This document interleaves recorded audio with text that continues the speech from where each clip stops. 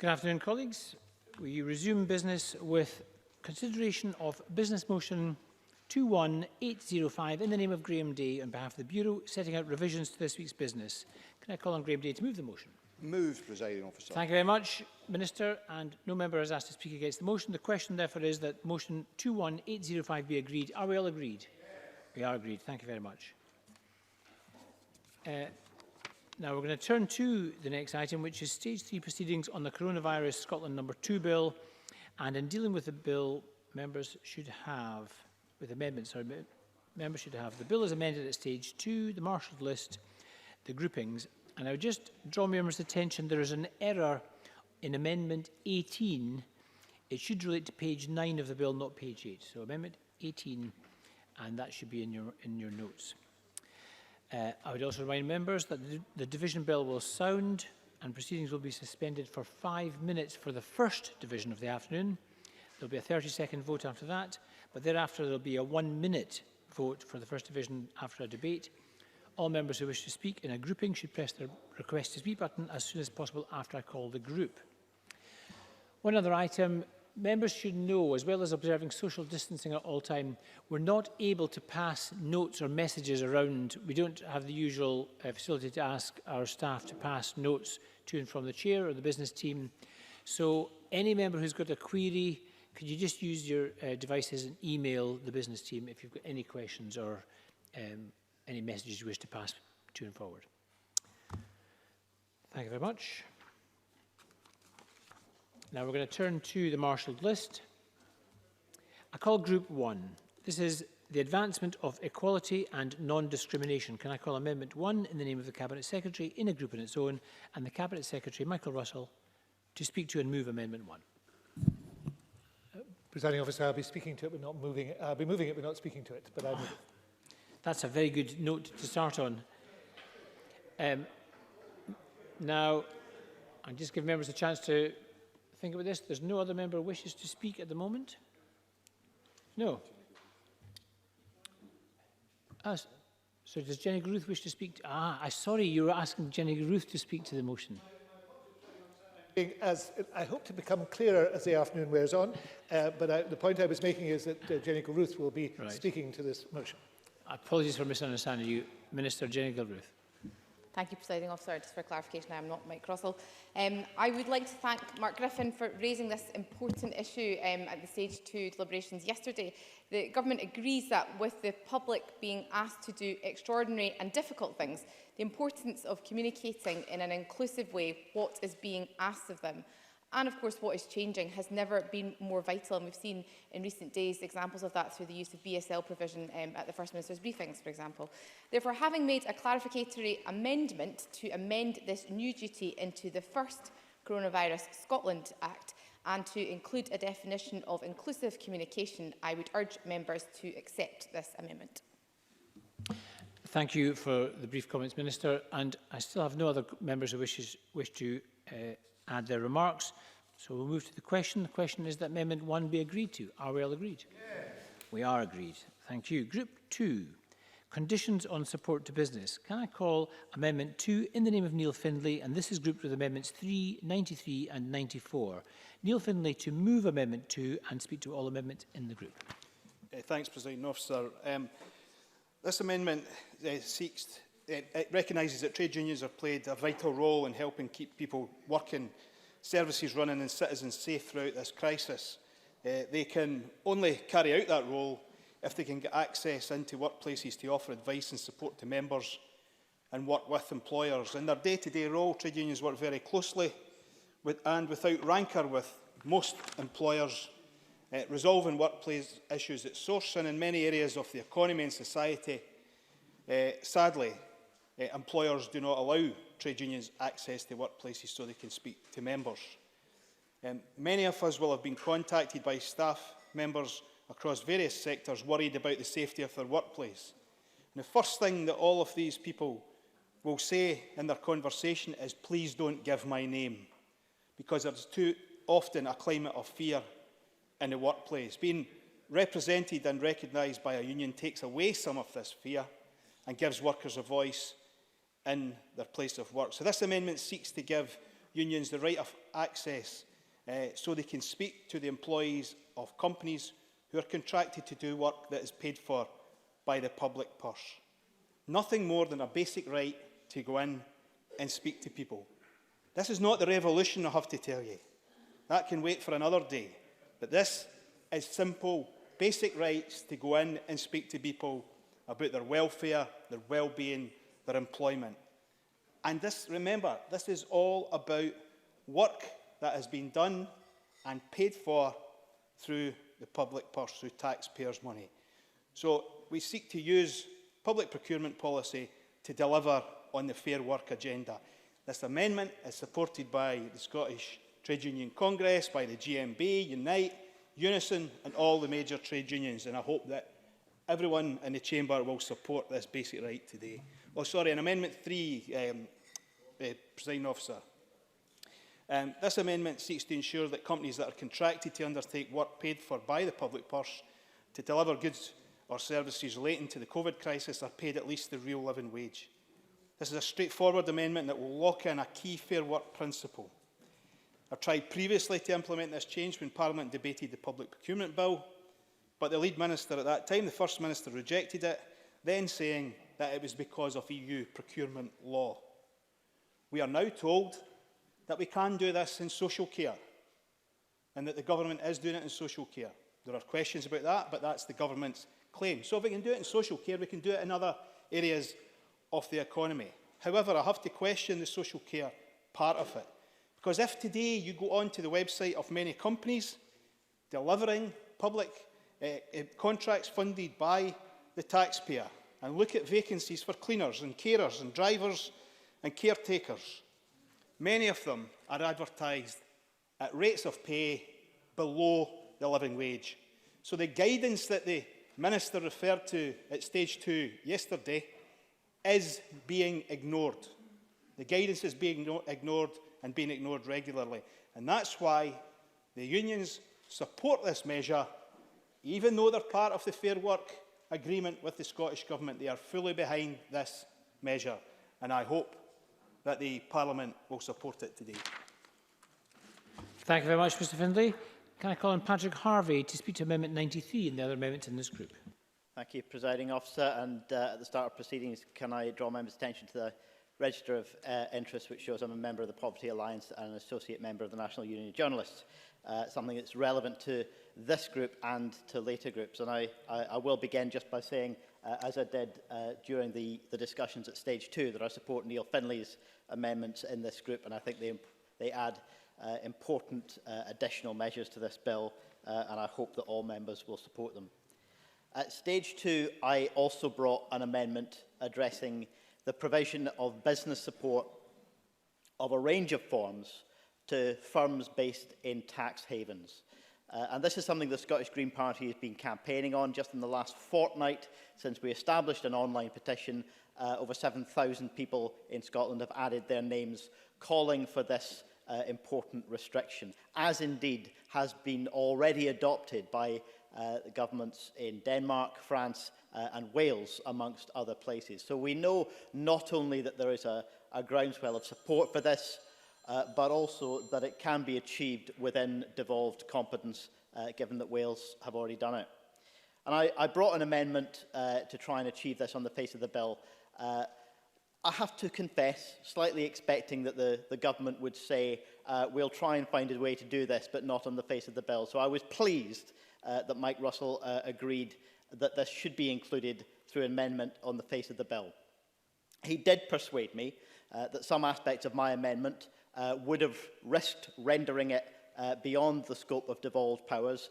I do think there's an important point of principle in being able to add additional problematic tax jurisdictions beyond those in the EU list. My amendment would have enabled that, but that option, that flexibility, could have risked the whole amendment being competent. And so I've accepted that we can't do that now.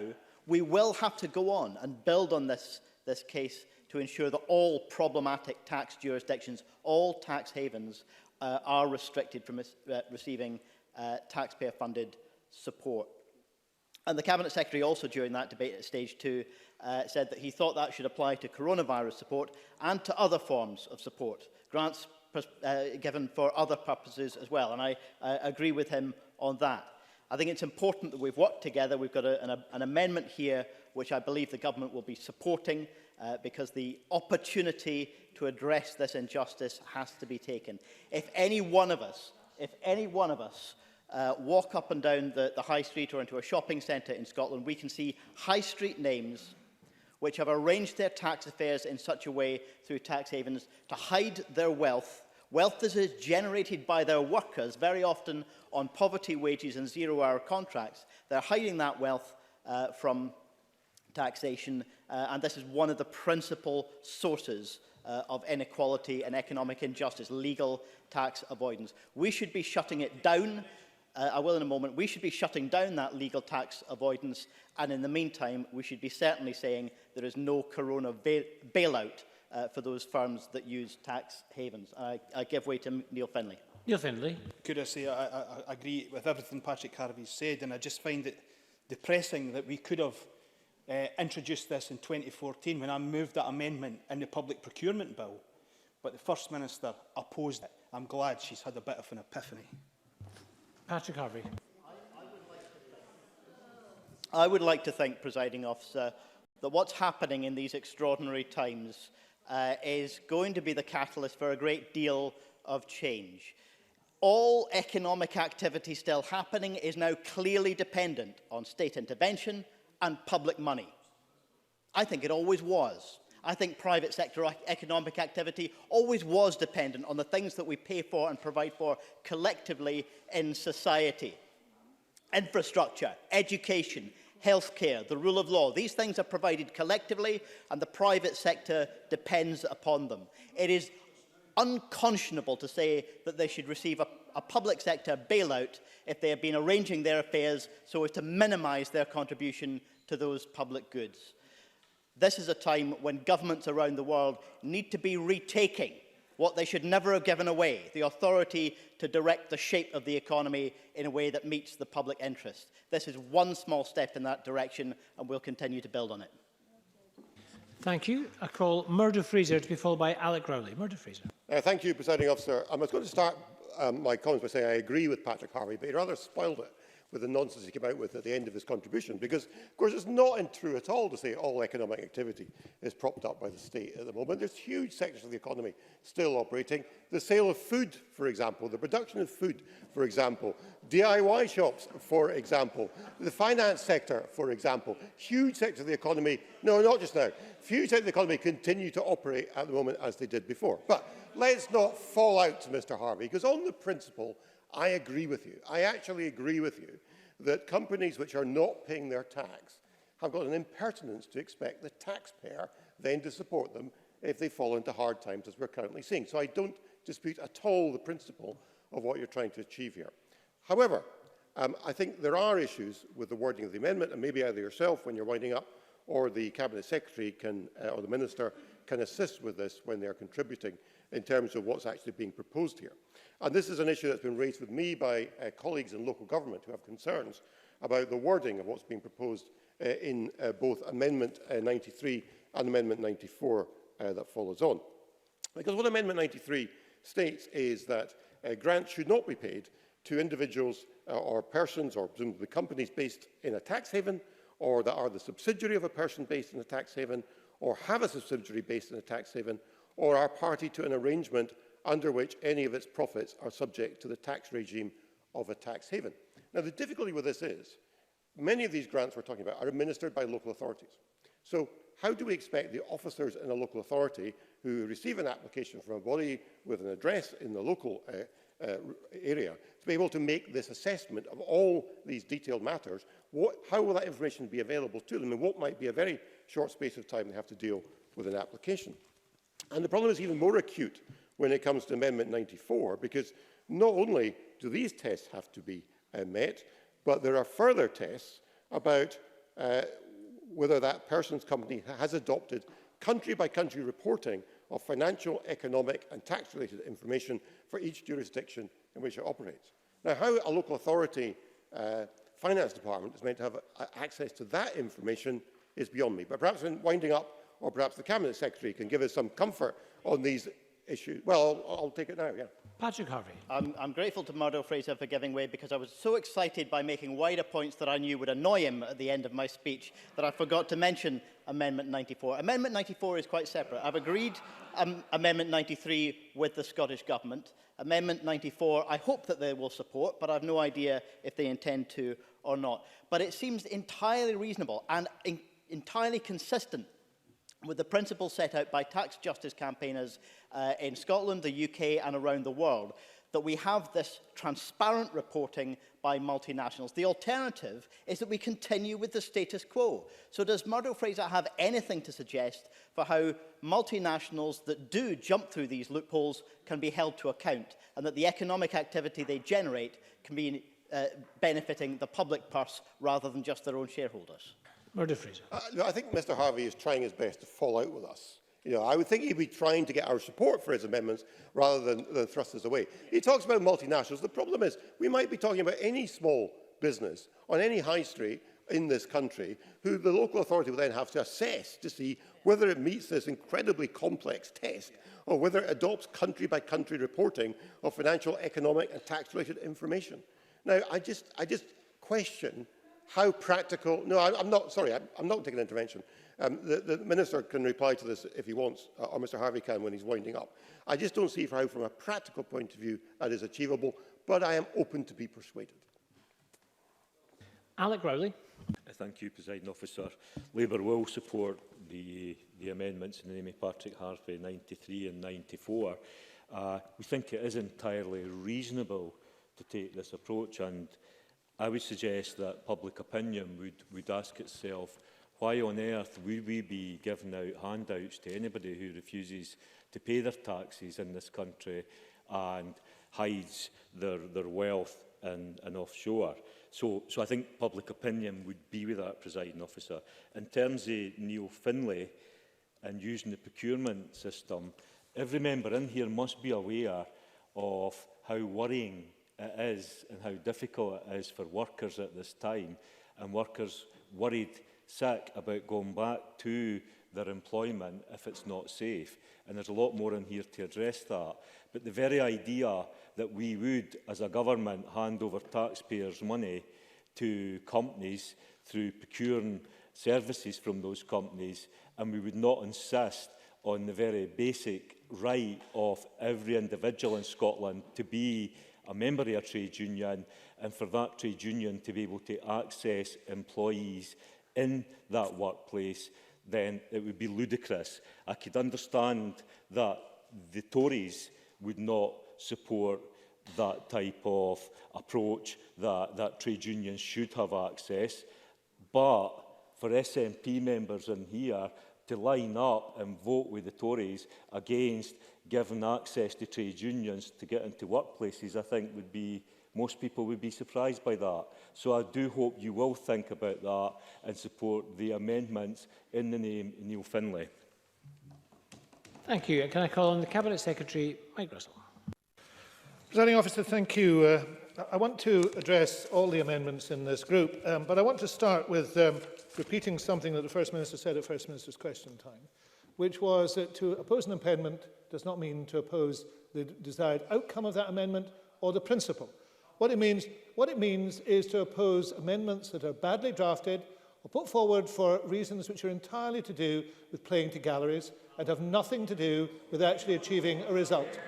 And I want to make that point because there is a way, there's a very clear way in order to take emergency legislation through that actually gets the best out of the entire chamber, and that is to work with the government to try and do so.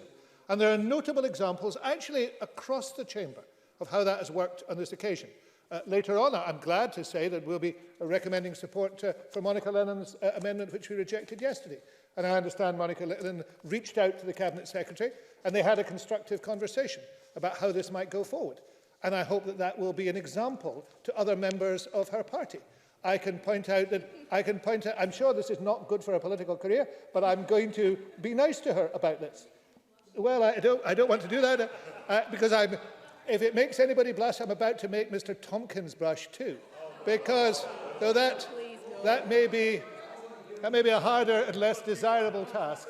I just want to make the point that there are a number of amendments here we've been able to constructively discuss how we should move it forward. Marriage is one, there are other ones.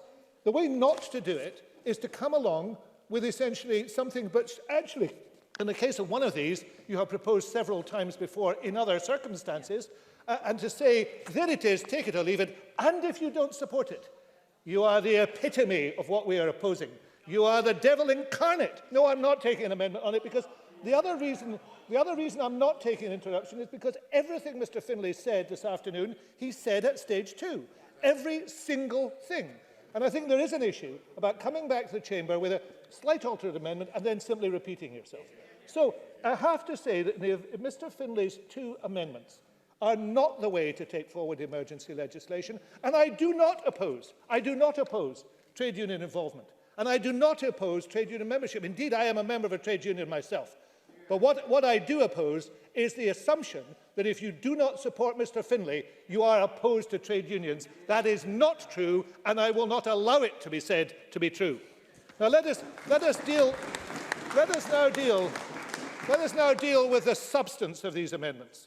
Mr. Finlay knows, because I told him yesterday, I mean, either that or his attention span is very short indeed, that we already, well, people who know Mr. Finlay better than I will have to make a judgment on that issue.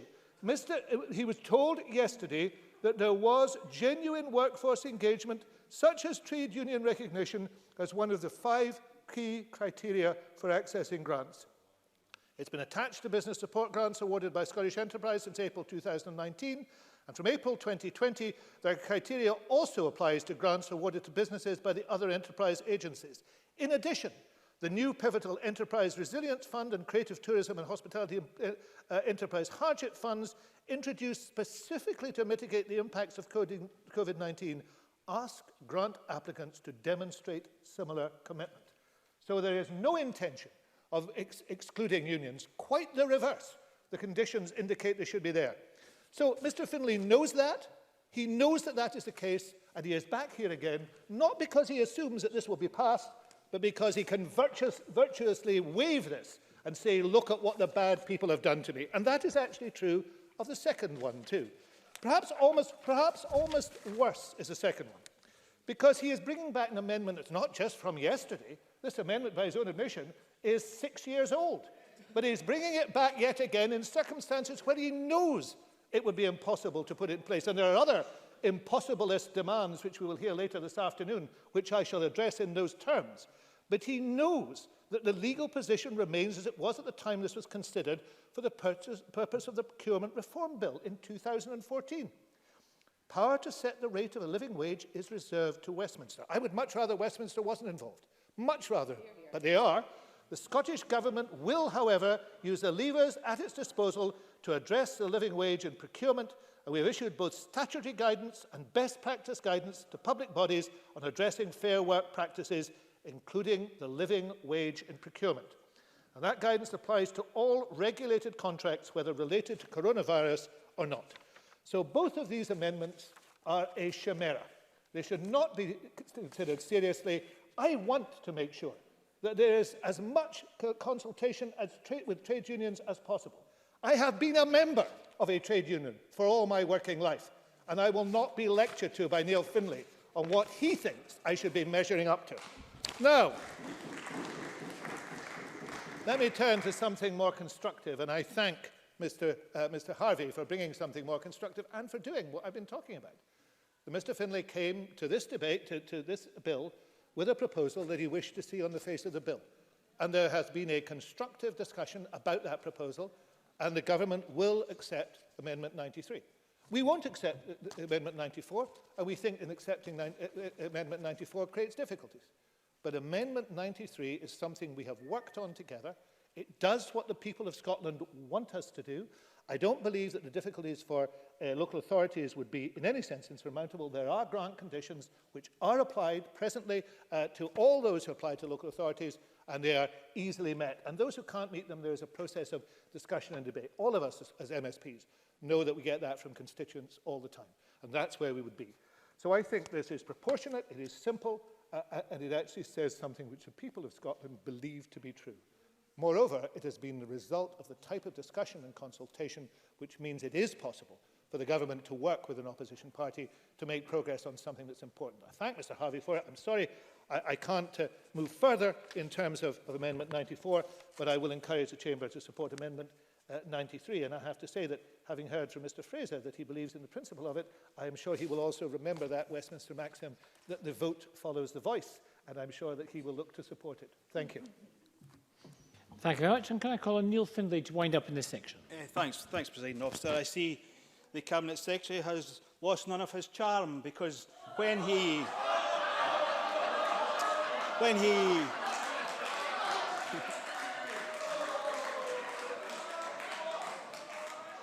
sorry, was that buffoon you were saying, Mr Russell? Yes. Yes. If you're going to say something, get to your feet and I'll take an intervention, unlike you did. Can I say... Okay. Order, please. Order, please. Order. Mr Findlay, just 1 second. Mr Findlay, 1 second, One second. Okay. The conversation or the contributions across the Chamber are in danger of descending into just personal remarks and insults. And I was going to interrupt the Cabinet Secretary, who is also in danger of doing that, but I would just warn Mr Findlay just to continue with winding up his remarks rather than winding up the Chamber. Yeah, you may be a bit late at that intervention, Mr Presiding Officer. Could I say, it's interesting the remarks of Mr Russell saying that I made no effort to reach out. We had about a day to get these amendments in place. There was not a single effort by the government on any issue bar one to contact me.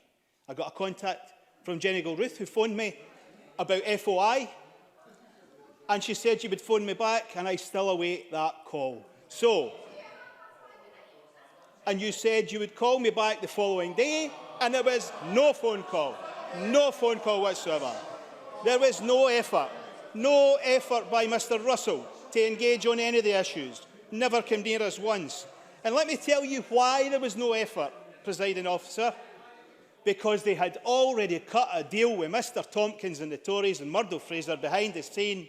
In return for some concessions on FOI, there would be a yellow-blue alliance to defeat every progressive move within this bill. That's the reality of the new coalition, or maybe it's just an old coalition. Mr Findlay, a point of order from Sandra White. Point of order, Sandra White. Thank you, Presiding Officer. Presiding Officer, Mr Findlay is not addressing the amendment that we are to vote on at this moment in time. I think Mr Findlay is addressing it. He's put forward his argument. Mr Findlay.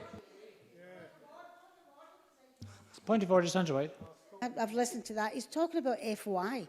That's what he's been talking about. This isn't about FOI. This is about this regulated procurement living wage condition and the two amendments Mr Findlay has put in. He's been speaking about FOI. That will come later. I note the point, Ms White. Certainly I'll be careful to make sure that members do speak to the amendment in front. In the current situation, several arguments were put to Mr Findlay that he was taking a political stance. He is responding by suggesting the other parties are taking a political stance. He is absolutely at liberty to make that argument and is winding up. Mr Findlay. I was unaware that Sandra White was suddenly the presiding officer of the Parliament. And God forbid that anyone in a Parliament would take a political stance on anything. That's a novel idea. But let me say this. The Cabinet Secretary says that if people don't support me, he personalises it, then it's all terrible and I'm going to attack them and all the rest of it. This has nothing to do with me. This is all about the issue before us today, which is justice for workers in a very difficult situation. And he says what you cannot do is put something down, get it defeated, then bring it back again. Well, I wonder when he'll apply that to his plan for independence. That's what he does, Presiding Officer. So, let me say this. I know who will judge today's proceedings. It will be those workers in care homes and key sectors of our society that have kept us going across the piece in this pandemic, and they will watch with dismay at the proceedings in this Parliament today. Thank you very much. So the question is that Amendment 2 be agreed to. Are we all agreed? No. We're not agreed. In that case, I'm going to suspend Parliament for 5 minutes to call members to the chamber before we have a division. So Parliament is suspended for 5 minutes.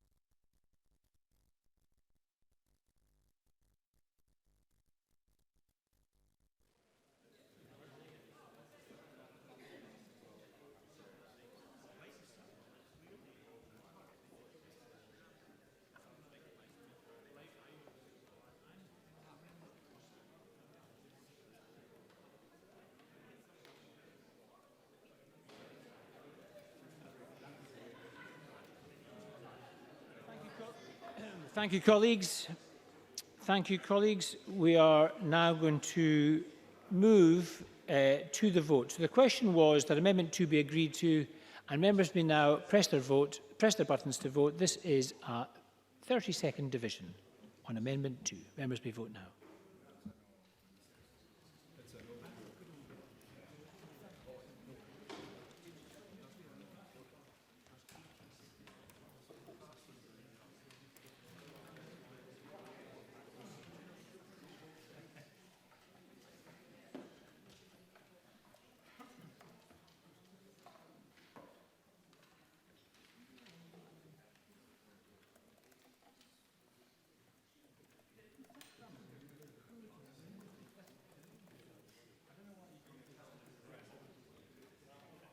The vote on amendment number 2 in the name of Neil Findlay is yes 22, no 55. There were no abstentions. The amendment is therefore not agreed. Now may I call amendment 3 in the name of Neil Findlay? Neil Findlay to move. Move. Thank you. So the question is that amendment 3 be agreed to. Are we all agreed? We're not agreed. We'll move to division on amendment 3. Again, this will be a 30-second division.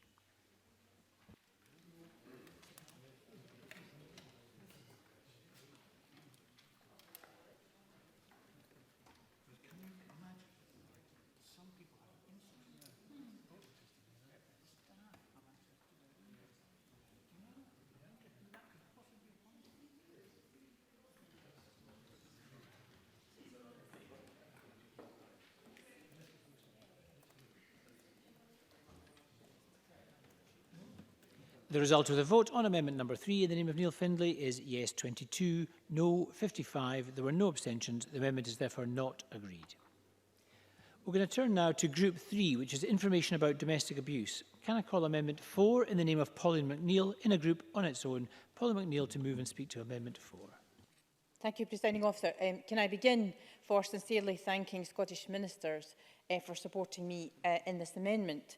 And I think there's a joint concern about the reporting of domestic abuse during the lockdown, which has become rather alarming over the last period. Not just a Scottish phenomenon, but statistics that unfortunately bear across the world indeed. This amendment removes the term domestic violence and replaces it with domestic abuse to better reflect the modern term as developed through the government's legislation. It places a duty on ministers when undertaking reviews under section 12(1)(a) of the bill and reporting each review under section 12(1)(b). It takes into account available information from Police Scotland about the nature and the number of incidents of domestic abuse during each reporting period, and the legislation provides that these reviews should take place every 2 months. So the first one would be on the 31st of July. The focus of the review would be to determine whether the provisions of Part 1 remain necessary. The amendment would require ministers to factor in information relating to domestic abuse where it's relevant.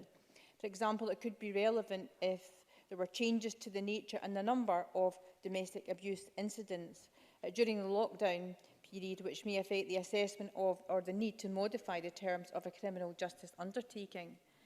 Members will know that undertaking conditions are particularly useful in protecting complainers against these cases, or in these cases. The information to be taken into account is information received by Scottish ministers from Police Scotland or placed in the public domain by the police. It's important to note that it does not place a duty to provide specific information, but I do believe that the available data will be more meaningful and will help inform our approach to domestic abuse, rather than a requirement to simply request data each time ministers exercise their powers under the legislation. With that, Presiding Officer, I thank the Government and I move Amendment 4. Thank you very much, Ms McNeill. And I call Sandra White. Thank you very much, Presiding Officer. I absolutely support Paul McNeill's amendment. I know that domestic abuse is the terminology, but I've always thought that any form of abuse is a crime, not necessarily domestic. But I do understand why it's put forward in this amendment. And just to remind the Chamber and others as well, there are people out there suffering who are in lockdown with a violent partner, and abuse can happen not just by physical abuse but by mental abuse as well. And I thank Pauline McNeill for this amendment. Thank you very much, Ms White. And I call on the Cabinet Secretary. beg your pardon, I call on the Minister, Jenny Goodruth. Thank you, Presiding Officer. I thank Polly McNeill for bringing this back at stage 3 and Sandra White for her valuable comments as well on this. It is, of course, a Scottish Government policy, a priority rather, that victims of domestic abuse and gender-based violence get the support they need during these challenging times and are kept safe from harm. Earlier this month, we published guidance on domestic abuse to support the coronavirus regulations to ensure that anyone who is experiencing domestic abuse or any form of harm is in no doubt that they may leave home to seek help or support from services, family or friends, or to report it to the police or take measures to stay safe. We support entirely the aim of Ms McNeill's amendment, and I ask the Chamber to support it today. Thank you. Thank you very much, Minister. And I call on Polly McNeill to make any concluding remarks, if she wishes. Nothing further to add. Thank you very much. In that case, we move to the question. The question is that Amendment 4 be agreed to. Are we all agreed? Yes. We are agreed. Turning now to Group 4, reports by Scottish Ministers on coronavirus-related instruments. Can I call Amendment 5 in the name of Adam Tompkins in a group on its own? Adam Tompkins to move and speak to Amendment 5. Thank you, Presiding Officer. This amendment is based on a recommendation of the Delegated Powers Committee and has been prepared with the help and support of the Cabinet Secretary and his officials, for which I thank them. Its purpose is to improve, strengthen and extend the safeguards that this Parliament has very carefully put into place that govern and need to govern the exercise of emergency powers by ministers and public authorities. We know that those powers have been legislated only because they are necessary. We know that those powers are subject to a sunset provision, both in this bill and in the Act we passed last month, and also in the United Kingdom's Coronavirus Act, which we gave our consent to in March.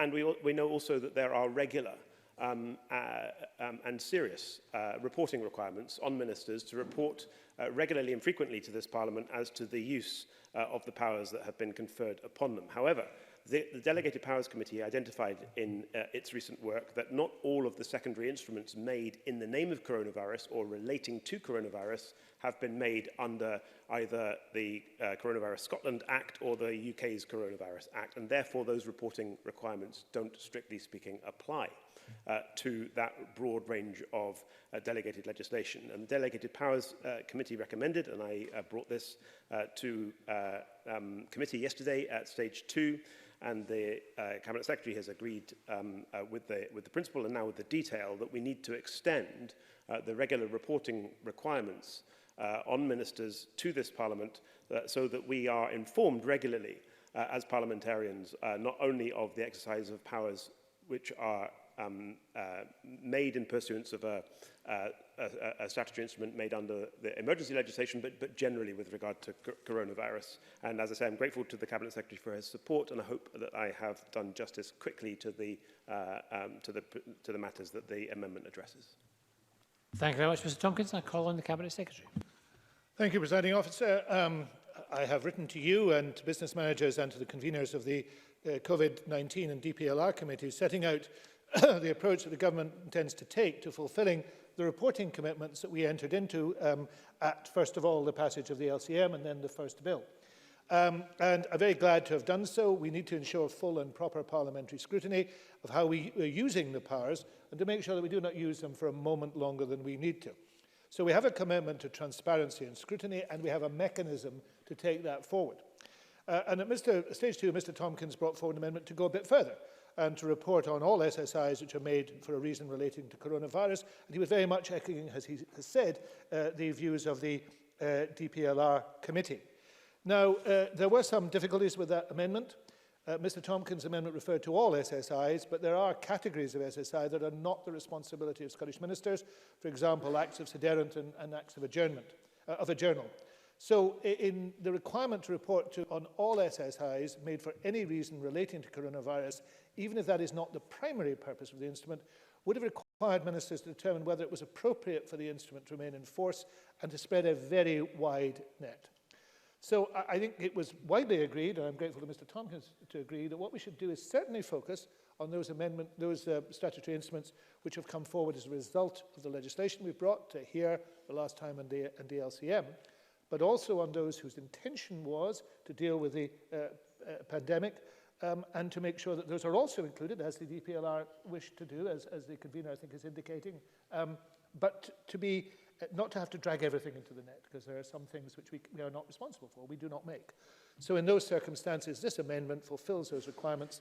I'm very happy to support it. I would recommend that the Chamber accepts it, and then we can get on with the process of reporting, which will have to start very soon, because the legislation we passed at the beginning of April requires us to make the first reports to the end of May, and subject to the Bureau, it would be my intention to start that process in the second sitting week of June, with a statement to this Chamber on the 9th of June and a report at that stage, and for the COVID-19 committee then to move ahead in the way that we have suggested. But that will be up to the final decision of the Bureau.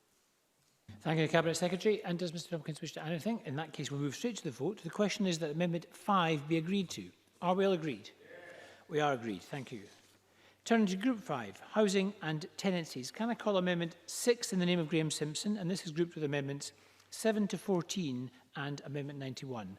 Graham Simpson to move Amendment 6 and speak to all the amendments in the group. Thank you, Presiding Officer, and I move Amendment 6. Now, much of this group is very familiar to what was presented to the committee yesterday. That seems to be a bit of a running theme already. I've got 3 amendments here which deal with issues around student housing that I also spoke about yesterday. I've worked with the Minister, Kevin Stewart, to tidy these up, following Mr Russell's advice there. Now, 6, 7 and 8 are merely to tidy up the bill so that it's clearer on the matter of which students can give 7 days' notice. The bill as written meant that if someone had signed a lease for the next academic year during the pandemic, knowing the risk, they could give 7 days' notice to get out of that lease. So these amendments remove that provision, and they're backed by University Scotland and the Scottish Property Federation. Amendment 91 relates to the council tax relief available to student housing providers. I'm grateful again to Mr Stewart for working with me on this. Dwellings occupied by students and other people are normally exempt from council tax. Paragraphs 10 and 12 of the schedule referred to in the amendment provide this exemption.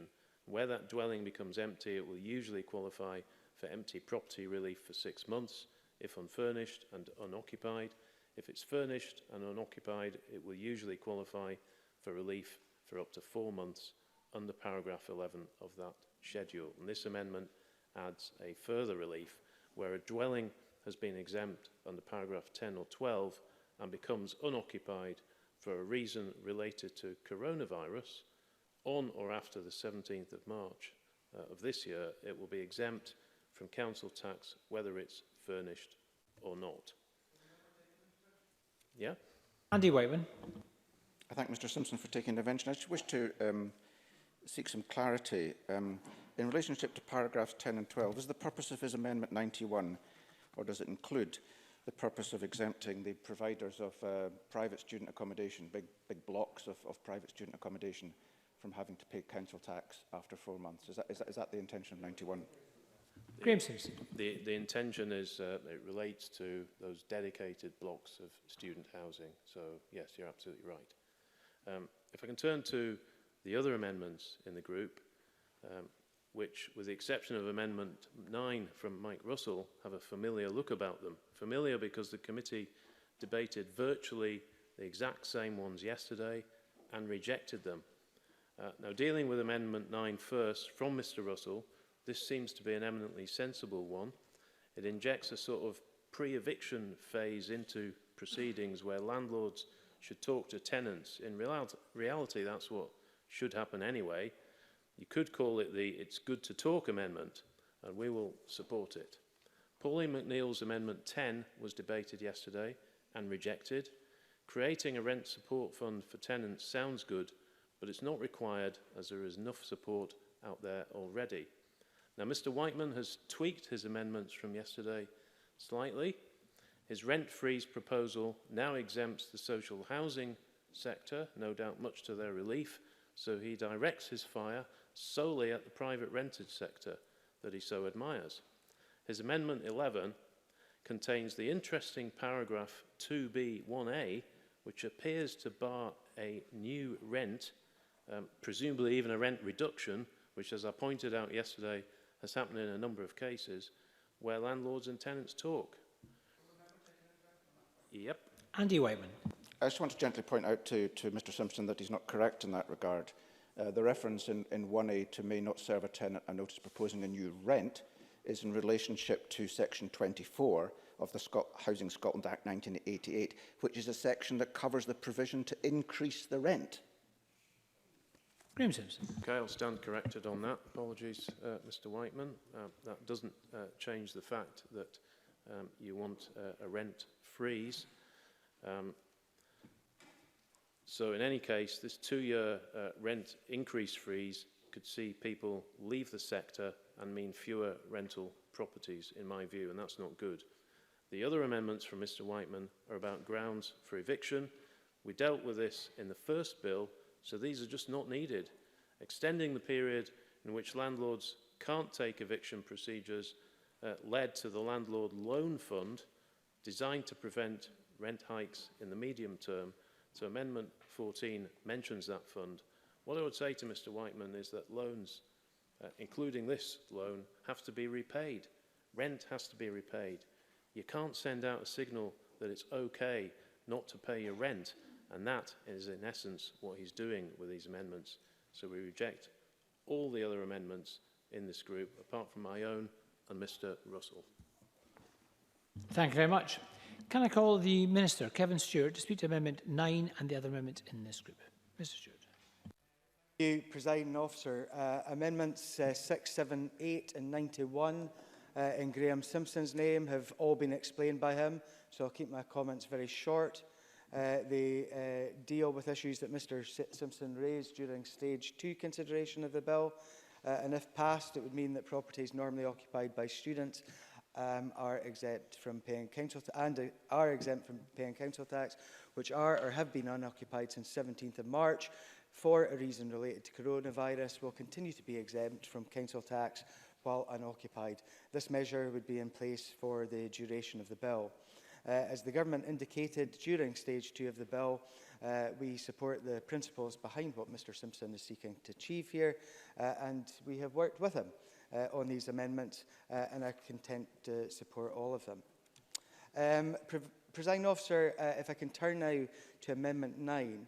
As I said yesterday during the debate, I said that I would bring this forward to recognise the need to ensure that we protect tenants who find themselves within rent arrears during the pandemic. The amendment will give ministers a new regulation-making power to create private landlord pre-action protocols, and these regulations will be used to specify certain actions to be taken by landlords to support their tenant when seeking to end their tenancy on the basis of rent arrears. The amendment also means that the first-tier tribunal for Scotland, the Housing and Property Chamber, must take account of the extent to which a landlord has complied with the pre-action requirements before making an application to the tribunal when determining whether to grant an eviction order. Very briefly. Andy Whiteman. Grateful, the Minister. Again, this is just a point of clarification. I mean, can the Minister clarify that his Amendment 9 in the name of Michael Russell, the provisions in Amendment 9 only last so long as the emergency legislation lasts? Mr Kevin Stewart. Presiding Officer, we will look at this very carefully as we move forward. We already have pre-action situations, protocols in the social sector, and I think that this is something that we could have permanently in the private sector as we move forward. I've lost my train of thought there. To ensure the regulations will be effective and workable, we will work with stakeholders, including Mr Whiteman, and including landlord and tenant representatives, to develop them. They will also be subject to Scottish Parliament scrutiny and approval through the affirmative procedure. Presiding Officer, I now want to turn to the housing amendments in this group from other members. We all know that the wider impact of COVID-19 are increasing pressures on households and leading to increasing financial hardship, including some folk having difficulties paying rent. Many more people will now be on benefits for the first time and be subject to the UK Government's benefit cap, and for others, they will have seen their household income decrease substantially.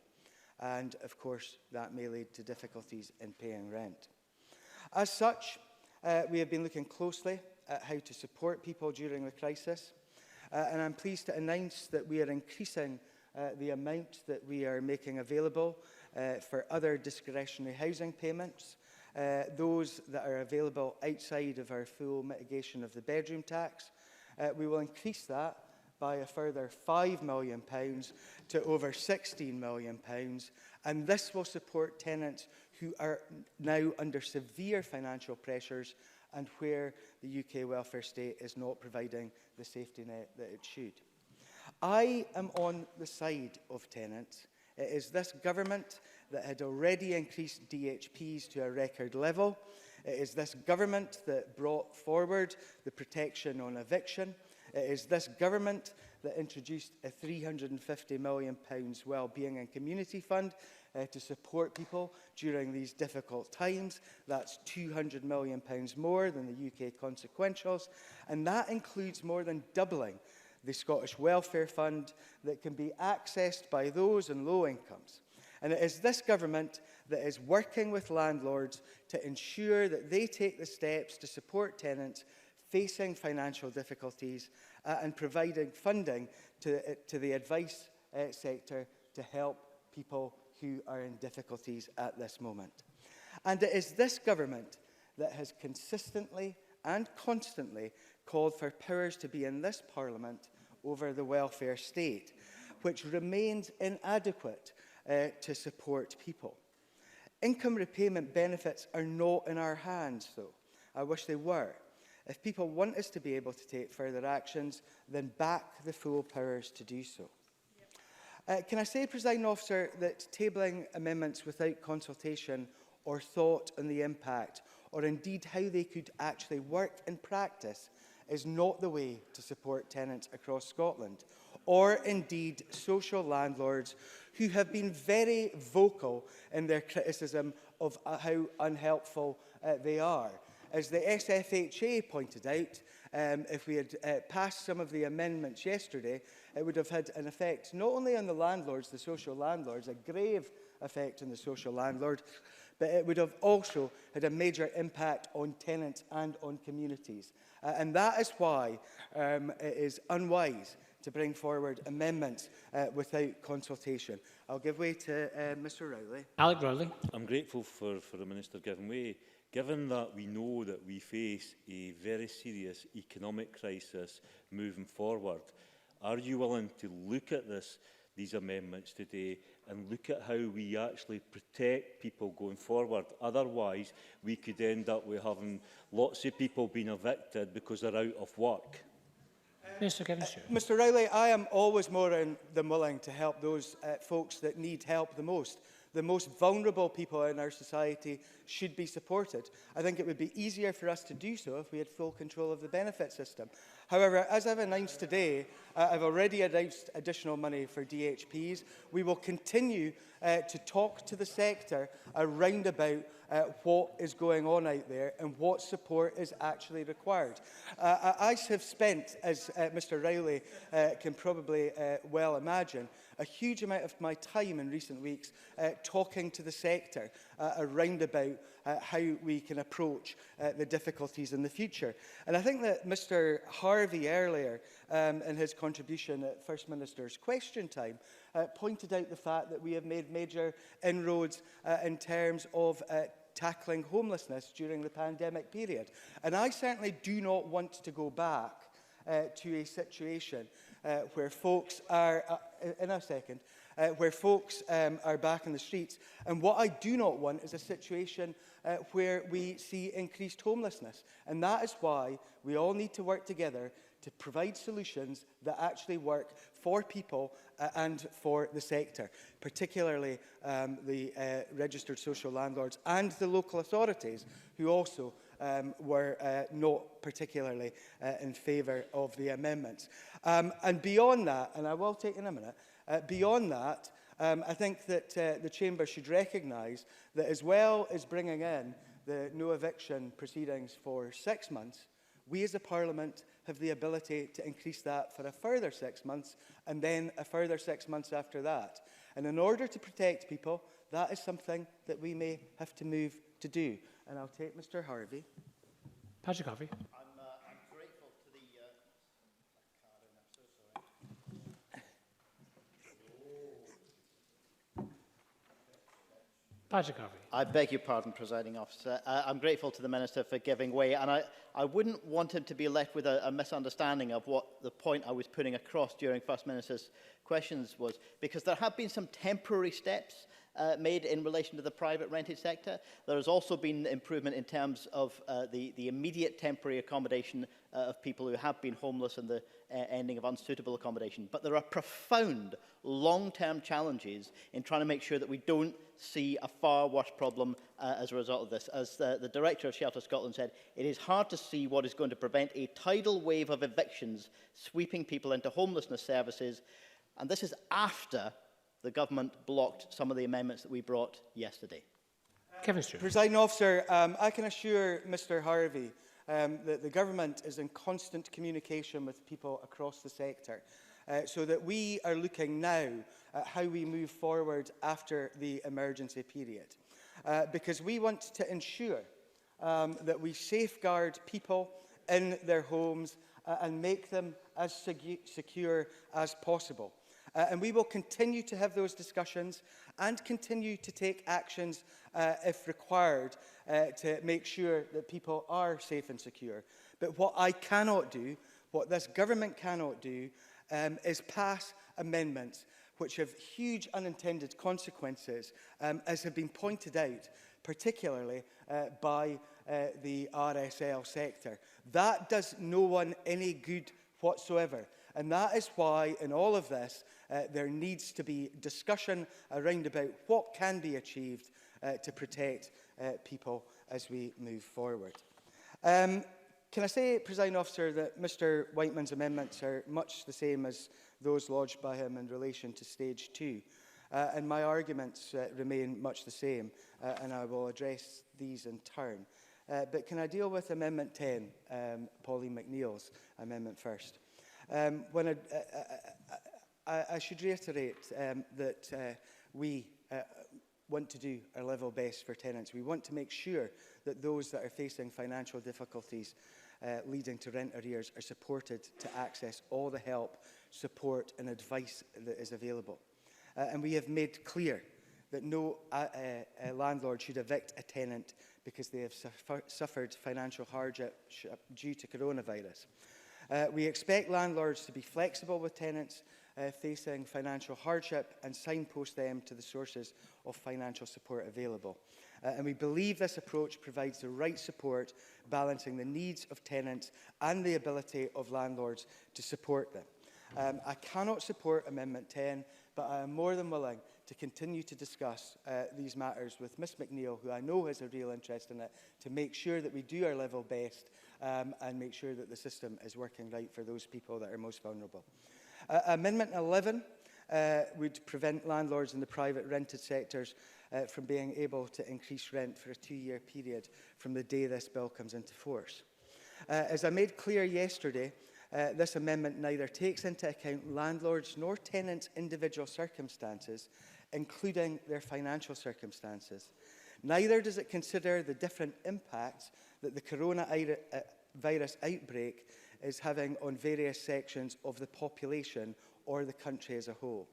Legislation is already in place which provides stability to tenants in the private rented sector, with the rents only being able to be increased once a year and 3 months' notice has to be given. And if a tenant is waiting for financial support, such as universal credit, then action cannot be taken. And in addition to that, tenants have the right to challenge any unfair rent increases. My concerns remain that a 2-year rent freeze might have significant unintended consequences on the housing supply and impact on the viability of the PRS. We might see landlords selling up and selling homes from underfolk, which is the last thing that we need during the current period in time. With Amendment 12, there are significant practical challenges to administering any such provision to determine who would be eligible, and there are likely to be significant financial costs unquantifiable in the time available. Cost assessing whether a tenant meets the requirements for their rent arrears liability to be removed. Amendment 13 remains unchanged, as do the concerns that I outlined yesterday. It would not be right for us to prevent an independent judicial body to disregard particular evidence as to why rent arrears have occurred in a particular case. The tribunal has a discretion under emergency procedures to consider whether an eviction is reasonable and must be able to take into account the full circumstances of a case. Amendment 14. We have been clear that no landlord should evict a tenant because they have suffered financial hardship due to COVID-19. And we have acted to protect tenants from eviction action during the emergency period. Additionally, we have given the first-tier tribunal for Scotland discretion when considering whether it is reasonable to grant an eviction order and can take the full circumstances of the case into account, including whether the landlord has been a recipient of a loan. We're also clear that landlords will not profit from these loans that must be paid back. The purpose of the loan is to facilitate landlords working with tenants to manage arrears, and this amendment risks landlords being put off applying for the loan and seeking eviction at the earliest opportunity instead. To take a loan, landlords would need to be willing to accept the lack of transparency in the period during which this provision will impact on their ability to operate the rental property. This is an outcome that is not beneficial for tenants. And I also have serious concerns that this amendment is not compatible with EHCR. As the First Minister pointed out today at First Minister's questions, we need to look carefully at all of these issues as we move forward. And we need to do the right thing at the right times. That does not mean accepting amendments that may very well be detrimental to what we are all trying to achieve. I am more than happy to continue discussions with parties across the chamber. I would normally say at this point my door is always open. I should at this point say my phone number is there to be rung. Some folk do that on a regular basis. Others do not take that opportunity. The offer is there, but let's do what we can to help those most vulnerable as we move forward. Thank you, Presiding Officer. Thank you, Mr Stewart. And I call Pauline McNeill to speak to Amendment 10 and the other amendments in this group. Thank you, Presiding Officer. I speak to Amendment 10 in my name, a tenant support fund. I begin by saying, yeah, I do have Kevin Stewart's number, but only because I moaned about it to his officials that Graham Simpson has had it for much longer than me. So, however, I may use it one of these days. I want to begin by saying that I have never said that the government haven't taken reasonable measures. I think the Minister would agree with that. But what I don't think the government are really seeing ahead is the magnitude and the social devastation and economic devastation if we get it wrong. Well, we can disagree on that. I think we do. So the measures they've taken are reasonable. But it's up to the opposition, and I'm doing my job here. I think you should up your game, and be quite honest about that. I don't think you're being radical enough. I mean, I have a members' bill, hopefully it may see the light of day on the Mary Barber legislation. You haven't said no to it, but you haven't been radical about it either. I'm asking you, in the context of this debate, just to think a wee bit further about how more radical I think that you could be. Some students wrote to me yesterday, say that 2 of them have graduated, so they qualify for universal credit. This is one of the points, the Minister, you've been making. But there are many who will not qualify for universal credit, and some of those are postgraduates or who've just qualified. They don't qualify, undergraduates don't qualify for universal credit and cannot pay their rent. Now, it was a month ago, but the Guardian research showed by opinion that 6 in 10 renters said that they suffered financially as a result of the UK-wide close down. And 1 in 5 have been forced to choose between food bills or paying their rent. Now, I haven't seen any Scottish figures, but I think it would be useful, if you do have them, to share them with us. And I would urge the government to have a close look to see ahead, because if that's the case across the UK, 6 in 10 renters suffered financially because of the lockdown. I don't see why it's going to be that much different in Scotland. The loss of tenancies, I'm sure the Minister would agree with this, is not just to the individual. Through no fault of their own, have either had to stay at home because they can't go to work, or they have lost their job. And I think someone else mentioned in the chamber earlier, I can't remember who it was, that some companies are, at one hand, using the furlough scheme, and on the other, are running redundancy programmes at exactly the same time. It's really alarming the extent to which I think there's real abuse going on, and we haven't even begun to see how bad this might be. I have said this before, that the magnitude of the bank crash, you can see the ripples that had over a decade we're still experiencing now. I think that's a cakewalk. I hope I'm wrong about that. But this is where I'm coming from, and I'm happy to take an intervention. Minister Kevin Stewart. Presiding Officer, can I assure Ms McNeill and the Chamber, as we begin to gather evidence and data and what is going on out there, we will be more than willing to share that with the Chamber. Obviously, that data, what is happening to people out there, will guide our views on the paths that we need to follow in the future. So I will say here and now that as we gather up evidence, as we gather up that data, as we find out what is happening in real folks' lives, we will share that with the Chamber, and that should inform all of us around about the steps that we need to take. Polly McNeill. Well, I would welcome that, and I think there's an urgency for it, because I think it's having that picture that will just see whether you have it right or whether you have it wrong. Many low-paid workers will be struggling because it's not their fault, and then many low-paid workers will find in the rented sector. So not everyone will have the means to pay their full rent, and not everyone will be able to apply for universal credit. So the issue of discretionary housing payment, and can I say I do welcome the £5 million fund, I think that's important, but I do think we need a wider discussion on who you think that's going to help, that £5 million. I genuinely don't believe it's going to cover everybody. There's a lot of people who are self-employed or who pay themselves a small dividend, for example, will not qualify for a discretionary housing payment.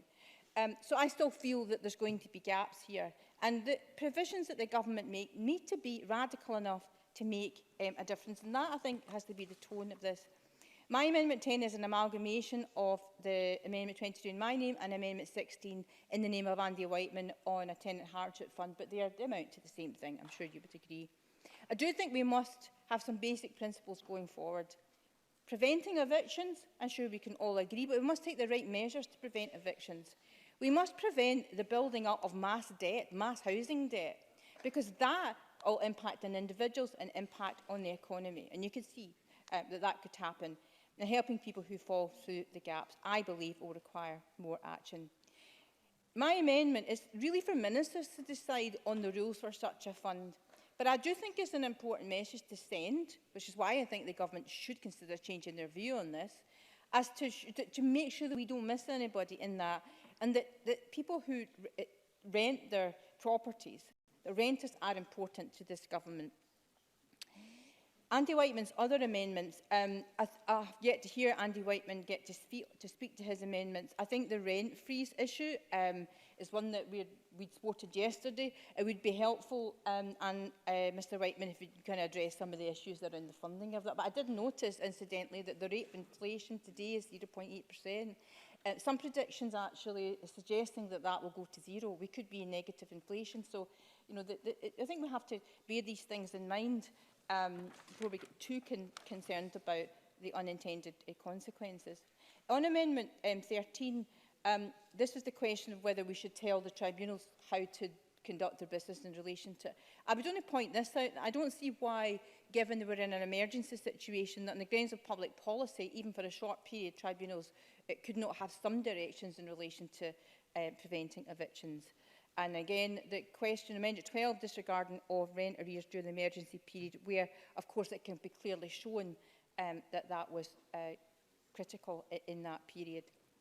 So, in conclusion, Presiding Officer, I would urge the Government to rethink their support for the tenant hardship fund in Andy Whiteman's name yesterday and today's amalgamation of both under Amendment 10, to be more radical in their thinking and actually to come to the table quicker if you can on having some analysis of who it is that faces potential evictions, who it is that potentially can't pay the rent. They might be short periods. We might not be talking about a long period here.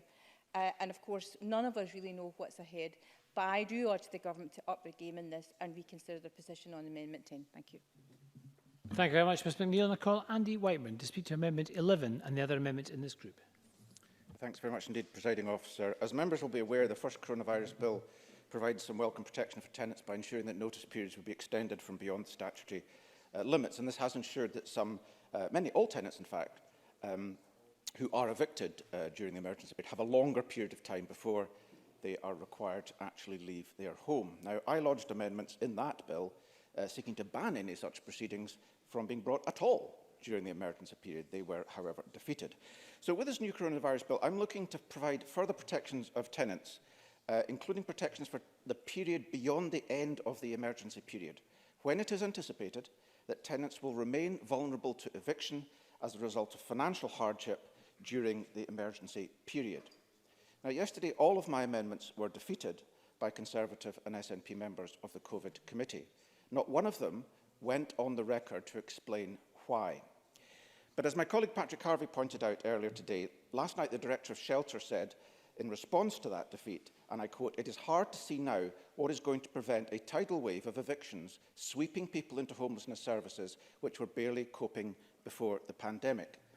Amnesty International also provided a briefing to members today, saying that while governments move to stop evictions and expand protection to tenants by extending the terms of the notice period for evictions to 2 to 6 months in most cases is welcome, the fact that this is a temporary measure and the lack of clarity on payment of rent arrears accrued over the period of pandemic is cause for concern. They go on to say that without adequate material and other support, families who have lost jobs and income during the pandemic will struggle to cover rent arrears in the immediate post-pandemic period, and more so in the context of the looming economic crisis. Unless urgently addressed, this will likely result in large-scale evictions and a huge spike in homelessness. End of Amnesty quote. Now, in the absence of any signals that ministers wish to do anything of substance, I've listened to the concerns that have been raised and have brought forward amended amendments that I hope can attract support from Parliament. At this point, I do want to address comments made by the Cabinet Secretary in opening. Mr Russell did say there was an appropriate way to bring forward and work with the government on this. Mr Stewart said in his remarks that we should all work together, and he was happy to continue discussions. I want to lay on the record that the day after this bill was published last week, I contacted Mr Stewart's private secretary and told her that I was willing to share my policy intentions with the government. She welcomed that, and I therefore sent my policy intentions to the Minister over a week ago, and I heard nothing. So you can't continue discussions that never started. And if you want to have a dialogue with the government or with opposition parties, you need actually to speak to us. So I made that effort. I said this is what I want to do.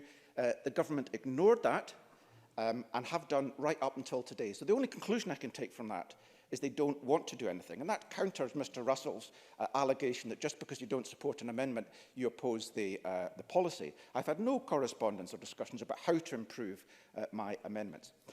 Now, one key change from stage 2 is that none of my amendments now apply to social tenancies. They're all restricted to private sector tenants under the Housing Scotland Act 1988 and the Private Housing Tenancies Scotland Act 2016. Happy to take an intervention.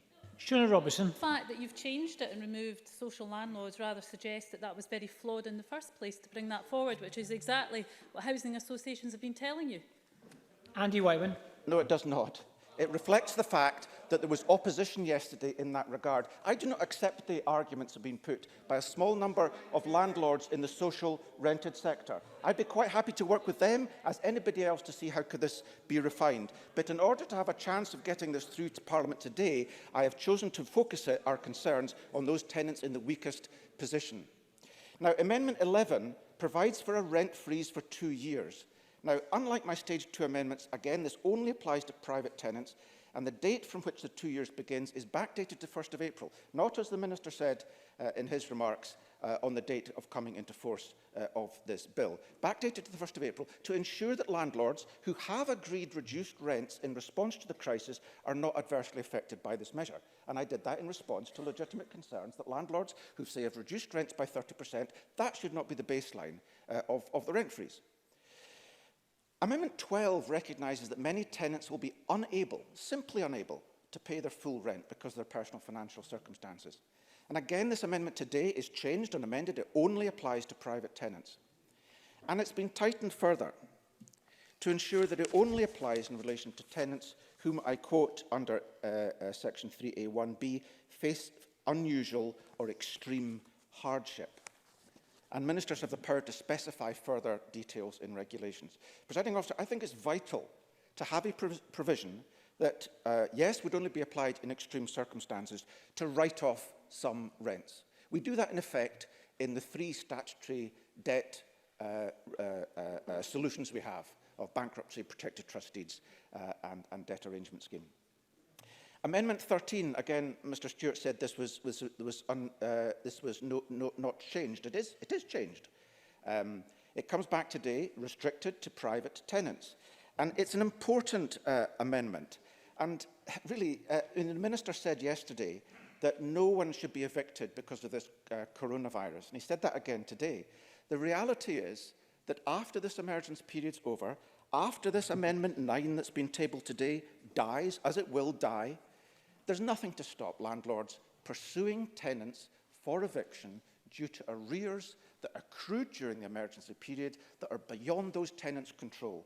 And all I'm trying to do in Amendment 13 is to ensure that once the emergency period is over, no landlord can seek to evict a tenant for rent arrears accrued during the emergency period. Now, it is of vital importance, because this has been widely misrepresented, to point out that with this amendment, we are not writing off any rents whatsoever. They will continue to be owed to the landlord. All I am doing is making sure that no one can lose their home because of those rent arrears. And I would, again, reflect and encourage members to reflect very heavily on the evidence given to us by Amnesty International today, who point out rightly that this is a human rights issue. And there's a very good chance, and I'm already in discussion with a QC, about a challenge to the Housing Scotland Act 1988 on human rights grounds before the crisis. After this crisis, if we see people, families, single mums, older people, whoever, being evicted due to rent arrears accrued during this crisis, I believe that is a violation of their human rights. Now, Amendment 14 has the same basic effect as Amendment 13, but is much narrower in scope and is restricted to tenants of landlords who are in receipt of a loan under the Landlord Loan Fund. Now, if I can just say something about other amendments. I welcome Pauline McNeill and I worked together on Amendment 10. Notwithstanding very welcome increase in the housing fund that Mr. Stewart mentioned, I still think there is a case for this amendment, and we will be supporting it. On amendment number 9, the intention of this was given to me by the Minister yesterday in responding at stage 2 as some kind of response that would ensure that tenants, as it were, got a bit more of a fair hearing in the tribunal. Amendment 9 the provisions under Amendment 9 only last so long as the emergency period lasts. It does nothing. It does nothing to help tenants after the emergency period is over. And Presiding Officer, it is rather a betrayal of the government's claim that no one should be evicted during the emergency period to bring forward an Amendment 9 that specifically envisages the tribunal having pre-action protocols during the emergency period. If it were true that no one should be evicted, there should be no cases coming to the tribunal in the emergency period. Now, on Amendment 91 in the name of Graham Simpson, we will be voting against this amendment. I do not see why the private providers of large blocks of private student accommodation, who I was researching last night, I didn't find a single one registered in the United Kingdom. I found Malta, the Isle of Man, Liechtenstein and the British Virgin Islands. I don't see why any of those companies who've made 12 to 15% returns on capital in tax havens should be relieved of the obligation to pay a modest sum of money to the local authority to maintain the very fabric and infrastructure that that organisation relies upon for its return on capital. I think that's a disgrace, and we'll be voting against Amendment 91. Now, Presiding Officer, in conclusion, over the past 24 hours, there's been a veritable outpouring of frustration from tenants that modest amendments, and amendments I would say would be laughed out of court in any other European country. I will give way. Mr. Kevin Stewart. Because Mr. Whiteman proclaims that the amendments are modest amendments. And yet we've seen over the course since they were lodged, housing associations and others saying how detrimental those amendments would be for communities, for tenants and for landlords. It was described by the Glasgow and West of Scotland Housing Association as calamitous. They talked of Mr. Whiteman extinguishing rent arrears across the board. That is the kind of scenario that Mr. Whiteman has not taken into account when he has formulated those amendments. If he had actually talked to us, we might have found a way forward in order to protect tenants and to move forward. But that has not happened. Sending me an email with demands is not discussion.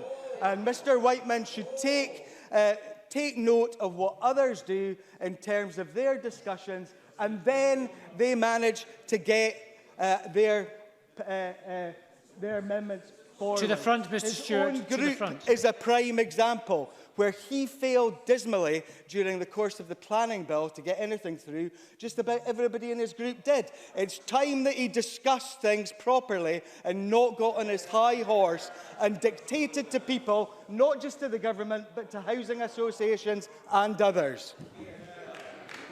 Andy Whiteman. Presiding Officer, that's a diatribe. I reject the characterisation. I'll publish the email I sent to Mr. Stewart. It wasn't a demand. It was specifically saying, these are the things I would like to achieve. I'd like to discuss these with you.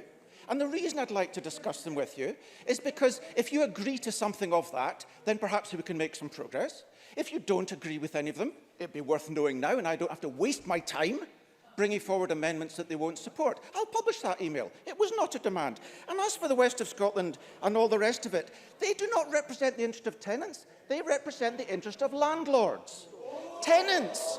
Yes, they do. Yes, they do. They are a forum of housing associations. Housing associations are landlords. A small number of them are community-based housing associations or cooperatives.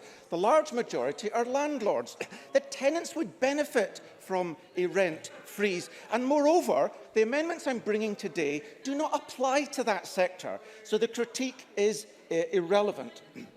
Presiding Officer, to conclude where I left off, there has been a veritable outpouring of frustration from tenants that modest amendments, as I say, that would be laughed out of court in any European country as so minor, designed to provide the kind of protections that are taken for granted in most European countries, are not being supported, or look not to be supported today. That's a matter of regret.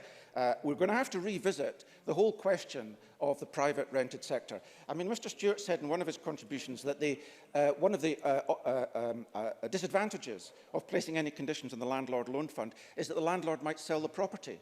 Now, the only reason that's a problem for tenants is that this Parliament decided that someone selling a property allows them to evict the tenant. That's not the case across Europe. If a landlord sells a croft, the crofter's not evicted. If a landlord sends a tenant farm, the tenant farmer's not evicted. Why on earth should a person, a young family, a single mum, an older couple, people I've worked with, be evicted just because the landlord wants to sell? I've been dealing with dozens of families who are being evicted for short-term lets because they want to sell. That's not compliant with human rights. And that's not an argument for not doing something more to strengthen tenants' rights. Now, I just conclude, Presiding Officer, that the UK has the second highest eviction rate across the EU. Now, much of that will be contributed by England and Wales and Northern Ireland. I don't know what the balance is. But it's not a good place to be, Presiding Officer. But in conclusion, I would encourage members to support these amendments. They're modest and they provide vital protections to people who have no capacity to respond to this crisis financially and yet face the very, very real threat of losing their home.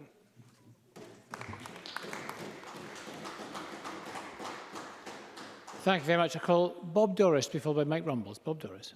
Thank you very much, Presiding Officer. I want to start by addressing Paula McNeill's Amendment 10, and actually I do thank her for submitting it again this afternoon. It's the first opportunity I've had to make comment on this in this chamber, and to those who have contacted me in relation to the various amendments that are there. I looked carefully last night at the Scottish Government's position, which was my first opportunity to do so, and that seemed to be that housing costs could already be met through the discretionary housing payment system, and to create a new system would be seen as duplication, and I think that's a reasonable argument, and I do accept that, and also welcome that discretionary housing payments had been set to increase this year to £71.2 million. That would have been a £10 million increase, and £12 million of that was specifically for unmet housing costs for struggling tenants, and the additional £5 million, of course, mentioned this afternoon. So I go on record to welcome that. However, it's also fair to say that if you are a struggling renter and you're not entitled to benefits, you're unlikely to get discretionary housing payments. Perhaps you're a furloughed worker, or perhaps you're one of the cases that Paula McNeill mentioned in her contribution. And you're not just struggling with rent, you're actually struggling with a variety of costs in household budgets, and you will be struggling. And of course we have to look again at how we can help those individuals. I suppose I'm just looking to find out from government is whether we will continue to explore how we can meet those struggling renters as we go forward. I don't think the mechanism Pauline has proposed will achieve that because of the duplication aspects, but I do think we have to look at it again, and if time permits, I will mention some suggestions. Minister Kevin Stewart. I can give Mr Doris the same assurance as I gave Ms McNeill, Presiding Officer, that we will continue to look at all that is happening out there as we move forward. We have to look at the data and what is happening to people out there in order to get this right. I think the First Minister made it very clear earlier on today that we will continue as a government to do all that we can to support those folks in greatest need as we move forward. Bob Doris. I welcome those reassurances from the Minister, I really do. There could be a pan-UK solution to this. Housing costs, of course, are inherently a reserved benefit, but we've taken precedent in this Parliament, quite rightly, with discretionary housing payments to have top-up benefits to get folk out of poverty and who are struggling with housing costs. There is precedent there. And the £5 million that has been added to the discretionary housing payments, is there going to be criteria around that that extends beyond just those on benefits, for example? And there's also the Scottish Welfare Fund. £22 million has already been allocated to local authorities, and I was written to on Monday by the Cabinet Secretary for Social Security that £23 million remains unallocated. I have to admit, I have no idea whether that should go to struggling tenants in the private rented sector, because you can't spend the same pound twice. But that £23 million we have to look at in the best way to direct that, and perhaps the solution could be to help renters that are struggling. I put that out there as one idea, and Parliament will have various ideas, but we must come together as a Parliament to find solutions rather than have a petulant argument in the chamber this afternoon, I have to say. So we have to think constructively and positively at how we can take that forward. Just before I close, Presiding Officer, Amendments 11 to 14, I don't want to say very much about that. I looked in detail at those amendments as they were initially submitted yesterday at stage 2. I've not had time, given the fact they were only published at 12 p.m. today, to look at them in detail for this afternoon session, but I did have significant concerns in relation to those that were at the stage 2 committee. But what I would say is, if we're now looking at rents in the private rented sector, I did read again Paula McNeill's proposed members' bill to this place, and the provisions in that looked pretty positive and robust to me. It would make a real contribution in this place, and I just wanted to put that on the record as well. So unfortunately, I can't support those amendments, but I think we do have to come together as a Parliament once the dust settles on this legislation and drive forward with a real solution and come together as a Parliament. Presiding Officer. Thank you, Mr Doris. Can I call Mike Rumbles? Thank you, Presiding Officer. I want to just focus my comment on the amendments from Andy Whiteman. I actually think that Andy Whiteman speaks with passion about subject and housing that he really sincerely believes. And I think he always, in these discussions and debates, makes a really valuable contribution to our deliberations. And I think his presence here is an asset to Parliament. I just wanted to doesn't mean to say I agree with you. Doesn't mean to say I agree with you at all. I do agree with 2 of the amendments, but I don't agree with the other 2. Being a good Liberal, I can see Jackie Bailey laughing at that. I do agree with 2 of them. I disagree with it. I'd like to explain why. I think it's really important. I'm going to be voting for 13 and 14 to prevent evictions through rent arrears for people caused by this crisis that we have before us. Because it's real. And as Andy Whiteman says, there will be people who are really suffering here, and they need to be protected in law. Now, I heard what the Minister has said, and I reflect on this because I'm not really happy with advice that's given by government. It's quite right, the advice that's given, but it's not mandatory. The advice from the government is, you shouldn't be evicting people. The job of this Parliament is to make the law. The job of the government is slightly different, I agree. But we are here to make the law. We need to protect people, and that's what we need to do in this chamber. There is a great difference between advice and the law. When we passed the first coronavirus bill, I've raised this already. If we wanted to give you an example, the First Minister is constantly saying, you mustn't make essential journeys to work. What did we do in the legislation? We allow journeys to work. If the government wants to stop non-essential journeys to work, it should have put it in the legislation which we all supported unanimously, but it didn't. It now advises people not to journey to work unless it's essential. Well, I can tell you people are journeying to work which is not essential, and they're not breaking the law. I have the same concern and the same worry about this, that people will be evicted against the advice of the Scottish Government, and we have an opportunity to make sure we get the law right. And we should have done it in the first coronavirus bill, and we failed. And we shouldn't not make the same mistake in the second coronavirus bill. That's the point. Now, I want to disagree with Andy Whiteman on his other 2 amendments. So far, nobody has mentioned in this debate about housing and tenants and landlords the consequences for what a lot of people call unintentional landlords. I represent the North East of Scotland, and I am aware of the housing crisis in the North East that hit well before the coronavirus, the problems of the North Sea oil and gas industry.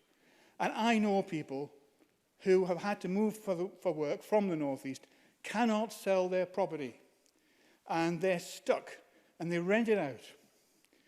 And they don't want to be landlords, but they are landlords.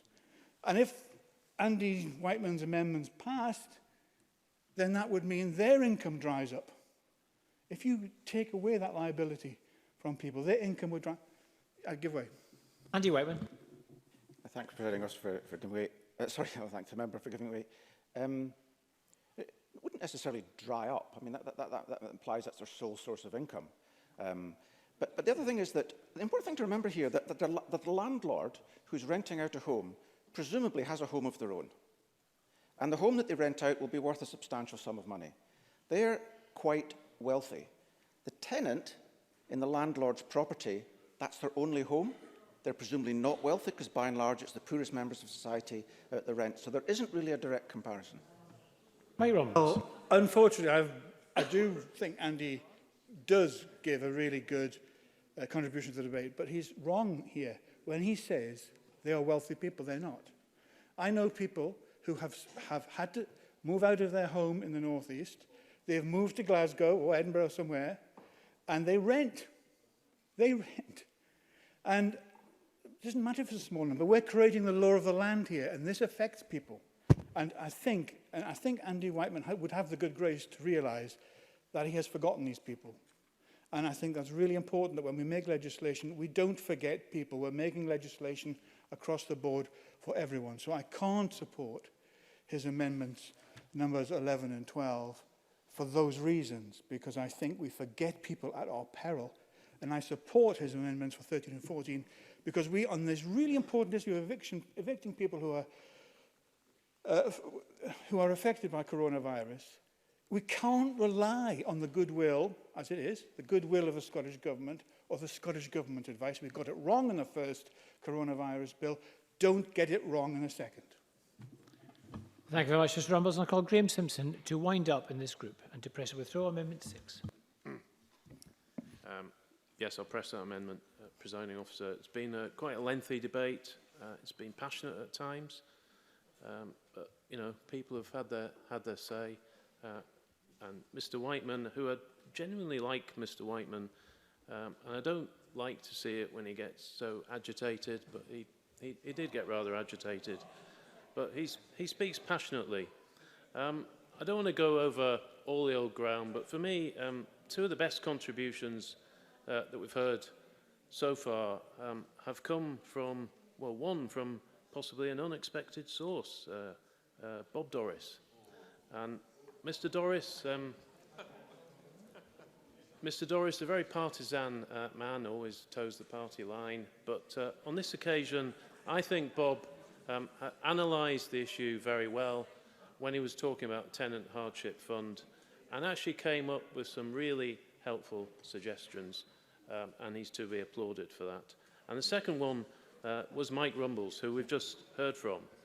And Mike spoke about those people in the private rented sector who are unintentional landlords. And there are quite a good number of them, people who have found themselves just having to rent out homes for various reasons. And he mentioned people that have had to move away and rent out their property. But there are other people who rely on income from their former homes to pay for care home fees, for example. And they're not necessarily wealthy people. I think, I agree with the Minister when he says there could be unintended consequences through Andy Whiteman's amendments. We could end up with people leaving the sector. I don't think Andy Whiteman wants that, but that could be the end result of this. None of us knows how this is going to pan out. Some people are moving from, shall we call it, the Airbnb sector into the private rented sector. That's happening now. I think that could have a downward effect on rents in some part of Scotland. We don't know how it's going to pan out, but we need to be very, very careful of those unintended consequences. So I'll leave it there, Presiding Officer. Thank you. Thank you very much, Mr Simpson. So the question is that Amendment 6 be agreed to. Are we all agreed? Yes. We are all agreed. Can I call Amendment 7, Mr Simpson, to move? Moved. That is moved. The question is that Amendment 7 be agreed to. Are we all agreed? Yes. We are agreed.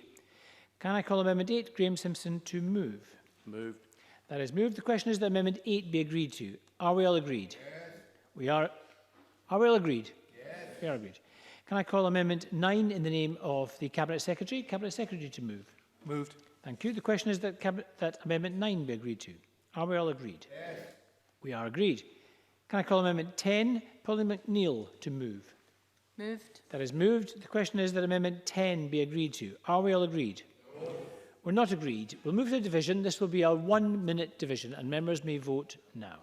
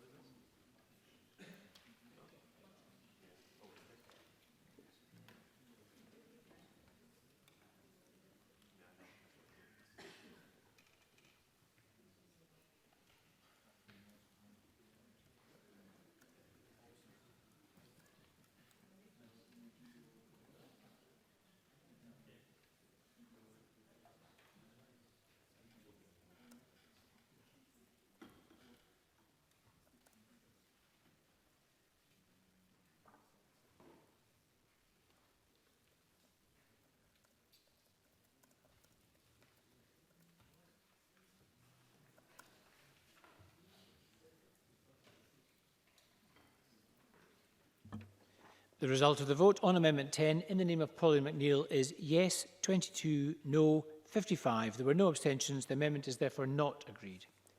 Can I call Amendment 11 in the name of Andy Whiteman? Andy Whiteman to move. Moved. That is moved. The question is that Amendment 11 be agreed to. Are we agreed? No. We're not agreed. We'll move to a vote on Amendment 11. Members may vote now, and this will be a 30-second division.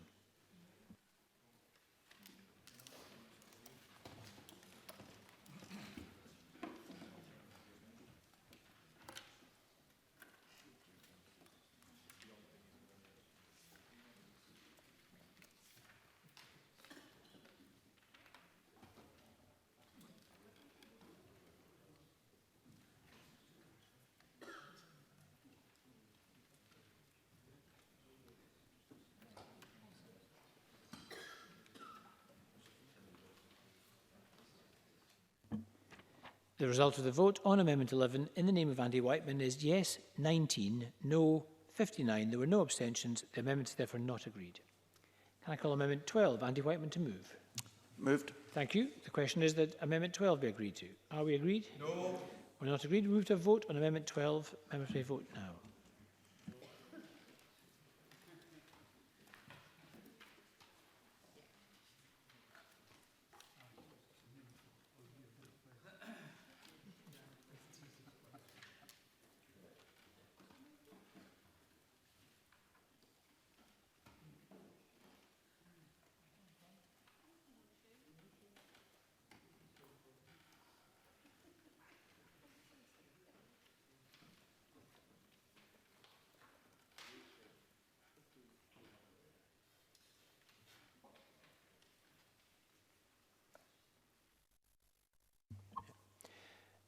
The result of the vote on Amendment number 12 in the name of Andy Whiteman is yes 19, no 60.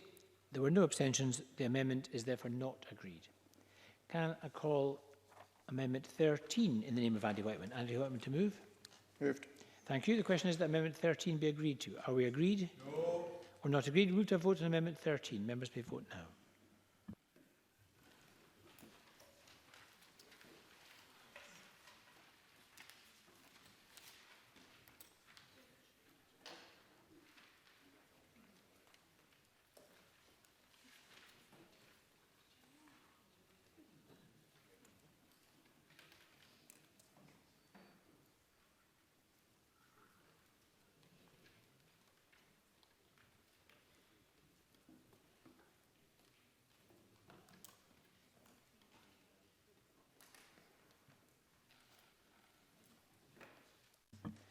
The result of the vote on Amendment number 13 in the name of Andy Whiteman is yes 22, no 57. There were no abstentions. The amendment is therefore not agreed. Can I call Amendment 14, Andy Whiteman to move? Moved. Thank you. The question is that Amendment 14 be agreed to. Are we agreed? No. We're not agreed. We move to a vote on Amendment 14. Members may vote now.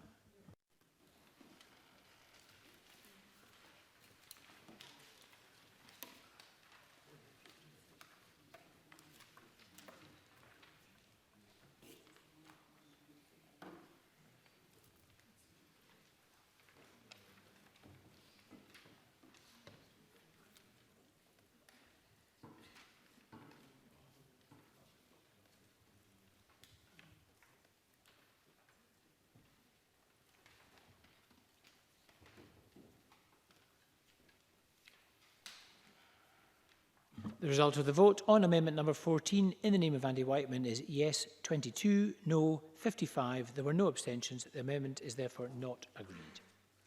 We're going to turn now to Group 6 on the social care sector. Can I call Amendment 15 in the name of Neil Findlay, grouped with amendments as shown, and Neil Findlay to move Amendment 15 and speak to all the amendments in this group.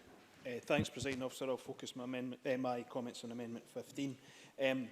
This seeks to bring in a system of national collective bargaining in the social care sector. The crisis in our care home sector is not new. It's been with us for many years. The COVID outbreak has just brought it smack bang into the public's consciousness. We have over the years read report after report after report about the problems in the sector. Just today, Commonweal have published another one, and very good it is too, and I would commend it to all of you. Central to the problems in the social care sector lies in the private provision of services. Care is an industry. Its provision outside the public and third sector is in the main driven by the profit motive. HC1, the owners of the Sky Care Home, owns over 50 care homes in Scotland. It's owned by a property and venture capital firm registered in the Cayman Islands. According to the Financial Times, Britain's biggest care home operator declared a loss every year except one since its creation in 2011, but still managed to pay out more than £48.5 million in dividends, despite warning that local authority funding cuts have brought the sector to the brink of financial crisis.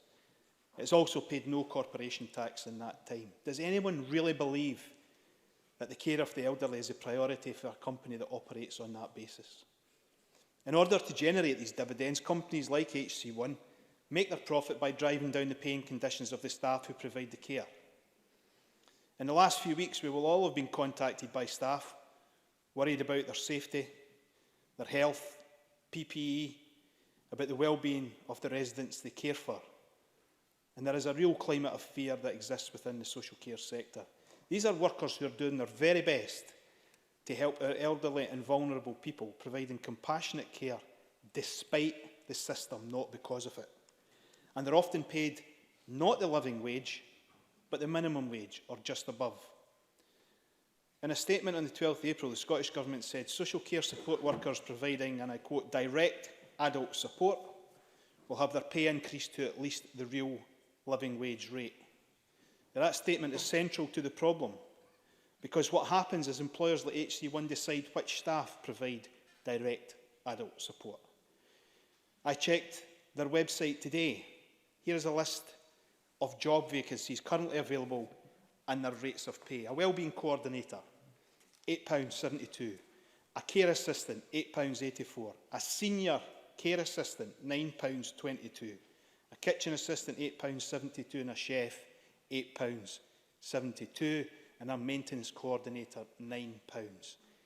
I have to ask, is feeding people not direct adult support? Is caring for people not direct adult support? Is keeping them their home safe and secure not direct adult support? And what about the home care sector? Well, on the Scottish Care website, remember Scottish Care representing the care home owners. Here's the adverts today. A support worker based in Huntly to help with personal care, including bathing, £9 an hour. A care assistant in Perth, £9.25. Support workers required for Stonehaven, Renfrewshire, Glasgow and West Lothian, £9 an hour.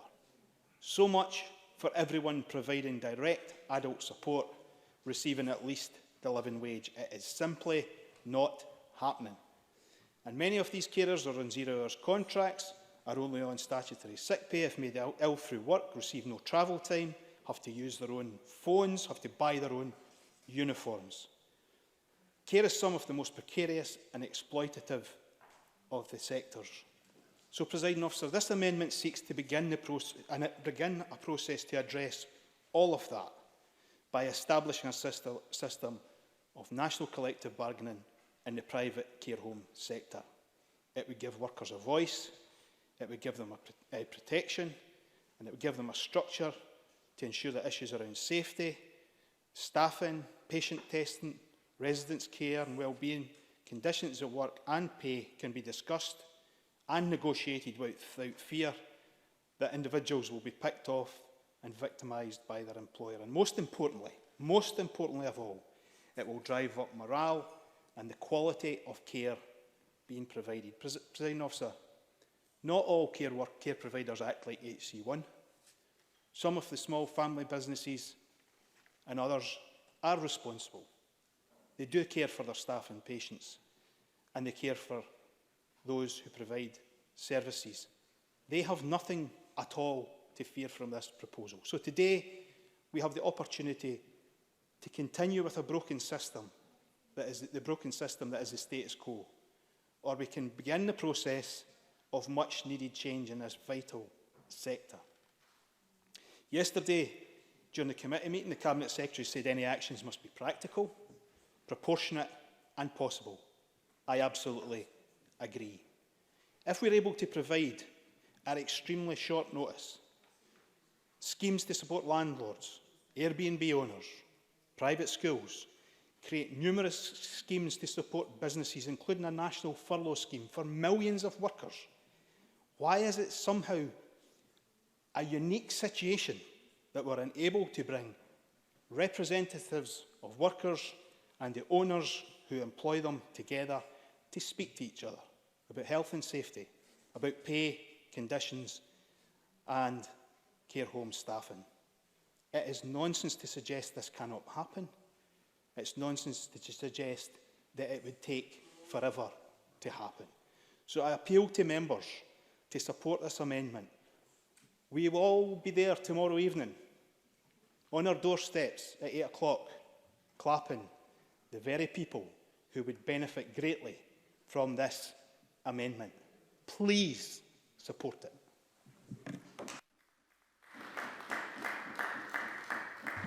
Thank you. Can I call on Monica Lennon to speak to Amendment 16 and the other amendment in this group? Thank you, Presiding Officer. I will focus my remarks on Amendment 16 and I refer to my register of interest in respect of my trade union memberships. People who work in social care and including in care homes are the unsung heroes of this crisis. Beyond our weekly applause on a Thursday evening, these key workers also need urgent practical support as well as our appreciation. Amendment 16 seeks to go some way towards that by putting a duty on Scottish ministers to establish a social care staff support fund for the duration of this crisis. This will allow payments to be made to care workers who may experience financial detriment as a result of disruption to normal patterns of work or limits on their ability to work at all due to self-isolating or otherwise not being able to work shifts in multiple care homes due to coronavirus-related reasons. And I'm grateful to the Cabinet Secretary, Jean Freeman, for the constructive dialogue we've been able to have between the late hours of last night and the early hours of this morning before the 9:30 deadline for these amendments. And colleagues who were on the committee will know that a similar amendment in my name did fall at stage 2 yesterday. But I am pleased that we have been able to reach agreement because this is the right thing to do. And I'm glad that the Scottish Government has confirmed today they will support the amendment. I hope all MSPs will back this amendment. I've lodged the amendment partly because of the serious concerns that I have about the ongoing issues around testing and confusion over the application of recent changes to testing guidance. And it is right that all staff receive regular testing, but worries over being unable to live on statutory sick pay if a staff member tests positive shouldn't be a factor in receiving a test or deciding whether or not to work in a COVID-positive workplace. So I believe there needs to be a mechanism in place that will ensure that there is no financial detriment to social care staff who have to self-isolate or are otherwise unable to work their usual hours because of restrictions caused by coronavirus. My amendment has been informed by discussions with GMB Scotland, by Unison and the RCN, and the Coalition of Care and Support Providers in Scotland submitted supportive comments in relation to my stage 2 amendment, Amendment 24, which is very, very similar.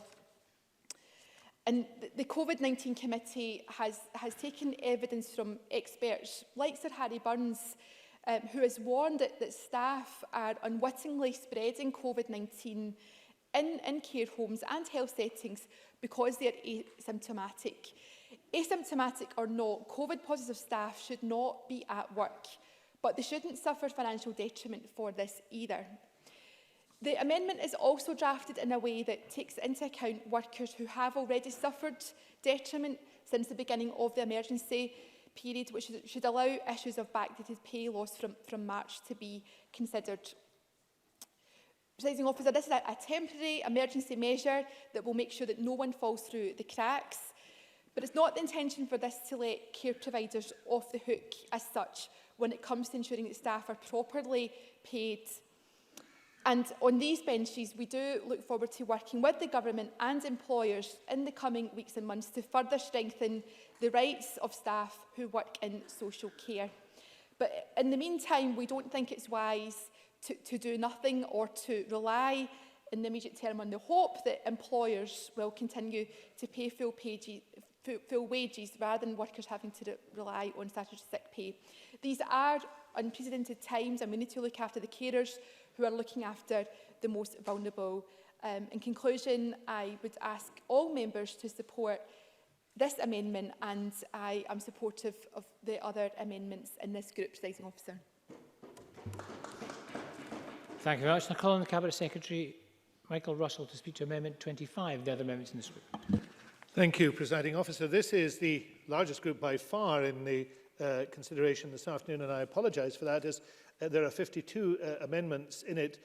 I think something like 46 of them are in my name. But I will explain why. There are essentially a large number of technical amendments, but there are 6 substantive amendments, and I want to address each of those in turn. There's Neil Finlay's amendment and Monica Lennon's amendments, which we just heard about, and there's a further substantive amendment from Jackie Bailey, and I have 3. I have to say the contrast between Neil Finlay's amendment and Monica Lennon's amendment is in that old, if one has any understanding of the history of socialism, it is between impossibilism and possibilism. Because what we heard from Neil Finlay is not possible. You cannot put in place a system of collective bargaining by dictation overnight, nor can you do it in a week or a month. What you can do is what the Scottish Government has been doing, which is to try and move towards that, saying that we support it, negotiating with those who are involved, agreeing with COSLA to meet the to meet the additional costs associated with COVID-19. COSLA has issued guidance to local government and health and social care partnerships on how they should support social care providers. We are committed to working with the entire sector to move this on. We're committed and have established with the unions and other partners a Fair Work in Social Care group, which reports to the Scottish Government and COSLA, and there's a jointly chaired ministerial strategic group. We want to take this forward. We're working to take this forward. But you can't take it forward just like that. You can't do it by a short amendment in an emergency bill. It is simply impossible to do that. And Neil Finlay knows it is impossible to do that. You cannot. Neil Finlay has a history in the trade union movement. He would be outraged if anybody, private employer, tried to behave like this. To impose it immediately on the basis of a very brief paragraph and to just ignore all the negotiation that needs to take place. That is the impossibilism of Neil Finlay. And I would just say to people, reflect upon that. We're spending time on something which we had the same argument about yesterday afternoon, and it was entirely clear. It was entirely clear that it could not be done. Not that it shouldn't be done, it could not be done. And yet we're back here doing exactly the same thing. But then there's the possibilism argument. Now, Monica Lennon and I may have our differences, but I commend her for being persistent on this and talking to the right person. I was not the right person, clearly, to talk to. She went and spoke to, I know that's surprising to Jackie Bailey, but she went and spoke to the Cabinet Secretary. And this is a practical and possible way to go forward because it takes money and it puts it into the hands of those who need it most. And indeed, one of the issues I know that has been discussed is how we get it directly into the hands of those that need it most. And it doesn't in some way get diverted within the system. So those are crucial issues. They're being addressed. Money will be provided. That is the possible. That is going to happen. And I would commend the amendment to the Chamber, and I shall certainly be supporting it, and I hope everybody will support it. Of course. Patrick Harvey. I'm grateful to the Cabinet Secretary for giving way. I wonder, in relation to the issue of collective bargaining, if he could just explain, as many of us support the principles of working constructively with the trade union movement, why he thinks the STUC have tweeted their support for this amendment, if it's so out of keeping, in his view, with the way that trade unions would expect these issues to be negotiated. Cabinet. Well, I mean, I know that I'm sometimes accused of being, taking too much on, but I can't speak for the STUC.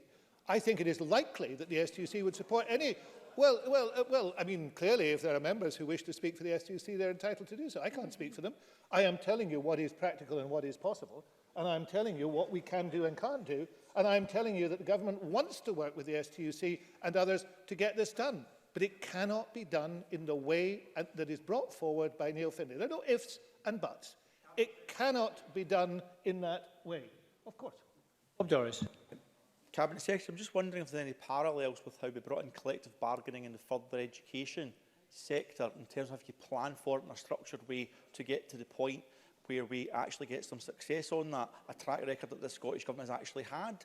And does that hold out some hope for the social care sector also? Cabinet Secretary. I hope it goes more smoothly than sometimes it went in the further education sector, but that may be because I was the Cabinet Secretary responsible for it at the time. I don't know. But I do think Mr Doris is right to say it takes a very considerable length of time and a great deal of effort to do. And if I had said to the employers at that stage, just do it, it wouldn't have happened. So it's negotiation that makes the difference. Well, it wouldn't happen. Mr Leonard says the Assembly position, just do it. It wouldn't happen. And I have to say, the wish is not the same thing as the deed.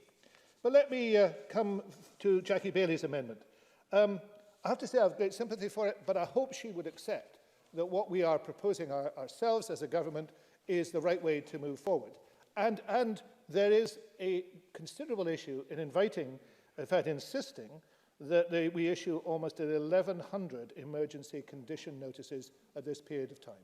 I think reasonably that is not a reasonable thing to do, given we accept the need to do a great deal in this sector, and we are doing everything we possibly can. So I think that is a practical objection that needs to be borne in mind. So does reconfiguring the care inspectorate system to meet all those changes which have to be explored on every occasion. And I just don't think it is the right thing to do at this stage. But again, I have no objection to debating it and discussing it, but it would be very difficult to do, and I don't think it meets the requirement of proportionality. Let me now come to the many amendments in my name. These can be essentially broken down into three issues. There's the care homes emergency directions, the emergency intervention orders, and the giving of notices by the care inspectorate. Let me deal with the last one, Amendment 83. This is essentially a technical amendment which allows the care inspectorate to send formal notices by electronic means as well as by post during the pandemic. We've applied this, of course, in a whole range of areas, and I don't think there's anything particularly exceptional about it. I mean, I see Jackie Bailey is seeing an opportunity here thinking we could send 1,100 emails. The trouble is that they would have to reply to detail. That would require 1,100 replies to be sent back by individual care homes and then dealt with. I'm glad that I headed that one off at the pass before Jackie had a chance to deal with it. Then let me then talk about the other two. Amendment 25 is about emergency directions, and both of these were presaged by what I said yesterday in the committee when I moved the original amendments. And both of these are designed essentially to make effective what the committee agreed yesterday was required. The amendments around 25 enable health boards to direct a care home service in their area during the coronavirus pandemic and allow such steps as may be specified to be made where there is, and this is the phrase I used yesterday, a material risk to the health of persons at the specified accommodation. This allows the health board to quickly intervene, give appropriate direction to ensure improvements are swiftly implemented to protect residents and staff. And where these directions are not complied with, the health board has powers to take entry and recover from the provider of the care home the costs incurred. So the sheriff can grant a warrant to authorise the health board to enter and to take the steps. This is a necessary action. I hope it never has to be used, but it is a necessary action. And the amendments that then go around the emergency intervention orders are immensely detailed, but many of them, a sharp-eyed observer will have seen, say the same thing. Now, what they require to do is to change some of the wording that we agreed yesterday in order to make the interventions effective, and also to do something really important, and that is to enable Scottish ministers to make an application for an emergency intervention order in either the Court of Session or the Sheriff Court. And given that the courts are not sitting as they normally do, having this flexibility would allow Scottish ministers to apply to either court and get an order as quickly as possible. And they make it clear for the avoidance of doubt that Scottish ministers can seek an interim order from the court, which assures that the Scottish ministers can obtain an order very quickly. But I did make it clear yesterday there has to be a proportionate level to this, and this also introduces the proportionate level, so there is very strict conditions under which this can be done. These essentially complete the process that we started at stage 2 yesterday, and I hope they'll be supported by the committee. I hope by the Chamber. I hope the Chamber will support Monica Lennon's amendment. It is with regret that I'm not willing to or able to support Jackie Bailey's, and as I have said, Neil Findlay is an example of impossibilism, and this Chamber should not be indulging in it. Thank you. Can I call on Jackie Bailey to speak to Amendment 79 and the other amendments in this group? Thank you very much, Presiding Officer. Before I speak to Amendment 79 in my name, let me deal with some of the points made by the Cabinet Secretary. I am always grateful for the Cabinet Secretary's sympathy, but I would, of course, prefer his support.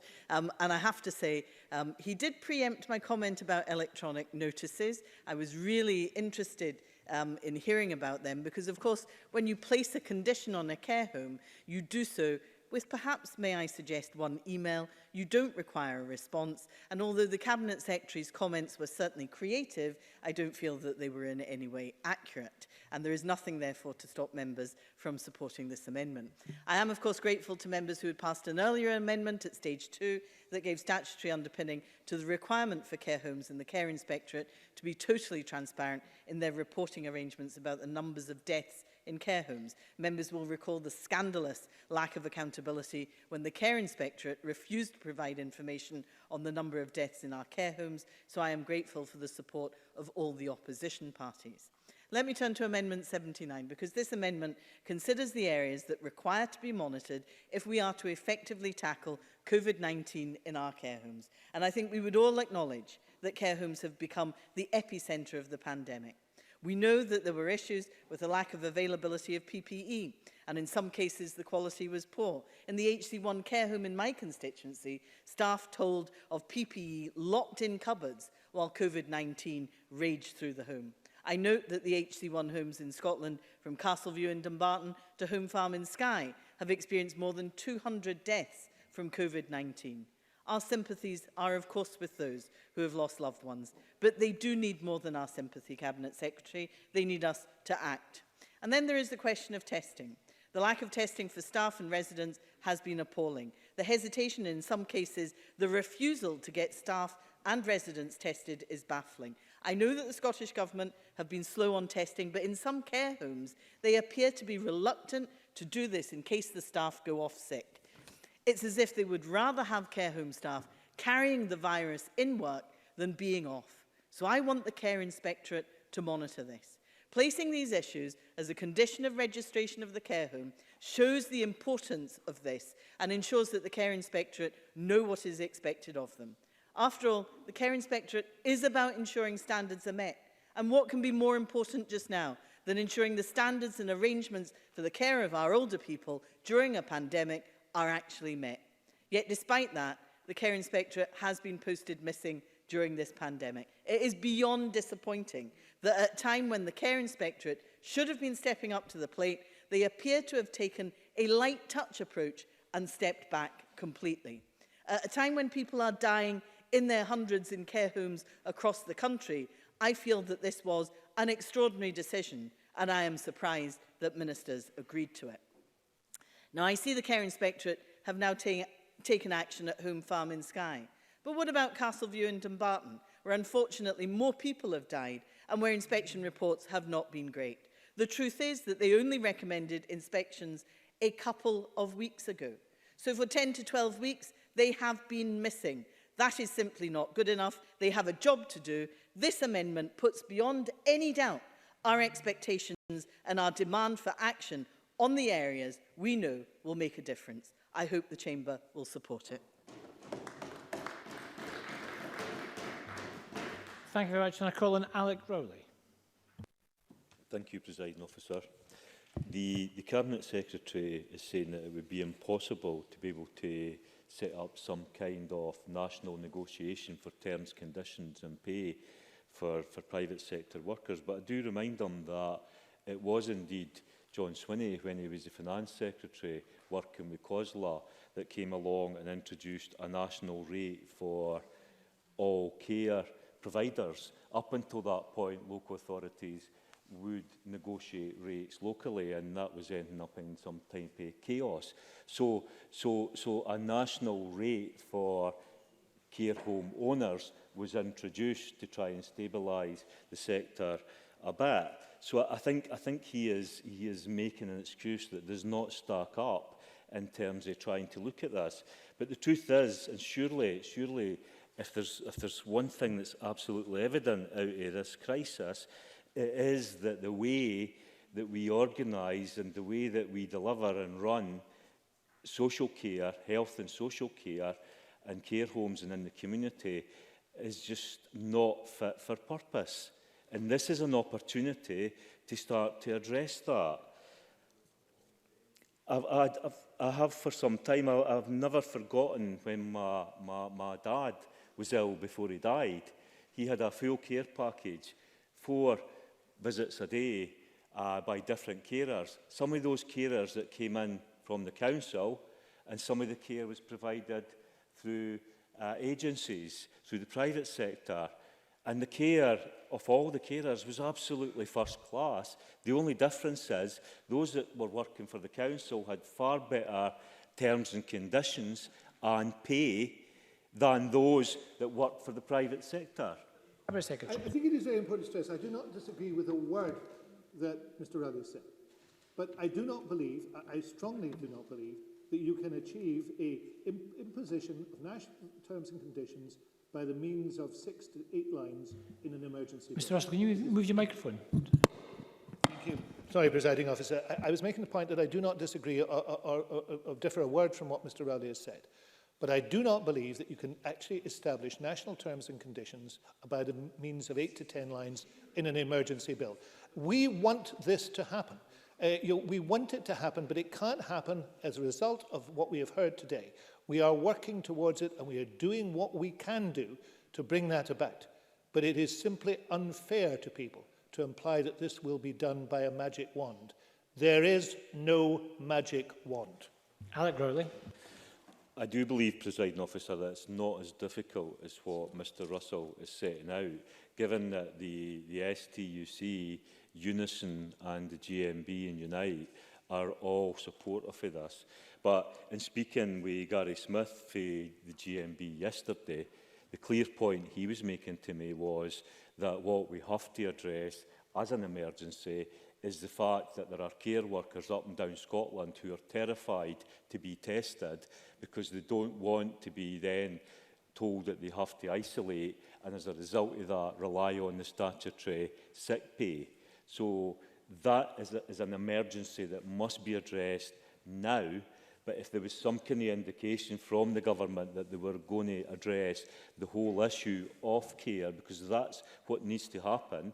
But I know that there was a care home in Kirkcaldy that has recently said 14 people died within that directly related to COVID. I know that the death rate runs into the 20s. People that have died, and we will have to see what the final outcome of this will actually be. So I do believe that there will need to be some kind of inquiry once we get through the worst of this to find out what on earth went so badly wrong, and the Care Commission will have to answer that, and that's why I would urge you to rethink the position that Jackie Bailey is saying, because it is not just that so many people have died, it is that people are at risk in these care homes, and we need to step up the action that needs to be taken. But out of respect for those workers, I do believe that the government needs to signal that they're going to do something, and do something very quickly to address the fact that these workers are being treated in such an unfair way. Every MSP in here surely recognises that that is the case. Even I would have thought the Conservative Party would support a united front in here to say that we need to get in place a system, a national system of national bargaining and negotiating that gives all care workers in Scotland, regardless of who employs them, the same terms and conditions and the same wages. They can be treating exactly the same person. Surely the Minister, the Government will accept that and at least give a commitment to address that and to address that as a priority, an emergency. Sandra White. Very much, Presiding Officer. I want to basically address Neil Findlay's Amendment 15. I think Monica Lennon has done a good job, and one with Jackie Bailey as well. But Neil Findlay's one is the one that most concerns me. It troubles me from somebody who was a trade unionist, or is a trade unionist, and was a shop steward, also convener of the cross-party group on older people, which care homes comes up all the time. I agree completely with everything that Neil Findlay and others have said, and the Minister as well, the Cabinet Secretary as well. The way people are treated working in care homes is an absolute disgrace. But, and I must say to Neil Findlay, this is not the way to go about fixing it. This is not the way to go about fixing it today in this particular COVID-19. I've raised it with the Health Secretary, the Cabinet Secretary for Health. I raised it in the Health Committee, and I also raised it in questions in the Parliament as well. And been given assurances that things will not stay the same in the care sector. And it can't stay the same in the care sector. The biggest problem is, yes, it is terms and conditions. It is the private sector. Over 74% of care homes in Scotland is run by the private sector. The rest is a mixture of local authorities and basically charitable organisations, churches and things like that. And it's not just about, you know, the bargaining, it's about training as well. You know, it's about obviously the salary. It's a bigger picture, and I don't think this fits in here just now. I've got great sympathy, I think everybody has, but it's a bigger picture, and we can't just stick and plaster over it. And this small part here has got to be looked at in the round to basically make sure that, you know, they're valued. Care workers are valued. They do a great job, and it's not just a job you just come in and do. Training, you know, HNCs, that type of thing. That's the way it should be put forward. And I apologise, I'm sorry to say, I couldn't support this particular one, because to me, it just doesn't go far enough, and it's far too small to be fitted in to this particular bill. And I think, I mean, I'm sorry that Mr Leonard has to laugh. Perhaps you might have wanted to speak to the workers in Glasgow City Council, where your GMB trade union did nothing to help or protect them. So please just don't laugh there at me. We're talking about vulnerable people, people who are working in this sector, who should be treated properly. And this does not fit it. I mean, I agree with everything Neil Findlay. I don't think it's fair to laugh, because I don't find it funny at all. But it's not the right place for it. And thank you, Presiding Officer. Thank you, Ms White. Now, can I call on Neil Findlay to wind up in this group and to press or withdraw Amendment 15? Jeez, where do I begin with that one, Presiding Officer? I'm sorry. Presiding Officer, we've heard from the Cabinet Secretary this simply cannot be done, that we cannot impose terms and conditions on a sector. No one is attempting to impose anything on a sector. What we're looking to do is set up a framework, a structure where the two sides can get round the table and get on with it. That is normal. That's how things operate in any collective bargaining position. It's not anyone from outside imposing anything. And to say this cannot be done, this is not Brexit. It's not the Good Friday Agreement or the unification of Germany that's so complicated that it's going to take forever. This could be done fairly quickly. And we know that in circumstances where there are disputes and it looks like two sides are so far apart, then very often they can come together quickly and get an agreement. So they could get an agreement. If it was impossible, then the very responsible people at the STUC would not be supporting it. You wouldn't be getting the GMB supporting it, or Unite supporting it, or Unison supporting it, or any of the trade unions supporting it. And when I chaired the Health Committee, Scottish Care called for it. The only people who don't seem to be supporting it are the government. Now, I'm not seeking to dictate the terms and conditions for anyone. It's about simply setting up a structure. And no matter how confidently and determinedly the Cabinet Secretary says it cannot happen, it does not get over the simple fact that the Cabinet Secretary is just wrong. It's bizarre that we can set up a furlough scheme for millions of workers, schemes for the self-employed, to help sole traders, to help people with mortgages and rents and food delivery and everything else that's been going on in this process, but somehow uniquely we cannot get two sides of a sector round a table to discuss the terms and conditions of the people delivering the vital care. Mr Russell is deluded if he thinks that is the case. And I say to anyone, and I'm looking towards people like Christina McKelvey, I don't know if Claire Hawkey's in the room, who have had experience of being trade union organisers in the workplace. They know that what Mr Russell has said is nonsense. So, this is about simply setting up a structure and nothing else. And I say to people today, especially in the SNP benches, we expect that lot over there to oppose this root and branch. It's in their DNA, it's in their ethos to oppose people getting fairly rewarded at work. But I would appeal to people here, don't vote this down today and tomorrow night go out and applaud people who would be benefiting from this very move. Thank you. So the question is that Amendment 15 be agreed to. Are we all agreed? No. Or not agreed? We'll move to a vote on Amendment 15, and this will be a 1-minute division. Members may cast their votes now.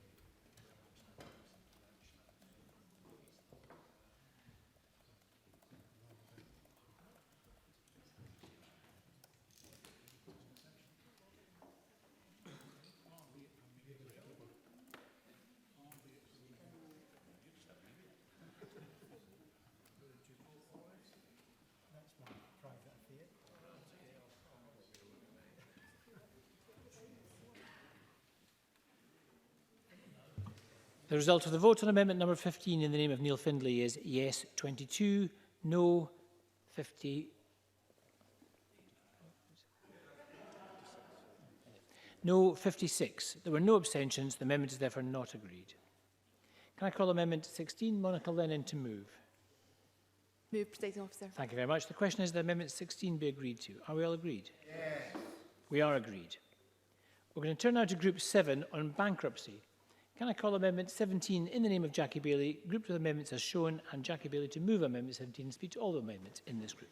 Thank you very much, Presiding Officer. I'm pleased to be able to speak to Amendments 17 through to 24 in my name. I think we all know the scale of the economic devastation of COVID-19 has yet to be fully appreciated. Thousands of people have already lost their jobs, and if it hadn't been for the job retention scheme, then thousands more would have joined them. Indeed, yesterday we heard OVO Energy announce the loss of more than 2,600 jobs, the majority in their customer services division in Scotland, and today Rolls-Royce announced the loss of 9,000 jobs, many of them in Scotland too. Thousands of people now out of work, now facing financial uncertainty, and regretfully there will be more to come. I know we talk about coronavirus as a health crisis, but it is undoubtedly an economic crisis too. The way we live our lives means that we all have debts of one description or another. Mortgage debt, car loans, store cards, credit cards. It's a factor of modern day living. When you're working and have an income to service that debt, it's not a worry. But when you lose your job, that balance has gone, the equilibrium is shattered, and you suddenly find yourself in a position that you are simply unable to cope financially, and you can't service that debt. The anxiety, the sleepless nights, the spiral into poor mental health all follows. So people need our help desperately. Amendment 17 builds on the Scottish Government's own proposal in their first emergency coronavirus bill for a debt moratorium. A debt moratorium was very welcome indeed, but to be honest, it felt like a job half done. Because we know that unless you freeze interest rates, fees, charges and penalties, then the debt continues to grow. Now, thankfully, many responsible lenders already do this. They get it. But there are lots that don't. Most notably, payday lenders, whose additional interest charges and fees can lead to eye-watering levels of debt. An initial debt could increase by literally thousands of pounds, sinking the individual into even more financial strain. So this is a time-limited proposal. It's not intended to be in place forever in a day. It goes hand in hand with a moratorium and allows people time to arrange to settle their debts or to be subject to full diligence and recovery action. It gives them much-needed breathing space. Breathing space, presiding officer, is of course the name given to the exact same proposal being consulted on by the UK government. It was a Conservative manifesto pledge. Some would say that it's very radical, but it is just a matter of decency and common sense. And I cannot begin to tell you of my sorrow and disappointment that the Tories in Scotland are turning their backs on a proposal from the Conservative Party at a UK level. I'm sure somebody will have a word with Boris. Let me turn to the SNP though. At stage 2, the Scottish Government said this was all too difficult to do. They couldn't get their computers to work in time, an excuse they used on the Care Inspectorate amendment I've just moved. They said it would be practically impossible to deliver. So I took that at face value and went back to the experts in the money advice sector. And they've come up with a solution. So I have amended my original proposal to set out exactly how it could be delivered. So there is nothing to stop it being implemented. And if you needed further convincing of this amendment, let me say that I am supported by Citizens Advice Scotland, Step Change the Debt Charity, Money Advice Scotland, the Govan Law Centre and specialist money advisors like Alan McIntosh. These are the experts in the field and we should really listen to them. We can talk all we like about social justice, but now is our opportunity to do something about it. Tackling poverty must be about more than something we put in the nice-to-do box. We need to act, and there is no more important time to act than now. So I hope members across this chamber will support Amendment 17. Now, Amendments 18 to 24 should hopefully be supported across the chamber because it comes after detailed negotiations with ministers, and I thank Jamie Hepburn for his willingness to compromise. It is fair to say that the midnight oil was burned, and only this morning, with 15 minutes to go, was agreement reached. The Scottish Government, I'm truly exhausted, but I am grateful that the Scottish Government recognised that it should lower the upfront charges it levies for access to bankruptcy solutions. That is absolutely the correct thing to do. They had been a little timid and the poorest people would have still had to pay. It is the case, though, that people considering bankruptcy are not cash rich. The fees act as a huge barrier to access. So I wanted to remove the fees completely, but have come to agreement with the Minister to have exemptions for all those in receipt of a range of benefits from all forms of ESA and JSA right through to universal credit. And this would apply to MAP and full admin bankruptcies, making a real difference to many people experiencing debt. I know these amendments are welcomed and supported by the whole money advice sector in Scotland. Presiding officer, these amendments are about recognising the terrible times we are in and providing a lifeline to people whose world has just come crashing down. I hope members will tonight support all amendments from 17 through to 24. Thank you, Ms Bailey. And I call on the Minister, Jenny Gilruth. Thank you, Presiding Officer. On Amendment 17, I give credit to Jackie Bailey for trying to find a way to overcome the many obstacles to delivering such a freeze that were considered at Stage 2. And as I said, at Stage 2, the Government is attracted to exploring doing something along these lines, and we have already consulted publicly on doing this. However, we remain of the view that it's simply not possible to produce major policy proposals that have coherence and do not have any unintended consequences at this time. Presiding Officer, as evidence that I do call people back, I am grateful to Jackie Bailey for working with Jamie Hepburn and with our officials on Amendments 18 to 24. Now, these amendments replace her Stage 2 amendment for an abolition of all upfront bankruptcy debtor application fees, with a more targeted measure focusing on those who need our support most, those in receipt of the list of benefits included in these amendments. I should say that for the first time, these include contribution-based benefits as well as purely income-related ones, and removing the requirement for the individual's sole income from benefits. This is quite a big change to our approach, and one that we will want to review to make sure that there are no unintended consequences in ensuring that we take the right approach across all applicants. But as Jackie Bailey mentioned, these are extraordinary times, and for the initial 5 months that the bill's powers are due to run, I think it is right to suspend some of our normal caution and move quickly here with these legislative proposals, given the impact of the disease on the economy generally. We will consider this again to make sure that we have a considered approach across the whole system as quickly as we can in due course. I congratulate Ms Bailey on having convinced us that we should do more. I am delighted to say that we will be supporting these amendments at decision time. Thank you. Thank you very much, Minister. Does Jackie Bailey wish to add any further comments? Briefly, very briefly, let me say to the ministers that I am grateful for their work in coming to a compromise with me. Can I say in relation to Amendment 17, I'm not trying to find a solution. I have found a solution that the government can implement. And can I refer the Minister to the consultation that the accountant in bankruptcy undertook, which hasn't been published, and no action has been taken on the back of that. So given the unprecedented times in which we live, it is now time to take action. And may I commend her wholeheartedly for her words about suspending normal caution in relation to Amendments 18 to 24. Let me say to her, that applies to Amendment 17 too. I hope the whole Chamber will support all of the amendments in my name. There you go. Thank you very much. So the question is that Amendment 17 be agreed to. Are we all agreed? No. We're not agreed. We'll move to a division, and members may cast their votes now. This will be a 1-minute division on Amendment 17.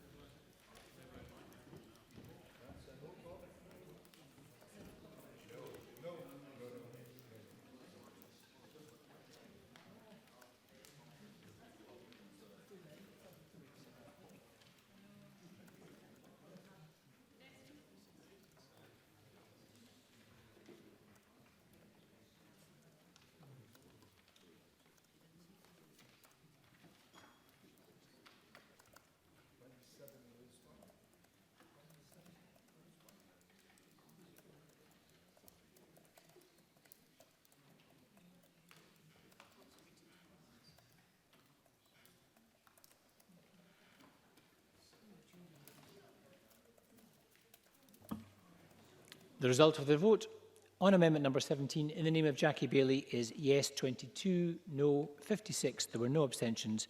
The amendment is therefore not agreed. I'd remind members that due to an error in the marshalled list, Amendment 18 is called after Amendment 21. Can I call Amendment 19? Jackie Bailey to move. Moved. Thank you. The question is that Amendment 19 be agreed to. Are we agreed? Yes. We are agreed. Can I call Amendment 20? Jackie Bailey to move. Moved. Thank you. The question is that Amendment 20 be agreed to. Are we agreed? Yes. We are. Can I call Amendment 21? Jackie Bailey to move. Moved. Thank you. The question is that Amendment 21 be agreed to. Are we all agreed? Yes. Thank you. I call Amendment 18, Jackie Bailey to move. Moved. Thank you. The question is that Amendment 18 be agreed to. Are we all agreed? Yes. We are agreed. Can I call Amendment 22, Jackie Bailey to move? Moved. That is moved. The question is that Amendment 22 be agreed to. Are we agreed? Yes. We are agreed.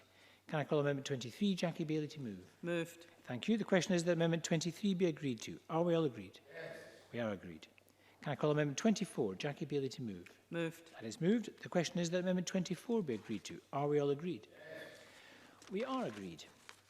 Now, I'm going to call Amendments 25 to 72. They're all in the name of the Cabinet Secretary. They're all previously debated with Amendment 15. And can I invite the Cabinet Secretary to move them en bloc? Moved en bloc. Can I ask, does any member object if we were to move a single question on Amendments 25 to 72? Does any member object? No one objects. That's good. So the question is that Amendments 25 to 72 are agreed. Are we all agreed? Yes. We are agreed. So we're going to turn now to Group 8, Marriage and Civil Partnerships. Can I call Amendment 73 in the name of the Cabinet Secretary, grouped with Amendments 74 to 78, and invite the Cabinet Secretary to move and speak to all the amendments in this group. Cabinet Secretary. Thank you, Presiding Officer. At stage 2, the committee agreed an amendment proposed by Adam Tompkins on marriage and civil partnership. This will require ministers, along with the Registrar General, to take steps to ensure that solemnisation of marriage and the registration of civil partnerships continues to be available during the emergency period. In addition, ministers will need to prepare reports to Parliament as what has been done and on the number of marriages and civil partnerships have taken place. The Scottish Government was happy to support this amendment, which actually has arisen out of, I think, persistent advocacy by Adam Tompkins on this, and I think he's right to do so, and other members have joined in, and I myself have received some correspondence, quite some considerable correspondence on it. What we're doing now is lodging some technical amendments to make some minor changes. These do not change the substance of what was agreed. Amendments numbers 1 and 4 make minor changes to reflect the language of legislation on civil partnerships which are registered rather than solemnised. Amendment 2 reflects the drafting convention for references to articles of the ECHR.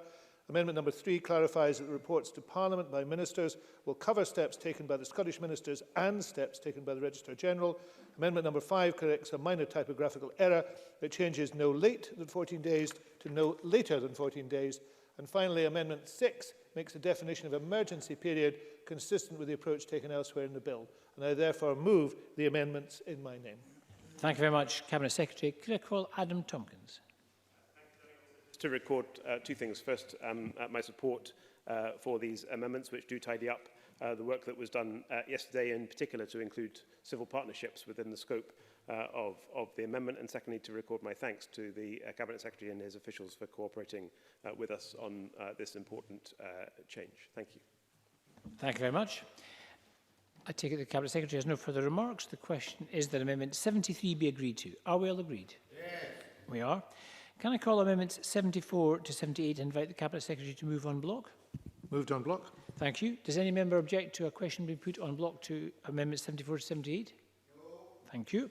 The question is that Amendments 74 to 78 be agreed to. Are we all agreed? Yes. We are agreed. Can I call Amendment 79 in the name of Jackie Bailey? Jackie Bailey to move. Moved. That is moved. The question is that Amendment 79 be agreed to. Are we all agreed? No. We're not agreed. Now we're going to move to a division. This will be a 1-minute division on Amendment 79. Members may cast their votes now.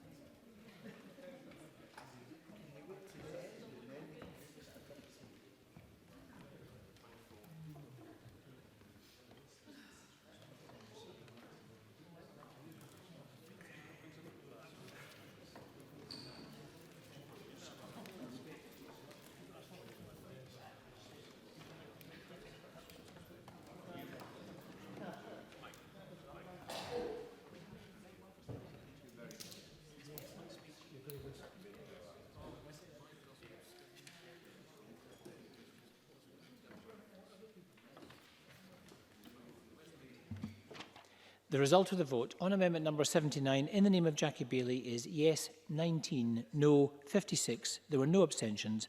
The amendment is therefore not agreed. We're going to turn now to Group 9 on concessionary travel. Can I call Amendment 81 in the name of Colin Smith, grouped with Amendment 82, and Colin Smith to move Amendment 81 and speak to both amendments? Thank you, Presiding Officer. Amendments 81 and 82 in my name would require Scottish ministers to establish a scheme of free bus travel for NHS and social care workers during the period of these emergency measures. The Government's stay-at-home message has been clear. People should only travel and go to work when it is essential and, if possible, avoid public transport. For our NHS and care workers who really have stepped up to the mark, their work and their travel to their workplace to look after and care for our loved ones doesn't get more essential. They have, of course, avoided public transport where they can, but for some, often the lowest paid, public transport is the only means of travel to work they have. Presiding Officer, I think the very least we can do at this time is recognise that commitment, that dedication, that compassion as best we can, and one way, a very small way, is remove one of the financial burdens they face. Free bus travel for NHS and social care staff is a move that would not cost the taxpayer more at this time. It would simply be a requirement that bus operators, as is the case in Wales for NHS staff, that in return for the very substantial and welcome financial support the Scottish Government are providing to those bus operators just now, they allow NHS and social care staff to travel free. As members will know, the Scottish Government are continuing to pay bus service operators grants and concessionary travel reimbursements at forecasted levels, despite a fall of around 80% in concessionary travel passenger journeys. The Government are topping up the difference between the actual usage under the concessionary travel scheme and forecast usage. The total budget for grants and concessionary fares is worth more than £260 million for the year. Local authorities and transport agencies too are continuing to pay for school transport contracts and subsidise non-commercial routes, even although those buses are either not running at all or are running at a vastly reduced frequency. It is not too much to ask that in return for this support, not only do our bus companies continue their good work focusing on routes for key workers, but they allow the small number of NHS and social care staff to travel on those buses free.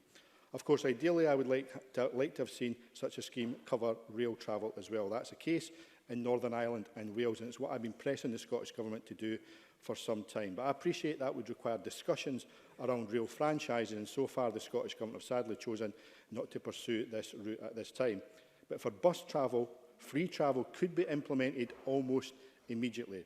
There's no need to provide new concessionary travel cards. In Northern Ireland, Health and Social Trust staff are entitled to free public transport by simply showing their photographic ID badge, and those working in the private care sector, such as care homes, by showing photographic ID and a letter signed by their employer. In Wales, again, NHS staff simply have to show their NHS pass to travel free on public transport. So I ask, why not Scotland? Some members may argue this will mean more people travelling by bus, but I think it would be a bit of an insult to our NHS staff and social care staff to say they will choose to travel by public transport when advised to avoid it if they can, unless they really had to use that transport. This is about easing the burden for those workers already travelling by bus. There's no evidence whatsoever from Northern Ireland or from Wales of a rise in passenger use as a result of the free travel schemes they have brought in for these key workers. We know this proposal can work. We know that because it is working in Wales and Northern Ireland. And as the Scottish Government confirmed on the 1st of April in the update from the Cabinet Secretary for Finance to MSPs, the Scottish Transport Secretary asked bus operators to provide free bus travel for NHS workers when he announced his financial support for those operators. He wouldn't have asked them if he didn't support the free travel or thought that it could not work or thought that it was not affordable within the existing financial support already being provided by the Scottish Government. Some operators responded positively, such as Borders buses in my own region, but most have not. Leaving it to bus operators has, unfortunately, just not worked. Presiding Officer, if it's good enough for some parts of Scotland, if it's good enough for NHS and social care staff in Northern Ireland and Wales, then surely free bus travel is good enough for all our constituents across Scotland who work in the NHS and social care sector and who we owe an enormous debt of gratitude. I therefore formally move Amendment 821 in my name. Thank you very much, Mr Smith. I call Patrick Harvey. Thank you, Presiding Officer. Just to very briefly speak, to put on record my support for these amendments from Colin Smith. As he will know, the Scottish Green Party supports fair, free public transport as a long-term objective, and we've made steps in that direction. This amendment, in the current circumstances, would, as he says, expand free bus travel to a relatively small number of people, but that would be an extremely welcome step. I do hope, though, having said that, that when we hear more next week from the Transport Secretary about the long-term trajectory, if we begin to see an easing from lockdown, we're going to need to see a clear plan for how bus services are helped to remain viable. And indeed, if some commercial operators believe that their services are not viable, we're going to need a lot more proactive engagement from the Scottish Government about how we use the powers recently created for publicly owned local bus companies. That will be one of the most important ways to ensure that those services that NHS and care workers and everybody else depend on will still be there in the era of social distancing. Thank you very much. And I call on the Cabinet Secretary, Michael Russell. Thank you, Presiding Officer. I'm very supportive of what Colin Smith has done, and I'm glad that he has raised this issue. The health and social care staff are indispensable and are under incredible pressure. And we have to do everything we can to support them. And that means finding a way to make this happen. And I think the only difference between myself and Colin Smith now is how we would make this happen. He is right to say that some Scottish bus operators are already offering free travel to NHS workers on presentation of an NHS ID card. We welcome those initiatives and we have to have more of them. But the question is, do we set up a formal administrative scheme with all that is required in terms of machinery, issuing cards, establishing the criteria for the concession, or should we do what is being done in Wales and Northern Ireland, which is to make this as simple as possible, to make sure it happens, and on the presentation of a simple proof that you will have work-wise, you can use it. And I do think that's a better thing to do.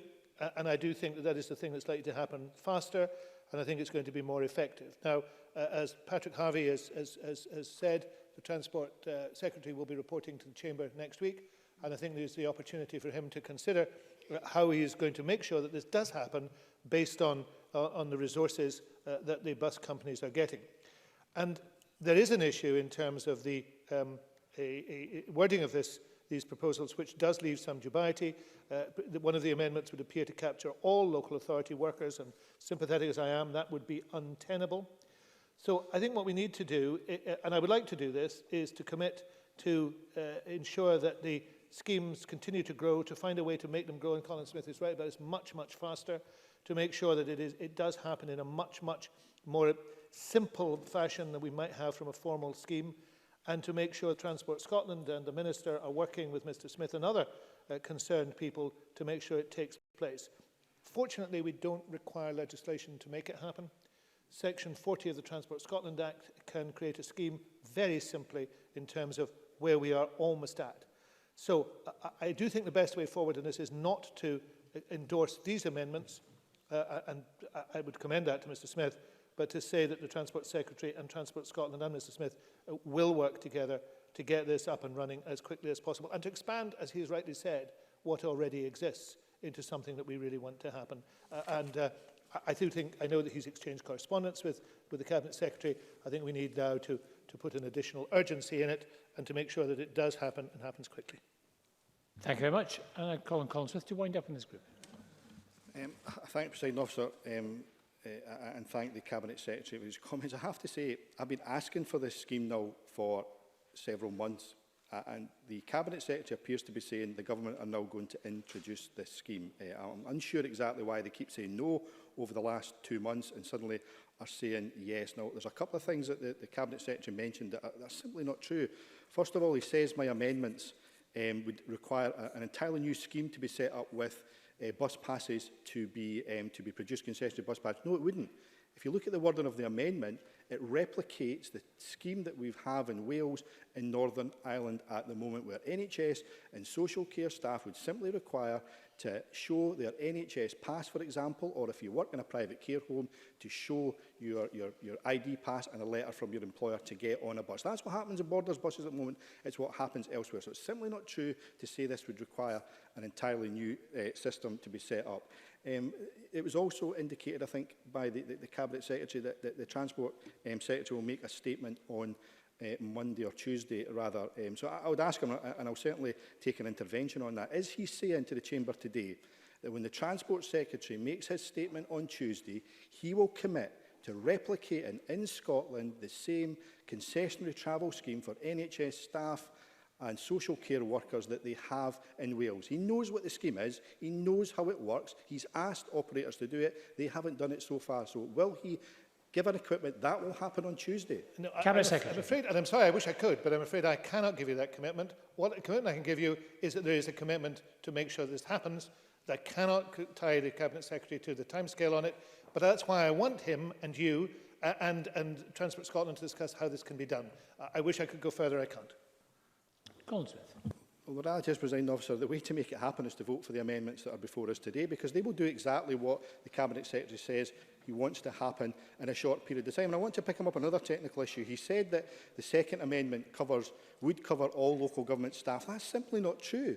The criteria in the second amendment is the same criteria used by the government in their Safe Staffing Bill, the definition of social care workers, those workers who provide care services, and that's what's covered by the Safe Staffing Bill. So it's the same definition as that. So I don't think it's true to say this will cover every single local government worker, because that is not what has been developed here in these two amendments. So I'm going to stick to moving these amendments today and pressing them, Presiding Officer, because the reality is, if the government are genuinely committed to this scheme, these two amendments will deliver the same scheme we are seeing in Northern Ireland and Wales when it comes to bus service. I'd like to go further and have rail service as well, but that's not what the amendments are before us. It wouldn't cost additional funding for the taxpayer. Frankly, if you want to deliver it, you have to vote for these amendments today. Thank you. Thank you very much, Mr Smith. So the question is that Amendment 81 be agreed to. Are we all agreed? No. We're not agreed. We'll move to division on Amendment 81. This will be a 1-minute division. Members may vote now.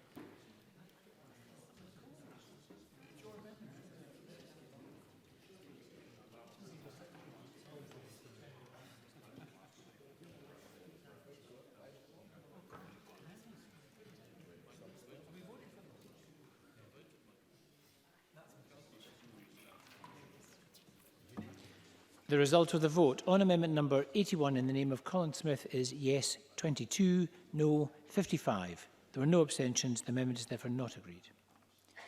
Can I call amendment 82, Colin Smith, to move or not move? Move.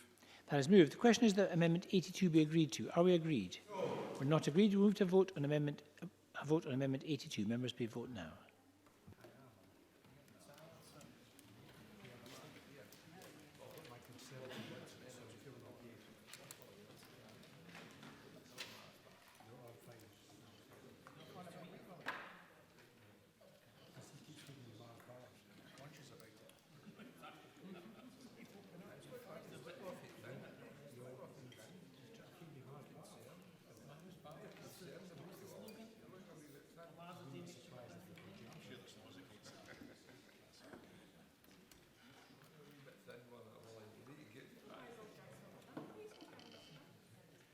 The result of the vote on Amendment 82 in the name of Colin Smith is yes 22, no 55. There were no abstentions. The amendment is therefore not agreed.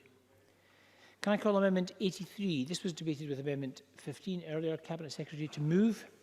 Cabinet Secretary to moved. Move. Thank you. So the question is that Amendment 83 be agreed to. Are we all agreed? Yes. We are agreed. Turning now to Group 10, Business Costs Reliefs. Can I call Amendment 84 in the name of Murdo Fraser, grouped with Amendments 85 and 86, and ask Murdo Fraser to move Amendment 84 and speak to all the amendments in this group. Thank you, Presiding Officer. Amendment 84 in my name seeks to extend the reach of the Non-Domestic Rates Coronavirus Relief Scotland Regulations 2020 to include the production of newspapers. This would put newspapers in the same category as businesses in the retail, hospitality and leisure sectors, which are given 1 year's rates relief under those regulations. And let me explain why I think this is important at this point. Local newspapers are, as we know, a vital source of information. They are particularly a vital source of information at the present time, when people are seeking information about what they can safely do, about what is going on in the world, and what messages government and health authorities are telling them. And they very often derive that knowledge from local newspapers. And many local newspapers, even when people cannot access them in physical form, have websites that people are nevertheless accessing. So local newspapers are important, but they are suffering from extremely hard times at the moment. Those which have continued to publish have seen a collapse in revenues. Circulation is down 25%. Advertising revenue is down 75%. Not surprising, as many of the businesses who would normally advertise, such as hotels and restaurants and retailers, are not currently operating. So it is extremely difficult times in the world of local newspapers. Some, such as famous titles like the West Highland Free Press, have stopped publishing altogether, at least in physical format, maintaining only an online presence. Others are struggling on, but they are all in real difficulty. And local newspapers are important to us. We rely upon them to publish details of our surgeries, to take our press releases, to print photographs of us, local gala days and agricultural shows and school visits, and all the other things we do. We rely on them, and they now rely upon us to give them the support they need to continue. Now, the Scottish Government announced last week a package of advertising for newspapers, which is welcome, but will not go far enough to support local papers when it's spread thinly across every title in Scotland. And for so long as we see the current conditions pertaining with an extended lockdown, there's going to be a very serious potential impact on local newspapers. Some would ask why single out newspapers for support in this fashion. They are not having to close like shops or hospitality businesses. But they are in a relatively unique position because they're not having to close. They are actually continuing to operate, but continue to operate unlike some other businesses like food retail, which are doing very well. Newspapers are seeing this collapse in revenues. And for that reason, I think they need to be supported at a time when we are hungry for vital information, and it's important we convey health messages to the public.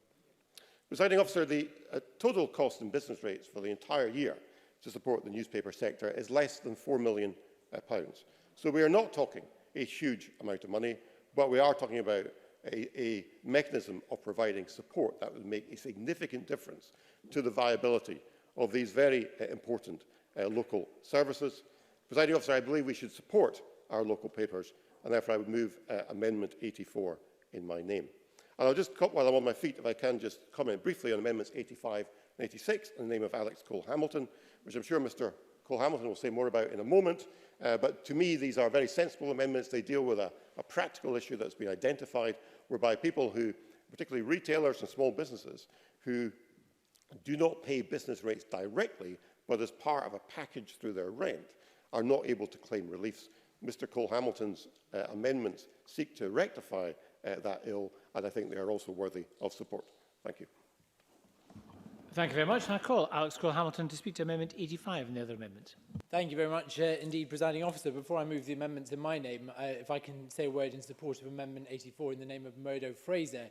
At a time when we are passing unprecedented levels of power, both to the Scottish Government, the UK Government and indeed the police, then it is absolutely vital that we maintain a thriving media industry to hold both to account. And that starts with our local papers. And I echo the remarks made by Mr Fraser a moment ago in that they are struggling. Whilst they are still operational, they are struggling. They are struggling because revenue is down and it is set to stay down. So any extension of support that we can offer them as this Parliament, we should grasp with both hands.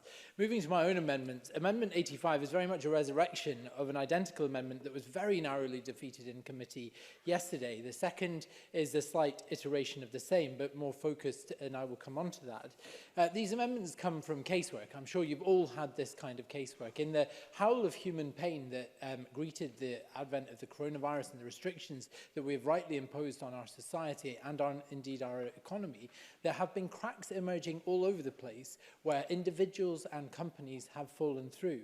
One of the most glaringly obvious of these, to my mind, is in the business rate sector.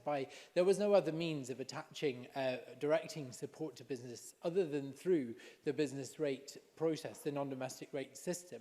However, it meant that those organisations, and there are many in my constituency, particularly out at the Gyle industrial estate, where there are a range of managed and serviced accommodation premises, where you have a business which has a rateable value which would be normally qualifying of support through the grant scheme, that is paying its business rates through an intermediary, that is through a rental agreement or a management charge that is part of a rented service office space that they occupy, then they do not qualify for this support. They can qualify in every other single way, but it is down to the bureaucratic detail of who is actually paying the rates to the council, which qualifies for them for support. I would urge the Chamber to support my first amendment, 85, but if I understand there may be some concern about how we guard against fraud, and to that end, my second amendment, Amendment 86, directs us explicitly to people who are named on the valuation roll, organisations that are named on the valuation roll,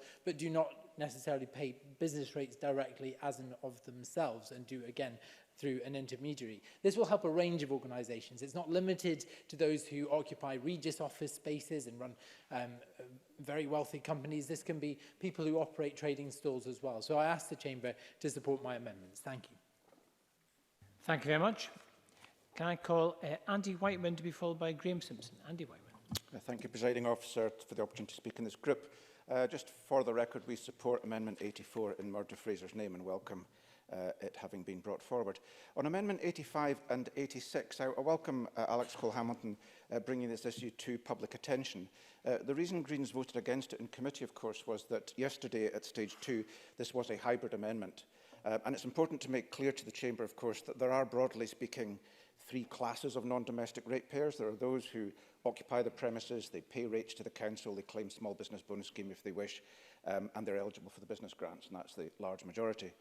There are then tenants who occupy offices owned by other people. And the first group of them, their offices are in fact on the valuation roll, they're valued, they are eligible for small business bonus scheme, they claim it, but the payment goes through the landlord, and they've been left out. The third group are tenants who are not on the valuation roll, don't directly pay rates, but it's all wrapped up in the landlord rent. And on that category, there's a real danger of fraud, I think, because anybody can kind of get a barrow and sign a lease with somebody and say they're a small business. And that's why we had some concerns. But we're very supportive of the intentions behind 86. But I would just draw Alex Cole-Hamilton's attention to the fact that on the 30th of April 2020, I asked Kate Forbes, the Finance Secretary, about this, about whether these people who are occupying premises within a larger property, but who were on the valuation roll. Now, if there's no risk of fraud there, they're on the valuation roll, we know who they are, we know the value and all the rest of it, could be brought into the business grant support system. And she said it's a very reasonable question and that she would like to make that possible. Now, I'm not cited on the government's intentions in this regard since the 30th of April, but my understanding is they're working on that. So we'll wait to see what the government say in this group, if they're going to speak in this group, as to where they are going with their intentions in relationship to the kind of ratepayers that are covered by 86. And if they give me the encouragement that they are still working on us and intend to do it, there may not be such a need for primary legislation in that regard. Thank you very much, Mr. Whiteman. I call on Graham Simpson. Thank you, Presiding Officer. I just want to say a few words about Amendment 84 in the name of Murdo Fraser, which of course relates to newspapers. My concern around this whole issue is about the state of our local papers.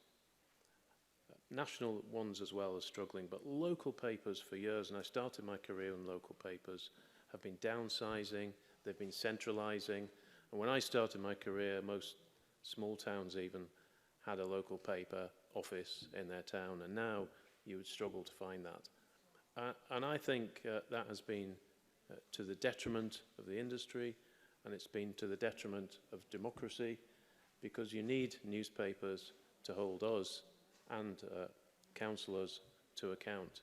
And increasingly, that's not happening. And some of them are really on their knees. They were before this crisis, and this has just made it worse. Journalists, local and national, are now all pretty much working from home. Newspapers are being produced remotely. I see real dangers that companies will see this as an opportunity to cut costs even further in the long term once this crisis is over. So I think that any help we can give newspapers, local or national, is to be applauded. Thank you. Thank you. And can I call on the Cabinet Secretary, Michael Russell, to respond? Thank you, Presiding Officer. Let me deal with Alec Cole-Hamilton's amendments first before I turn to the one from Murdo Fraser. In terms of Alec Cole-Hamilton's amendment and the request by Andy Whiteman that I give him an indication of what the government thinking is, and I'm positive about it. I'm always happy to be positive to Mr. Whiteman, and I can be positive about it. The government are going to do this. I'm authorised to say that. The question really is what criteria we apply, and the need, and Mr. Whiteman has given an indication of that, the need to be nuanced in eligibility criteria, because there is not a blanket way of doing this. There are differences between those involved. So I want to say to Alec Cole-Hamilton, I agree with him. We are committed to doing this. We hope to make an announcement very soon, and all of us will have had these cases in our own constituency workload. But I do ask him not to proceed to a vote on this. Of course. Councillor Hamilton. I'm grateful for the assurances that the Cabinet Secretary is now giving, and I am contemplating not pressing the amendments. But does he recognise that Andy Whiteman first raised this issue, very significant issue, causing real pain and viability issues for businesses around the country on the 20th of April, that time is ticking by and we need this assurance as soon as possible? And would he commit to expediting this process so that this help is brought to these suffering businesses as soon as humanly possible? Cabinet Secretary. More than aware of the pressures on businesses in my own constituency, and each of us will be in that position. And I want to make sure that problems are resolved as quickly as possible, because I don't want to see anybody for a moment that is left in difficulties. But it is difficult sometimes to get the right scheme. So the commitment I can make is, and I know that Alec Cole-Hamilton knows this from the Finance Secretary, we are working flat out to get this right. We will get it right as quickly as we possibly can, and we want it to happen. That is the assurance I give him. I can't put days on it because I don't know, but he has spoken to the Cabinet Secretary, and I know she will speak to him again about it. So I hope he will not pursue these amendments so that we can bring the scheme that is properly nuanced and properly detailed. Then turn to Murdo Fraser's amendment, and I know precisely where he's coming from, and indeed the Scottish Newspaper Society has spoken to me, as it's spoken to many people in this building. But I have reservations about this approach, and I want to make them clear. Because I know that the Cabinet Secretary of Finance has been referred to, has already agreed with the Scottish Newspaper Society, not just the first tranche of £440,000 of advertising provided to local newspapers, but now another £3 million in increased advertising costs. And that is a sizable package, about £3.5 million. And Murdo Fraser indicated he thought the cost of rates relief would be about £4 million. The estimates I've seen are slightly higher than that, but let us not fall out over that, over £1 million or so. There is a broad equivalence in those sums, but we do not have unlimited sums available to us, unfortunately. We have already spent more than we've had in consequentials, and it is very difficult to see how we can add to that sum. So there is that package of money, and the question is, how is it spent? And, we would certainly want to listen to people about how it was spent, but it appeared that there was an agreement that it should be spent on advertising. And if it's to be spent on rates, the issue of rate relief, that will do a number of things. It will benefit larger organisations rather than smaller organisations. We note that in England, for example, the rates relief package applies at a total of £1,500 per newspaper, and only for local newspapers. So larger and more national organisations will do better out of this than local newspapers. Some local newspapers have already received a payment, or will receive a payment, because they are registered for the small business bonus. So there are issues in there. Of course. Murdo Fraser. Just so I understand the Cabinet Secretary correctly, is he suggesting that if this amendment is passed, the Scottish Government will renege on its promise to newspapers to place this advertising package in them? Cabinet Secretary. There is a difficulty in continuing to add to this £3.5 million another £3.5 or £4 million or £5 million. That is a simple practical difficulty. And this scheme, which, if the Chamber votes for it, this scheme will favour larger national newspapers, and it will diminish the support that is available to local newspapers. And that's not what we want, because I entirely share the view that we should be supporting newspapers. I entirely share the view that we should be putting money into that. The question is how you put that money in and what you actually get for that money. And I would like to see both national and local newspapers receiving support. I would very much like to see, and I'm going to be shameless and name them, the Oban Times, for example, the Dunoon Observer, the Elach, the tiny community newspaper. It's not that tiny, actually. It's a very good community newspaper. I appear in it almost as much as Donald Cameron appears in it these days. And the Elach, which is also a community enterprise and a charity. These are the bodies that I think we need to make sure survive along with the national newspapers, and it simply isn't possible to do everything. So the Chamber will make its mind up, but what has been agreed in terms of advertising seems to us, and seemed in the agreement we had with the Scottish Newspaper Society, to be a more effective way of targeting the resource. And it favoured smaller enterprises, but it also provided advertising for larger enterprises. And I should also point out that papers in Scotland will receive financial support from both the UK and the Scottish Government. So there is a double benefit coming to them. So it will be up to the Chamber, but there are limits to what can be spent, and I do think what has been agreed is what is best in terms of favouring all the sectors. And I hope the Chamber might accept that. Thank you very much. And can I call on Murdo Fraser to wind up on this group? Thank you, Presiding Officer. Can I just start by thanking both Alex Cole-Hamilton and Andy Whiteman, indicating their support for my amendment. I listened very carefully what the Cabinet Secretary had to say. Indeed, as I acknowledged earlier, the advertising package already announced and committed to by the Scottish Government is very welcome. And indeed, you'll know it's not very often Conservatives come to this chamber asking for more money to be spent on things. However, this is a case where, because of the vital importance of newspapers in conveying information at this particular time, particularly to those who might be housebound and a few other areas, other ways of accessing that vital information, I think it is an important exception to the normal rule. So, Presiding Officer, I will press my amendment, and I would encourage others to support all the amendments in this group should Mr Cole-Hamilton decide to press his. Thank you very much, Mr Fraser. So the question is that Amendment 84 be agreed to. Are we all agreed? No. We're not agreed. We'll move to a vote on Amendment 84. Members may cast their votes now, and this will be a 1-minute division.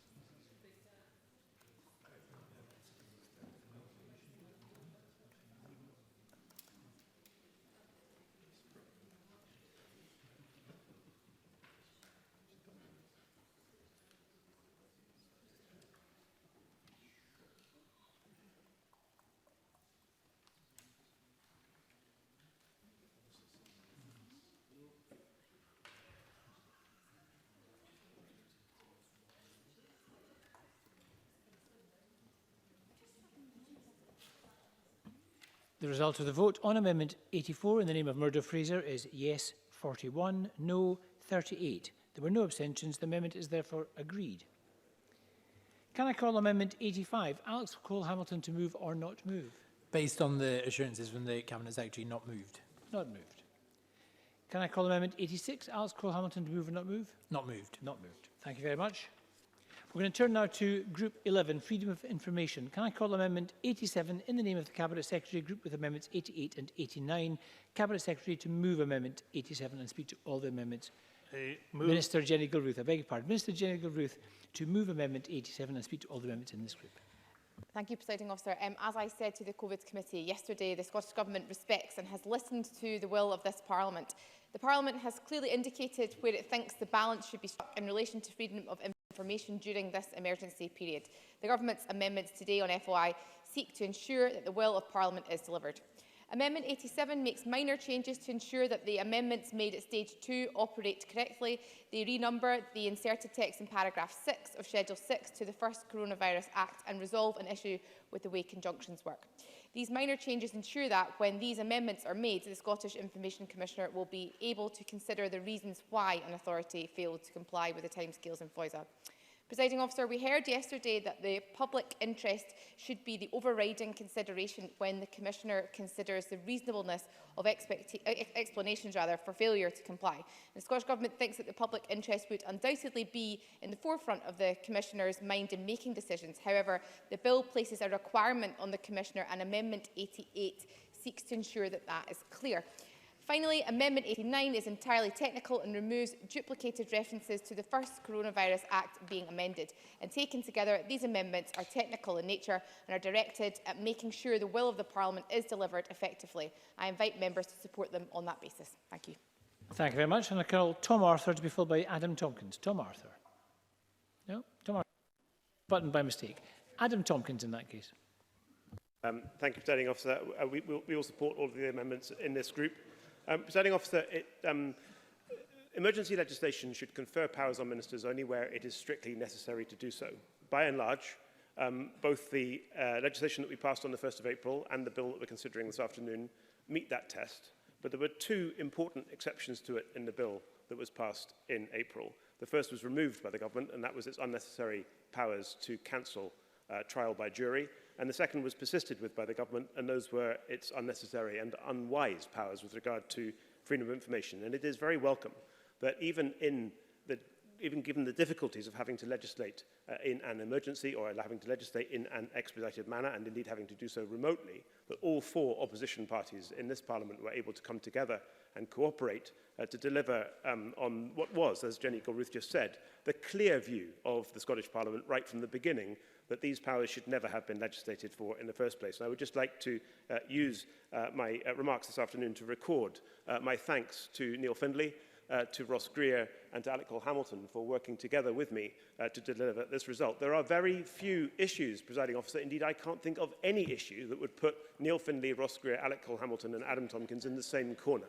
But this was that issue. By and large, Presiding Officer, all of our coronavirus legislation strikes a balance. In this bill today, we've sought to strike a balance between landlords and tenants, between social care providers and care home residents. And now, finally, we've got the balance right on freedom of information as well. And that is, I think, something which holds the Parliament in high stead, and I welcome it. Thank you. Thank you very much. Does the Minister wish to add anything by way of conclusion? In that case, the question is that Amendment 87 be agreed to. Are we all agreed? Yes. We are agreed. Can I call Amendment 88, Minister or Cabinet Secretary to move? Moved. That is moved. The question is that Amendment 88 be agreed to. Are we all agreed? Yes. We are agreed.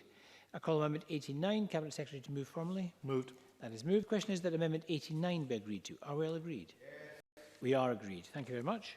We're going to turn now to Group 12, Control of Obstructions in Roads. Can I call Amendment 90 in the name of the Cabinet Secretary?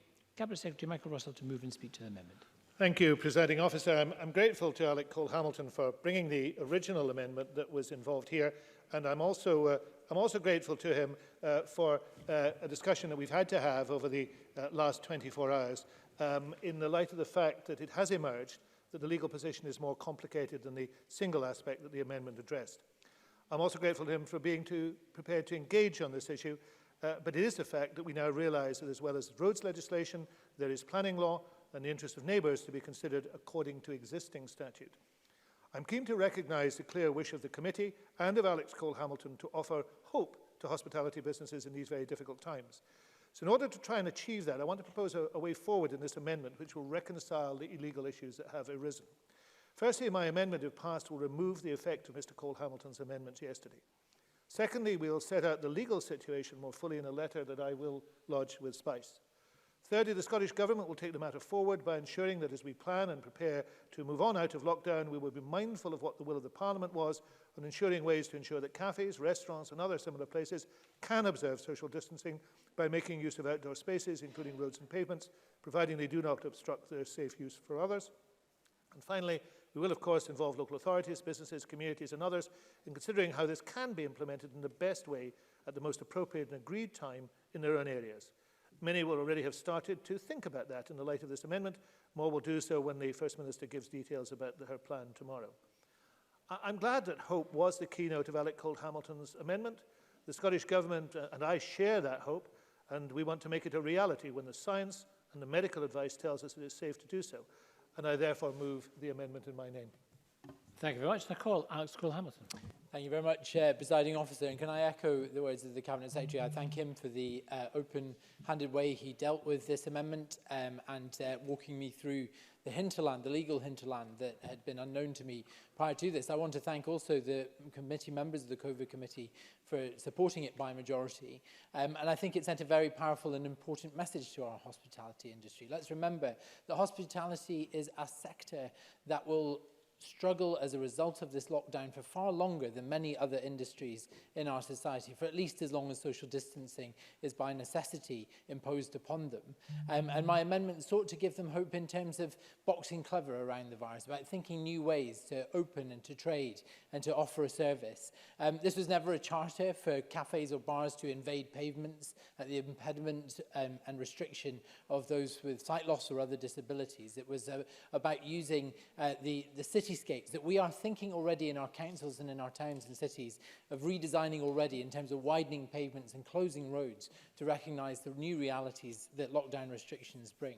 Nor was it a trigger for us to leave lockdown early. It was never that intention. It wasn't by firing a starting gun to start having cafes or bars in the town centre start decking out tables and chairs in contravention of lockdown restrictions, but again showing a line of sight as to what that world might look like when, in its own good time, the government starts to ease those restrictions. It's about following international examples as well. If you look at what happened in Australia, when they started to try and relax lockdown restrictions on social venues, on cafes and bars, they were letting very restricted numbers of people into those areas at one at a time or a maximum of 5 to occupy an entire premises. They realised it was just not worth the candle. Businesses could not put themselves on a paying basis to that end. And frankly, the punters just didn't enjoy it. It's not a very social atmosphere to be part of. Whereas Vilnius in Lithuania has almost declared its town centre an open-air cafe and is starting to already bring in the measures that my amendment sought to bring about. And so it is, I hope that we can move forward in a spirit of consensus as the Cabinet Secretary has laid out. I look forward to working with him and his government in the coming weeks around realising the intent behind this amendment and that the will of Parliament was clearly expressed yesterday in support of making this happen. So I support the Cabinet Secretary's amendment. Thank you very much. And does the Cabinet Secretary wish to add anything? No. The question therefore is that Amendment 90 be agreed to. Are we all agreed? We are agreed. I call Amendment 91. This was debated earlier with Amendment 6 in debate on housing tenancies. Graham Simpson to move or not move? Moved. That is moved. The question is that Amendment 91 be agreed to. Are we all agreed? Are we all agreed?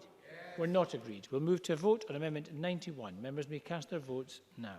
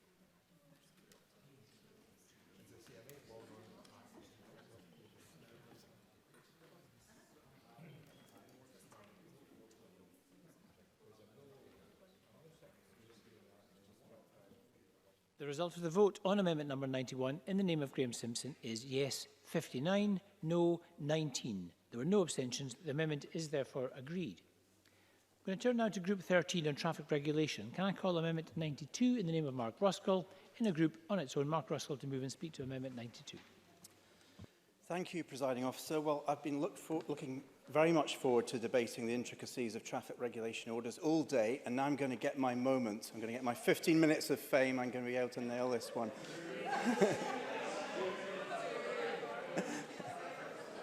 Yeah, okay. All right, we'll make it a minute.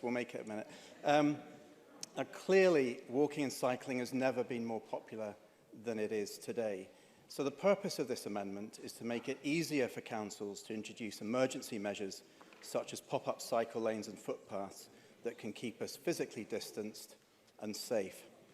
Now, this space helps prevent infection from COVID, but it also makes sure that we're physically distanced from road traffic, preventing accidents and saving lives. And that's a critical issue, as road traffic levels will inevitably rise as we come out of lockdown in the weeks to come. Now, it's difficult to see how some form of physical distancing will not be needed in 6 months' time from now. We're going to need these measures for some time, and it's important that councils have the time to monitor and review their effectiveness, and in some cases to consider whether it makes sense to make perhaps some of these measures permanent.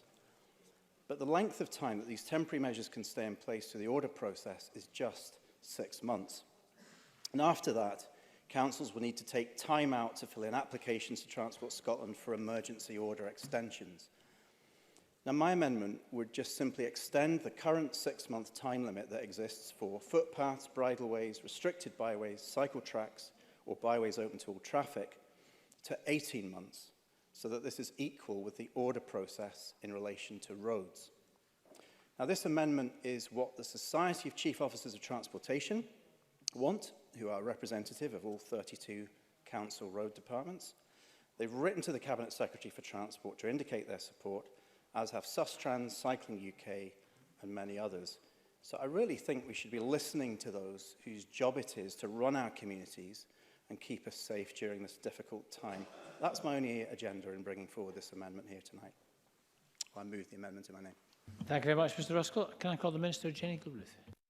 Presiding Officer, on Amendment 92, as Mr Ruskell has outlined, he's seeking to extend the maximum duration for temporary traffic regulation orders, or TTROs. As I outlined at Stage 2 yesterday, temporary reallocation of road space away from vehicles, such as pop-up cycle tracks, already can be achieved by TTROs by altering the use of existing roads which are currently used by vehicles, as opposed to the routes themselves, which is what the amendment seeks to achieve. These measures can be put in place for up to 18 months and can be extended for a further 6 months if the procedures are commenced to make them permanent. As with Amendment 43, which was debated at Stage 2 yesterday, this amendment would apply to all TTROs and not just those made due to responding to COVID-19. That would include TTROs for roadworks and any other damage or danger which has not been connected with COVID-19. I believe that Mr Ruskell's amendment to be well-intentioned. However, as I have outlined, local authorities can and are already doing what the amendment seeks. And for these reasons, we cannot support Mr Ruskell's amendment, and I would ask the member not to press it. Thank you very much. And no other colleagues wish to comment on this debate. Can I ask Mr Ruskell to wind up? Yeah, thanks, Presiding Officer. I think we're perhaps in danger of ending the Stage 3 proceedings pretty much where we began, but perhaps with a little bit of less impossibilist tone to it. There has been a lack of engagement from the government on not just this amendment, but other amendments that have been brought forward here this afternoon. I wrote to the Cabinet Secretary for Transport, Michael Matheson, well over a week ago, raising the concerns of officers, people on the ground who are implementing these traffic regulation orders, who are calling for changes. I've had no reply from the Cabinet Secretary to that. I've had a complete lack of engagement. And when I offered during the virtual committee sessions yesterday to work with the Minister on an amendment, again, no reply, no response. I got in touch with the government last night. I circulated a draft amendment. I asked for feedback, I asked for engagement, I asked for them to take into account the views of officers working on the ground to deliver the government's objectives on space for distancing. Again, no response, no reply, no commitment at all. We're at a point now where I'd really like to push this to the Chamber, because this is actually about what the officers themselves are calling for. The current system is cumbersome. It requires councils to continually go back to the Transport Scotland requesting extensions to temporary measures. It's at the discretion of the issuing authorities, the councils, as to how long they wish to see a traffic regulation order in place for. If it's in connection, as the Minister says, to roadworks or something else which doesn't need to last for 6 months, they can withdraw it. But they shouldn't be forced into a position where they have to continually reapply for something which they want to last for the duration of this bill and the duration of this crisis. It's disappointing that we're having to get into a really technical discussion about TROs in this chamber. This should have really been sorted out by Scottish Government officials working with those who are actually implementing these provisions on the ground. I feel that we're trying to do the job of government here at stage 3 in this chamber, but I'm going to represent the people who I know are experts in this area and know what needs to be done, and I'm going to push this amendment. Thank you very much. So the question is that Amendment 92 be agreed to. Are we all agreed? No. Or not agreed? We move to a vote on Amendment 92. Members may vote now. This will be a 1-minute division.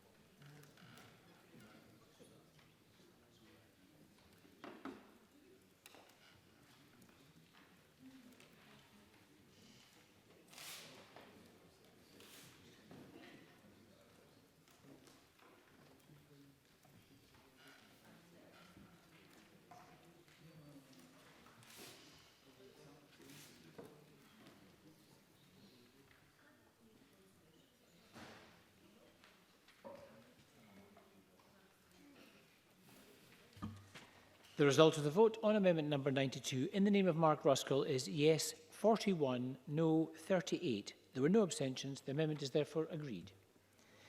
Can I call amendment 93 in the name of Patrick Harvey? This was debated earlier with amendment 2. Patrick Harvey, to move or not move? Moved. That is moved. The question is that amendment 93 be agreed to. Are we all agreed? Yes. We are agreed. Can I call amendment 94? Patrick Harvey, to move? Moved. That is moved. The question is that amendment 94 be agreed to. Are we all agreed? No. We're not agreed. We move to a division on amendment 94. Members may vote now. This is a 30-second division.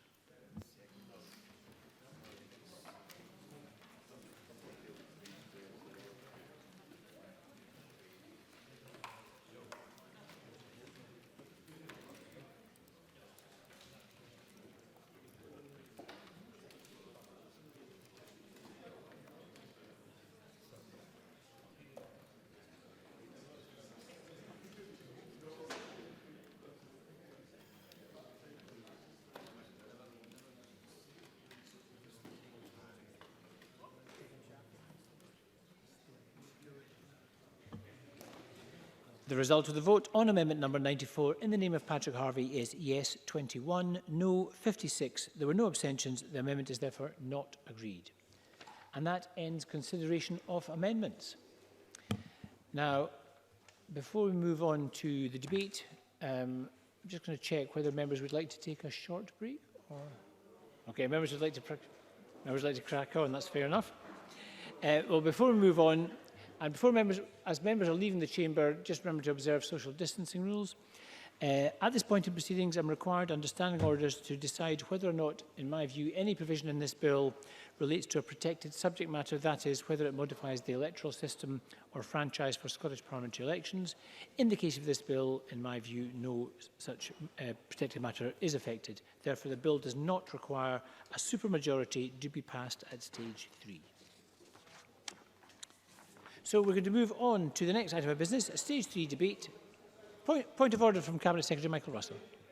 Wondered in terms of the time and the detail whether we are going into a full final stage 3 debate or whether it is a truncated one as we did for the original emergency legislation. It's a very good point. My understanding at the moment is we have a truncated debate and therefore decision time will actually come forward. So the debate will probably be estimated to last roughly 30 minutes from the start of the debate and therefore will end roughly 6:40. Okay? Right. Okay. Okay. So we're just going to take a short pause before we begin, Mr. Russell. Let some of the members leave the chamber. Just be careful leaving the chamber, members, please.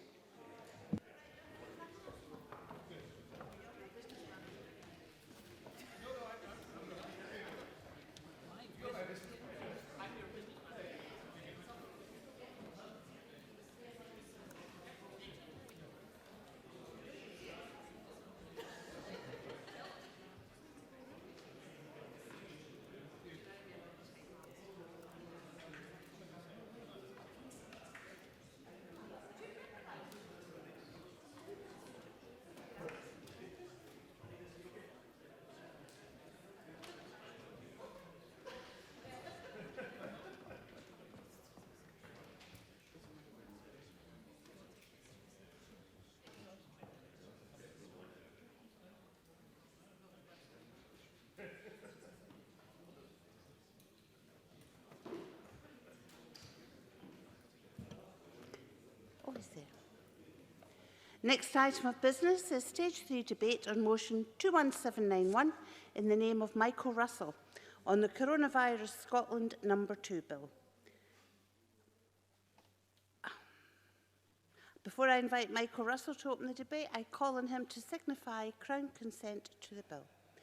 Presiding Officer, I can advise the Parliament that Her Majesty, having been informed of the purpose of the Coronavirus Scotland No.2 bill, has consented to place her prerogative and interests, so far as they are affected by the bill, at the disposal of the Parliament for the purposes of the bill. Thank you very much, Mr Russell. We will now begin the debate, and I call on Michael Russell to speak to and move the motion for up to 7 minutes, please, Cabinet Secretary. Thank you, Presiding Officer.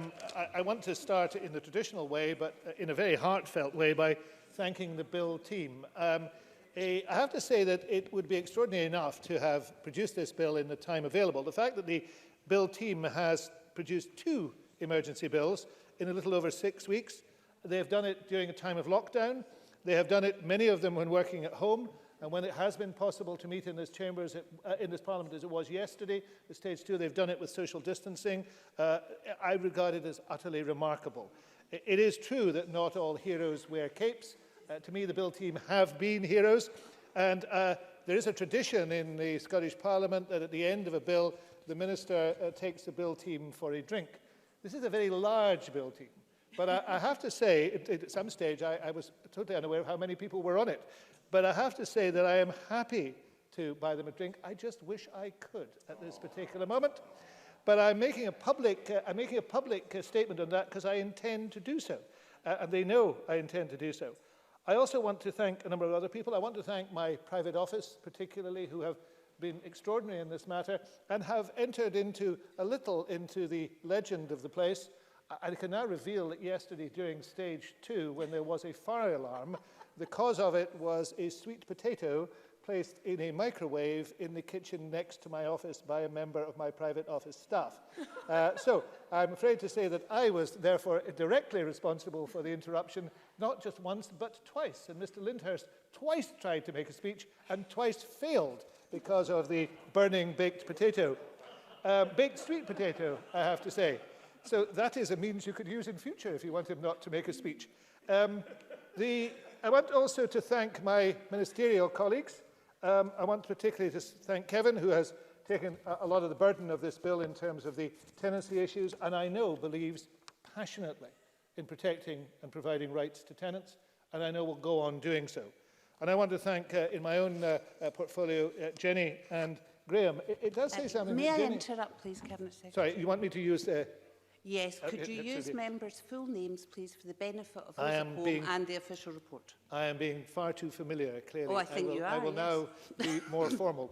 I want to thank Kevin Stewart very much. I want to thank Graham Day, and I want to thank Jenny Gilruth. And I want to say just a word about Jenny Gilruth. She became a minister, I think, on the 17th of February.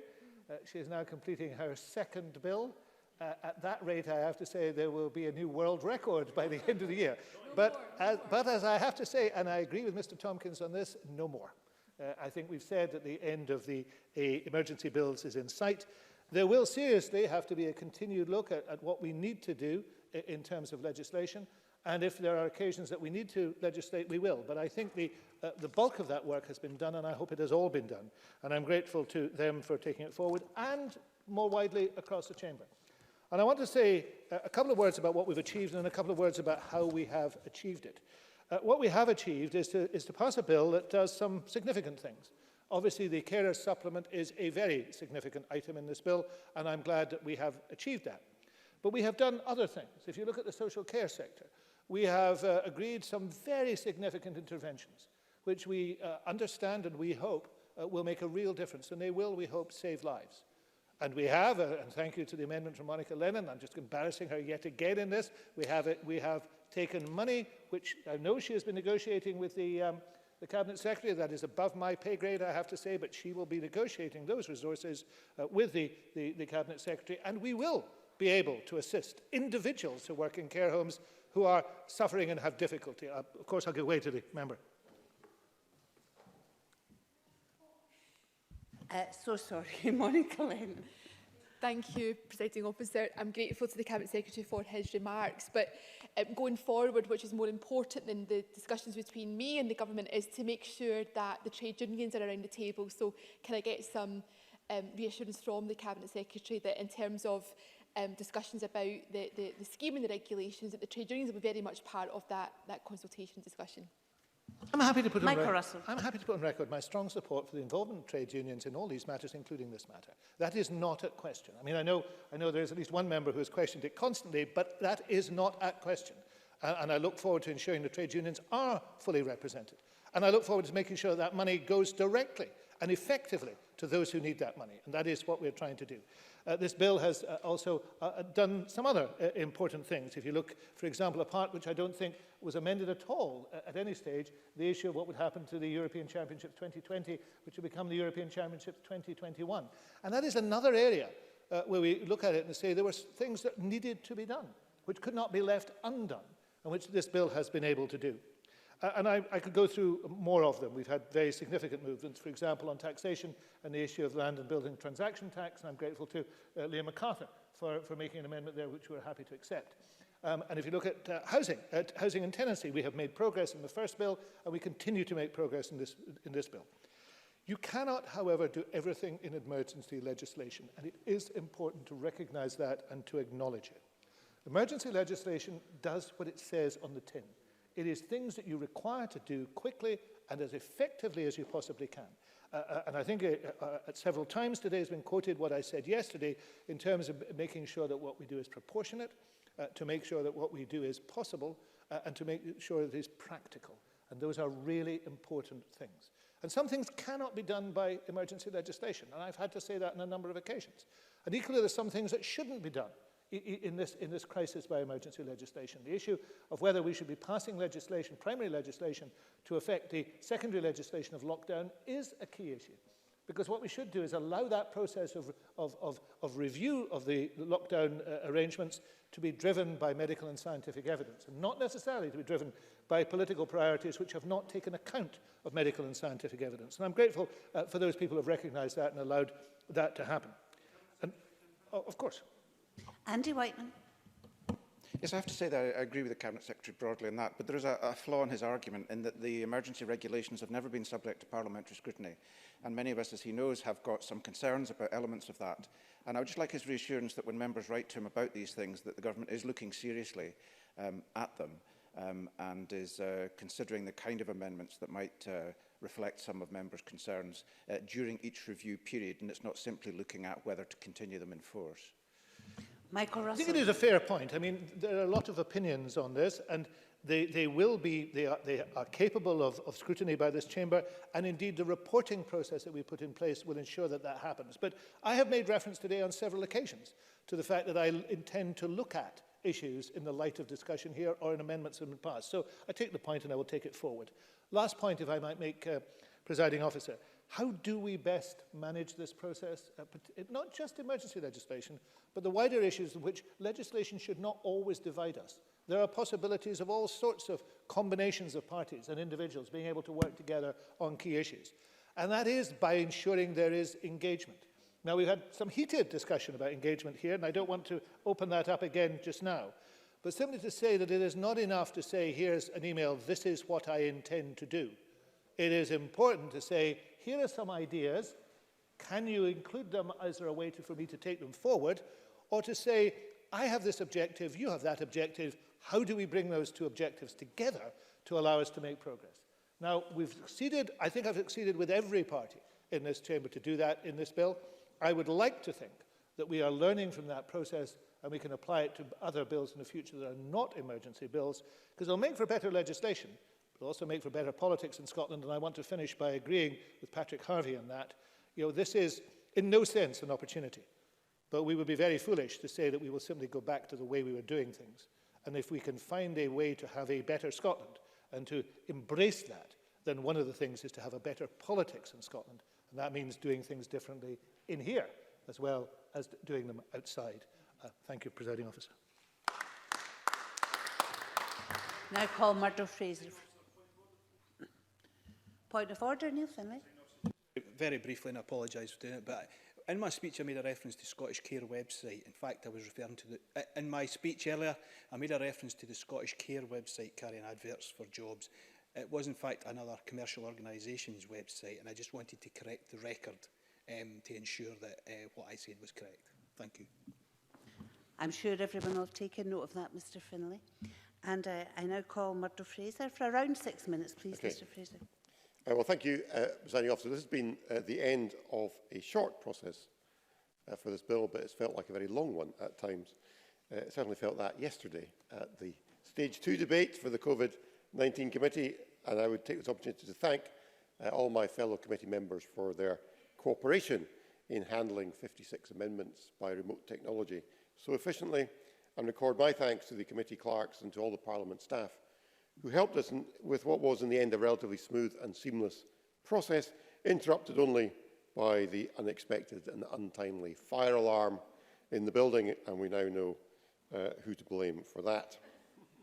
Can I also put on record my thanks to the Cabinet Secretary for the open and cooperative way in which he's approached this legislation, and echo his thanks to the Bill team, and also put on record my thanks to the Parliament legislation team for all their help with opposition amendments. It was very much appreciated. The bill before us deals with a wide range of provisions in response to the extraordinary circumstances we are now in. A range of new powers are being granted to the Scottish Government, albeit on a temporary basis to last until the 30th of September, with the power by ministers to extend for up to a further year.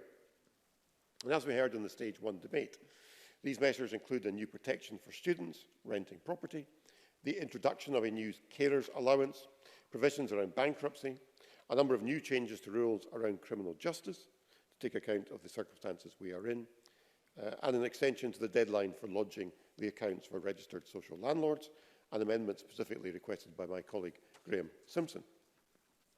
The bill also extends the period for claiming back the additional dwelling supplement where individuals are moving from one main residence to another, extending this originally from 18 months to 27 months, and I was pleased to support an amendment yesterday from Beatrice Wishart in the name of Liam MacArthur to extend this to 36 months, which seems a reasonable proposition, bringing Scotland into line with the situation south of the border. And of course, the property market in England is already reactivated this week, whereas it is not in Scotland. So it does not seem unreasonable that we have at least the same amount of time for properties to be sold as would apply there. There are a number of issues that came up during the Stage 1 debate yesterday, which now appear in the bill. Following government amendments, there are new powers for Scottish ministers to intervene in care homes, which are either in financial difficulty or are not meeting the requisite standard of care for residents. And whilst we supported these amendments, it was not without some concern.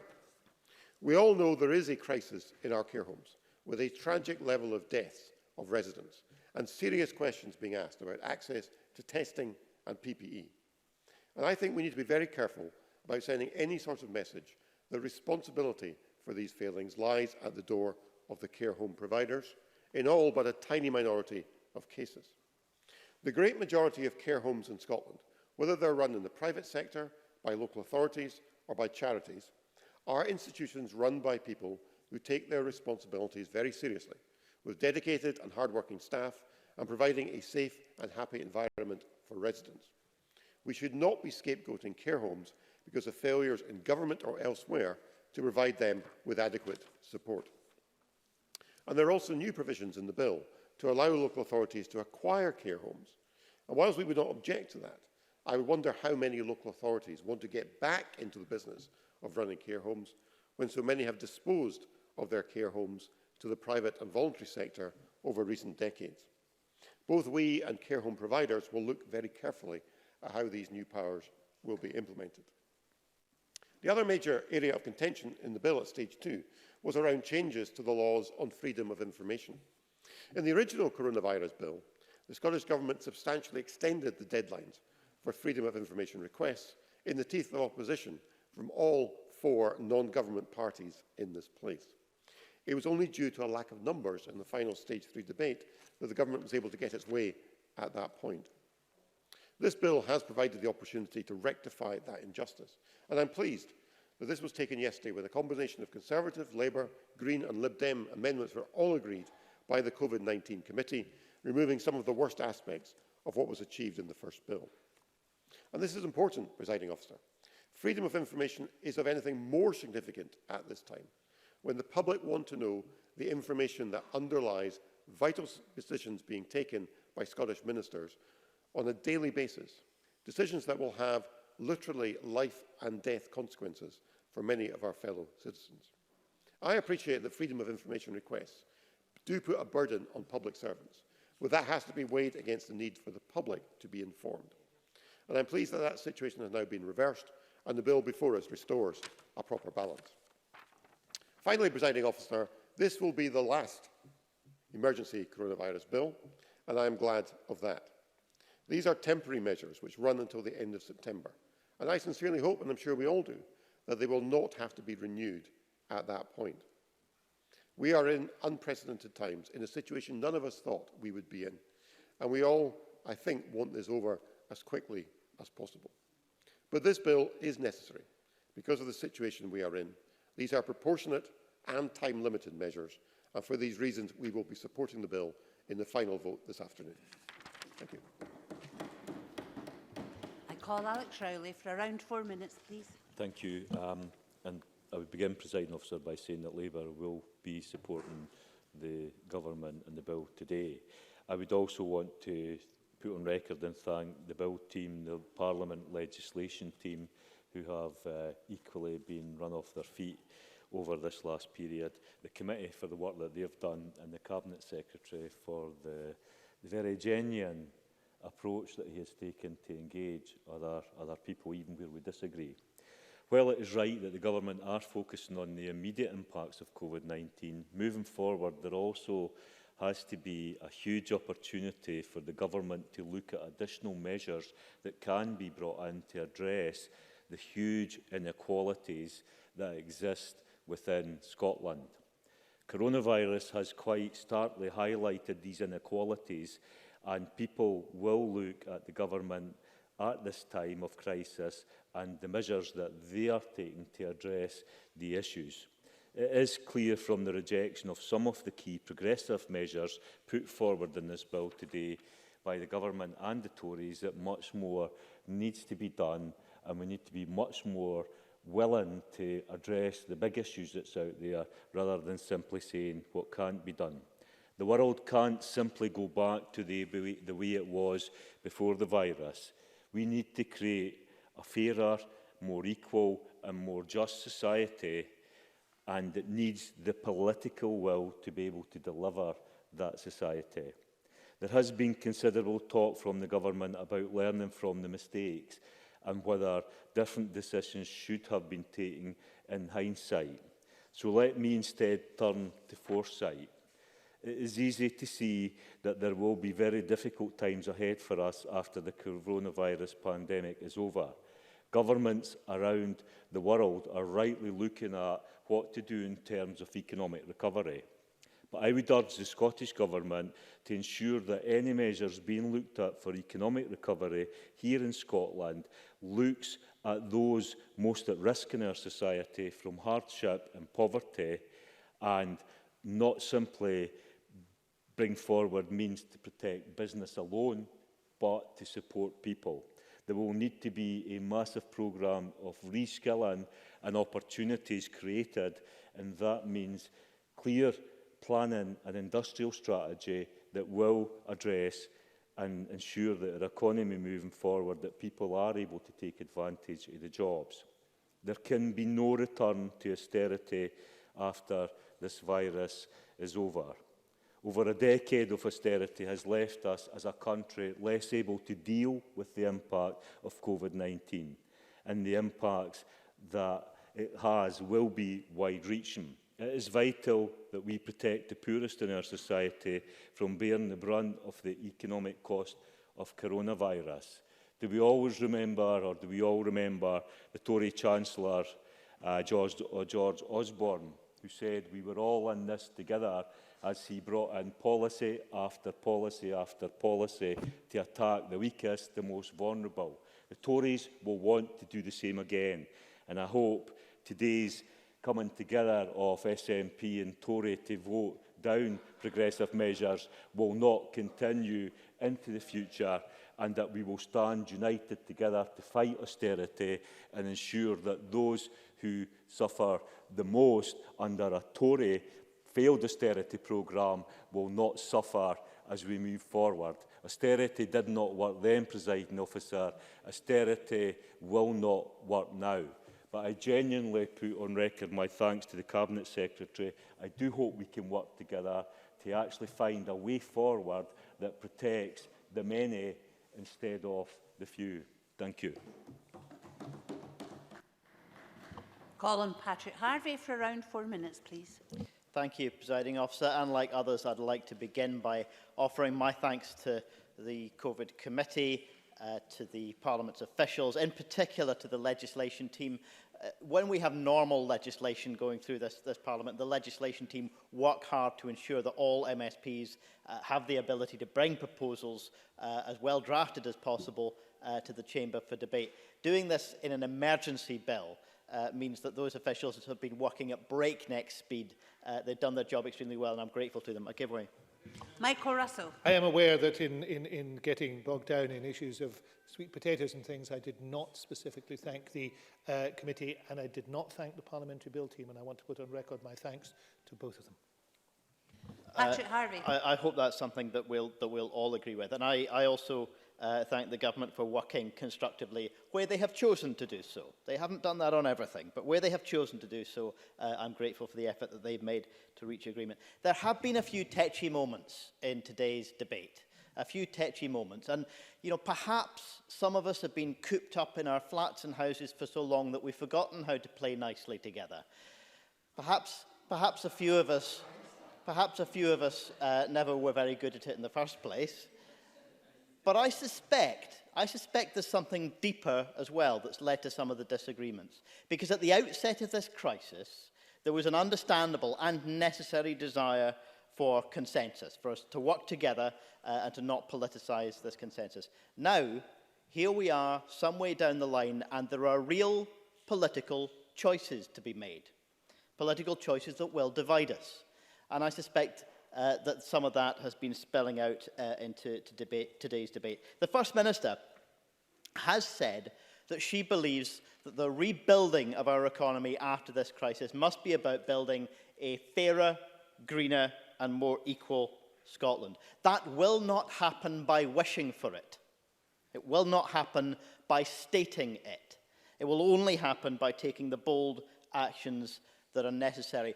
Bolder than I think most governments, not just this government, but governments around the world, have not been asserting the authority of government to shape the societies that they live in. For far too long, the notion of the unfettered free market has been dominant throughout most of the Western world, at least. Well, it's now clear that there are no free market capitalists in a pandemic. The market is dependent on the support and intervention of the state and of society. And the decisions that we make now, if we make them with boldness, will determine whether we can build that fairer, more equal and greener society. So the Cabinet Secretary was a bit reluctant to use the word opportunity about the changes that society is going through. Of course, the virus itself is a profound and devastating threat to many people's lives. But the work of rebuilding absolutely does face us with an opportunity to decide what kind of society and what kind of economy we want to build. My amendments on tax havens are one small step in the direction away from what has been the dominant assumption that whole swathes of our economy can be registered in tax havens, refusing to make that vital contribution to the public purse. Government after government after government have, at the UK level and many other countries, have not only accepted but actively facilitated that kind of behaviour. Well, this needs to mark a moment where we say that will end. The crisis has exposed also the vulnerability of people in precarious incomes and precarious housing as never before. And the Scottish Government, on the first of those, is willing to talk about a radical measure like universal basic income. But on those facing the vulnerability of precarious housing, they seem to be more concerned to offer support to landlords than to tenants. Presiding Officer, we need to build an economy that works to address social need and the transition to sustainability. And yes, the work of rebuilding from a crisis gives us the opportunity to assert how governments will do that and how our population expects governments to do that. I hope this Parliament will grasp that opportunity with enthusiasm and with boldness. Alex Cole-Hamilton for around 4 minutes, please. Thank you very much, Deputy Presiding Officer. Can I start, as others have, in my thanks to the legislation team, the bill team, the government, and indeed the open-handed nature with which all government ministers have sought out consensus in this bill. This is, as we've heard, the second such emergency coronavirus bill. I hope, as others do, that it is the last. But it will not be the last bill that we pass in this place in the shadow of coronavirus. This is just the beginning. We have no idea how long social distancing or aspects of lockdown will dominate our lives. We have no idea of the sheer economic impact and the human pain and suffering that this virus will cost. And I think it very likely that if a recession leads to a depression and all the things that come with this, then each of us, every single member in this chamber, will be passing legislation in the shadow of coronavirus for the rest of our political careers. It is, as one journalist put it, something that will be to the 21st century what World War II was to the 20th century. But in this legislation, Parliament did its job. When crisis demanded the handing of unprecedented power both to the government and to the police, this Parliament did its job and scrutinised to great effect. And as Willie Rennie rightly said, I look forward very much to the day when we can repeal every provision that has handed that power away from this Parliament. And in answering that colossal roar of human pain that we each of us heard in those days before lockdown, when it became clear that we were going to have to bring in restrictions, that people had no idea how they were going to put food on their tables or pay their bills, that this Parliament answered that cry in the many, many provisions that we have seen in both bills. I absolutely recognise, and I have referenced them today, that we have not got it right for everybody. There will be people and businesses and communities that continue to slip through the cracks created by the provisions of this virus. But we are looking for you, we are hearing you, and we will not forget you. And it is, I think, incumbent on all of us, in all of the legislation that we pass as a chamber going forward from this day, that we recognise those individuals who have still been left behind, or those individuals who will be left behind in days to come, either by virtue of the virus or the economic impact that befalls them. This Parliament did its job. I've said that several times, and I'm very proud that we did, particularly because the Parliament exists in this unicameral legislature that we have to be a check and a balance on the power and the agenda of the executive branch. And in both bills, we have shown ourselves capable of doing just that. In the first bill, that was seeing off the potential abolition of jury trials for the duration of the emergency. Jury trials have gone uninterrupted in Scotland for nearly 800 years, persevering through war and global pandemic. And I am grateful that the Scottish Government have moved on that, and I look forward to continuing to work with them on the answer to how we allow those trials to take place in safety. On freedom of information, Adam Tompkins already eloquently described the multi-party working went in to seeing off those original provisions that just by dint of the numbers being askew on the day we voted for the first coronavirus bill, that saw an encroachment on freedom of information rules that no other country in the democratic world has adopted. So I am glad that we have reversed that, and I'm grateful also for the movement of the government in that regard as well.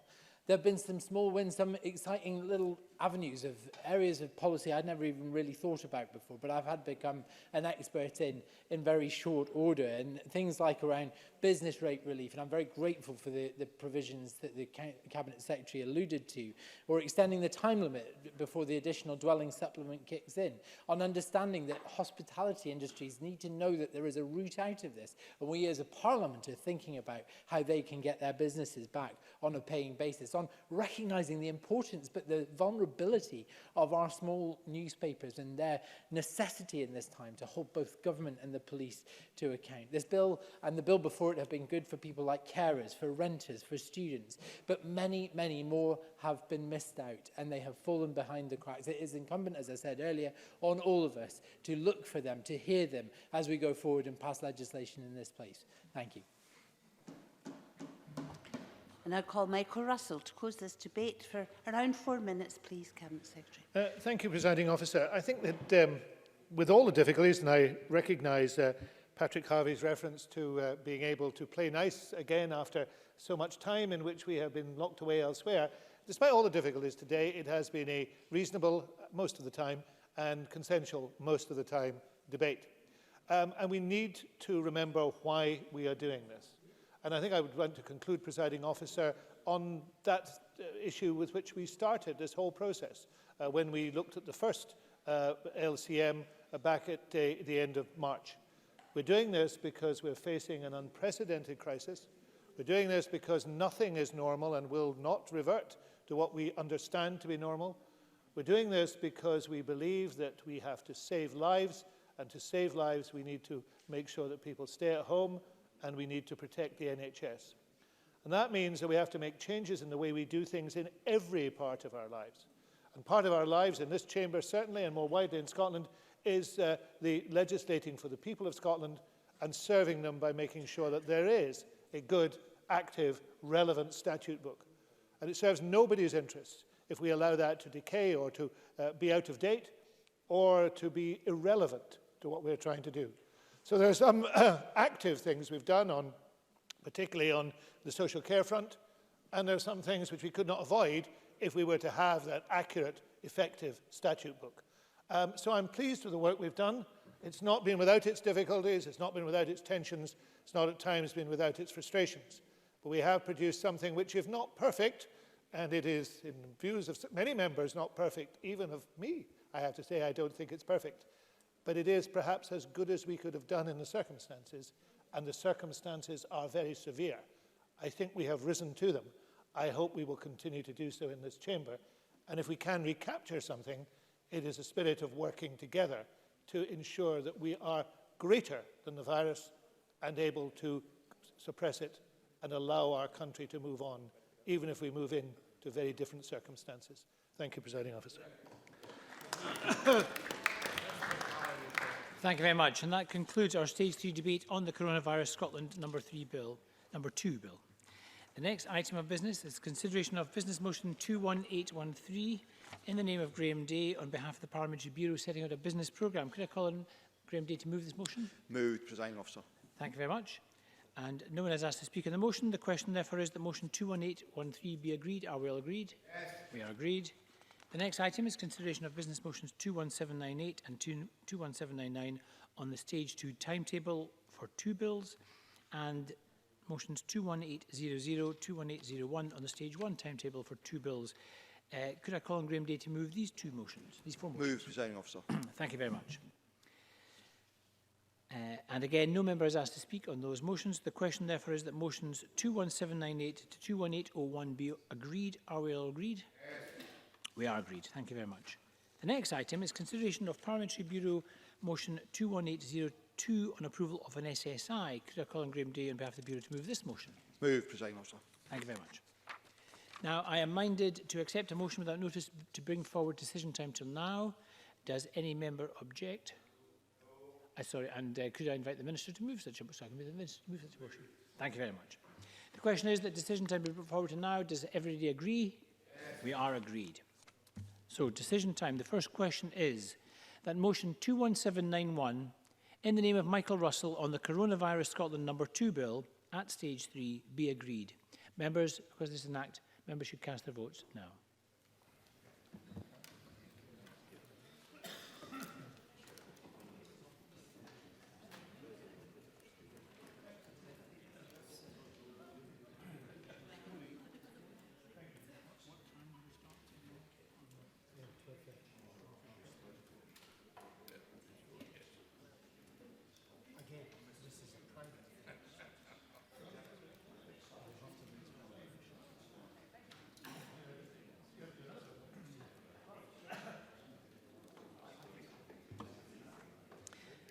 The result of the vote on motion 21791 in the name of Michael Russell is yes 76. There were no votes against. There were no abstentions.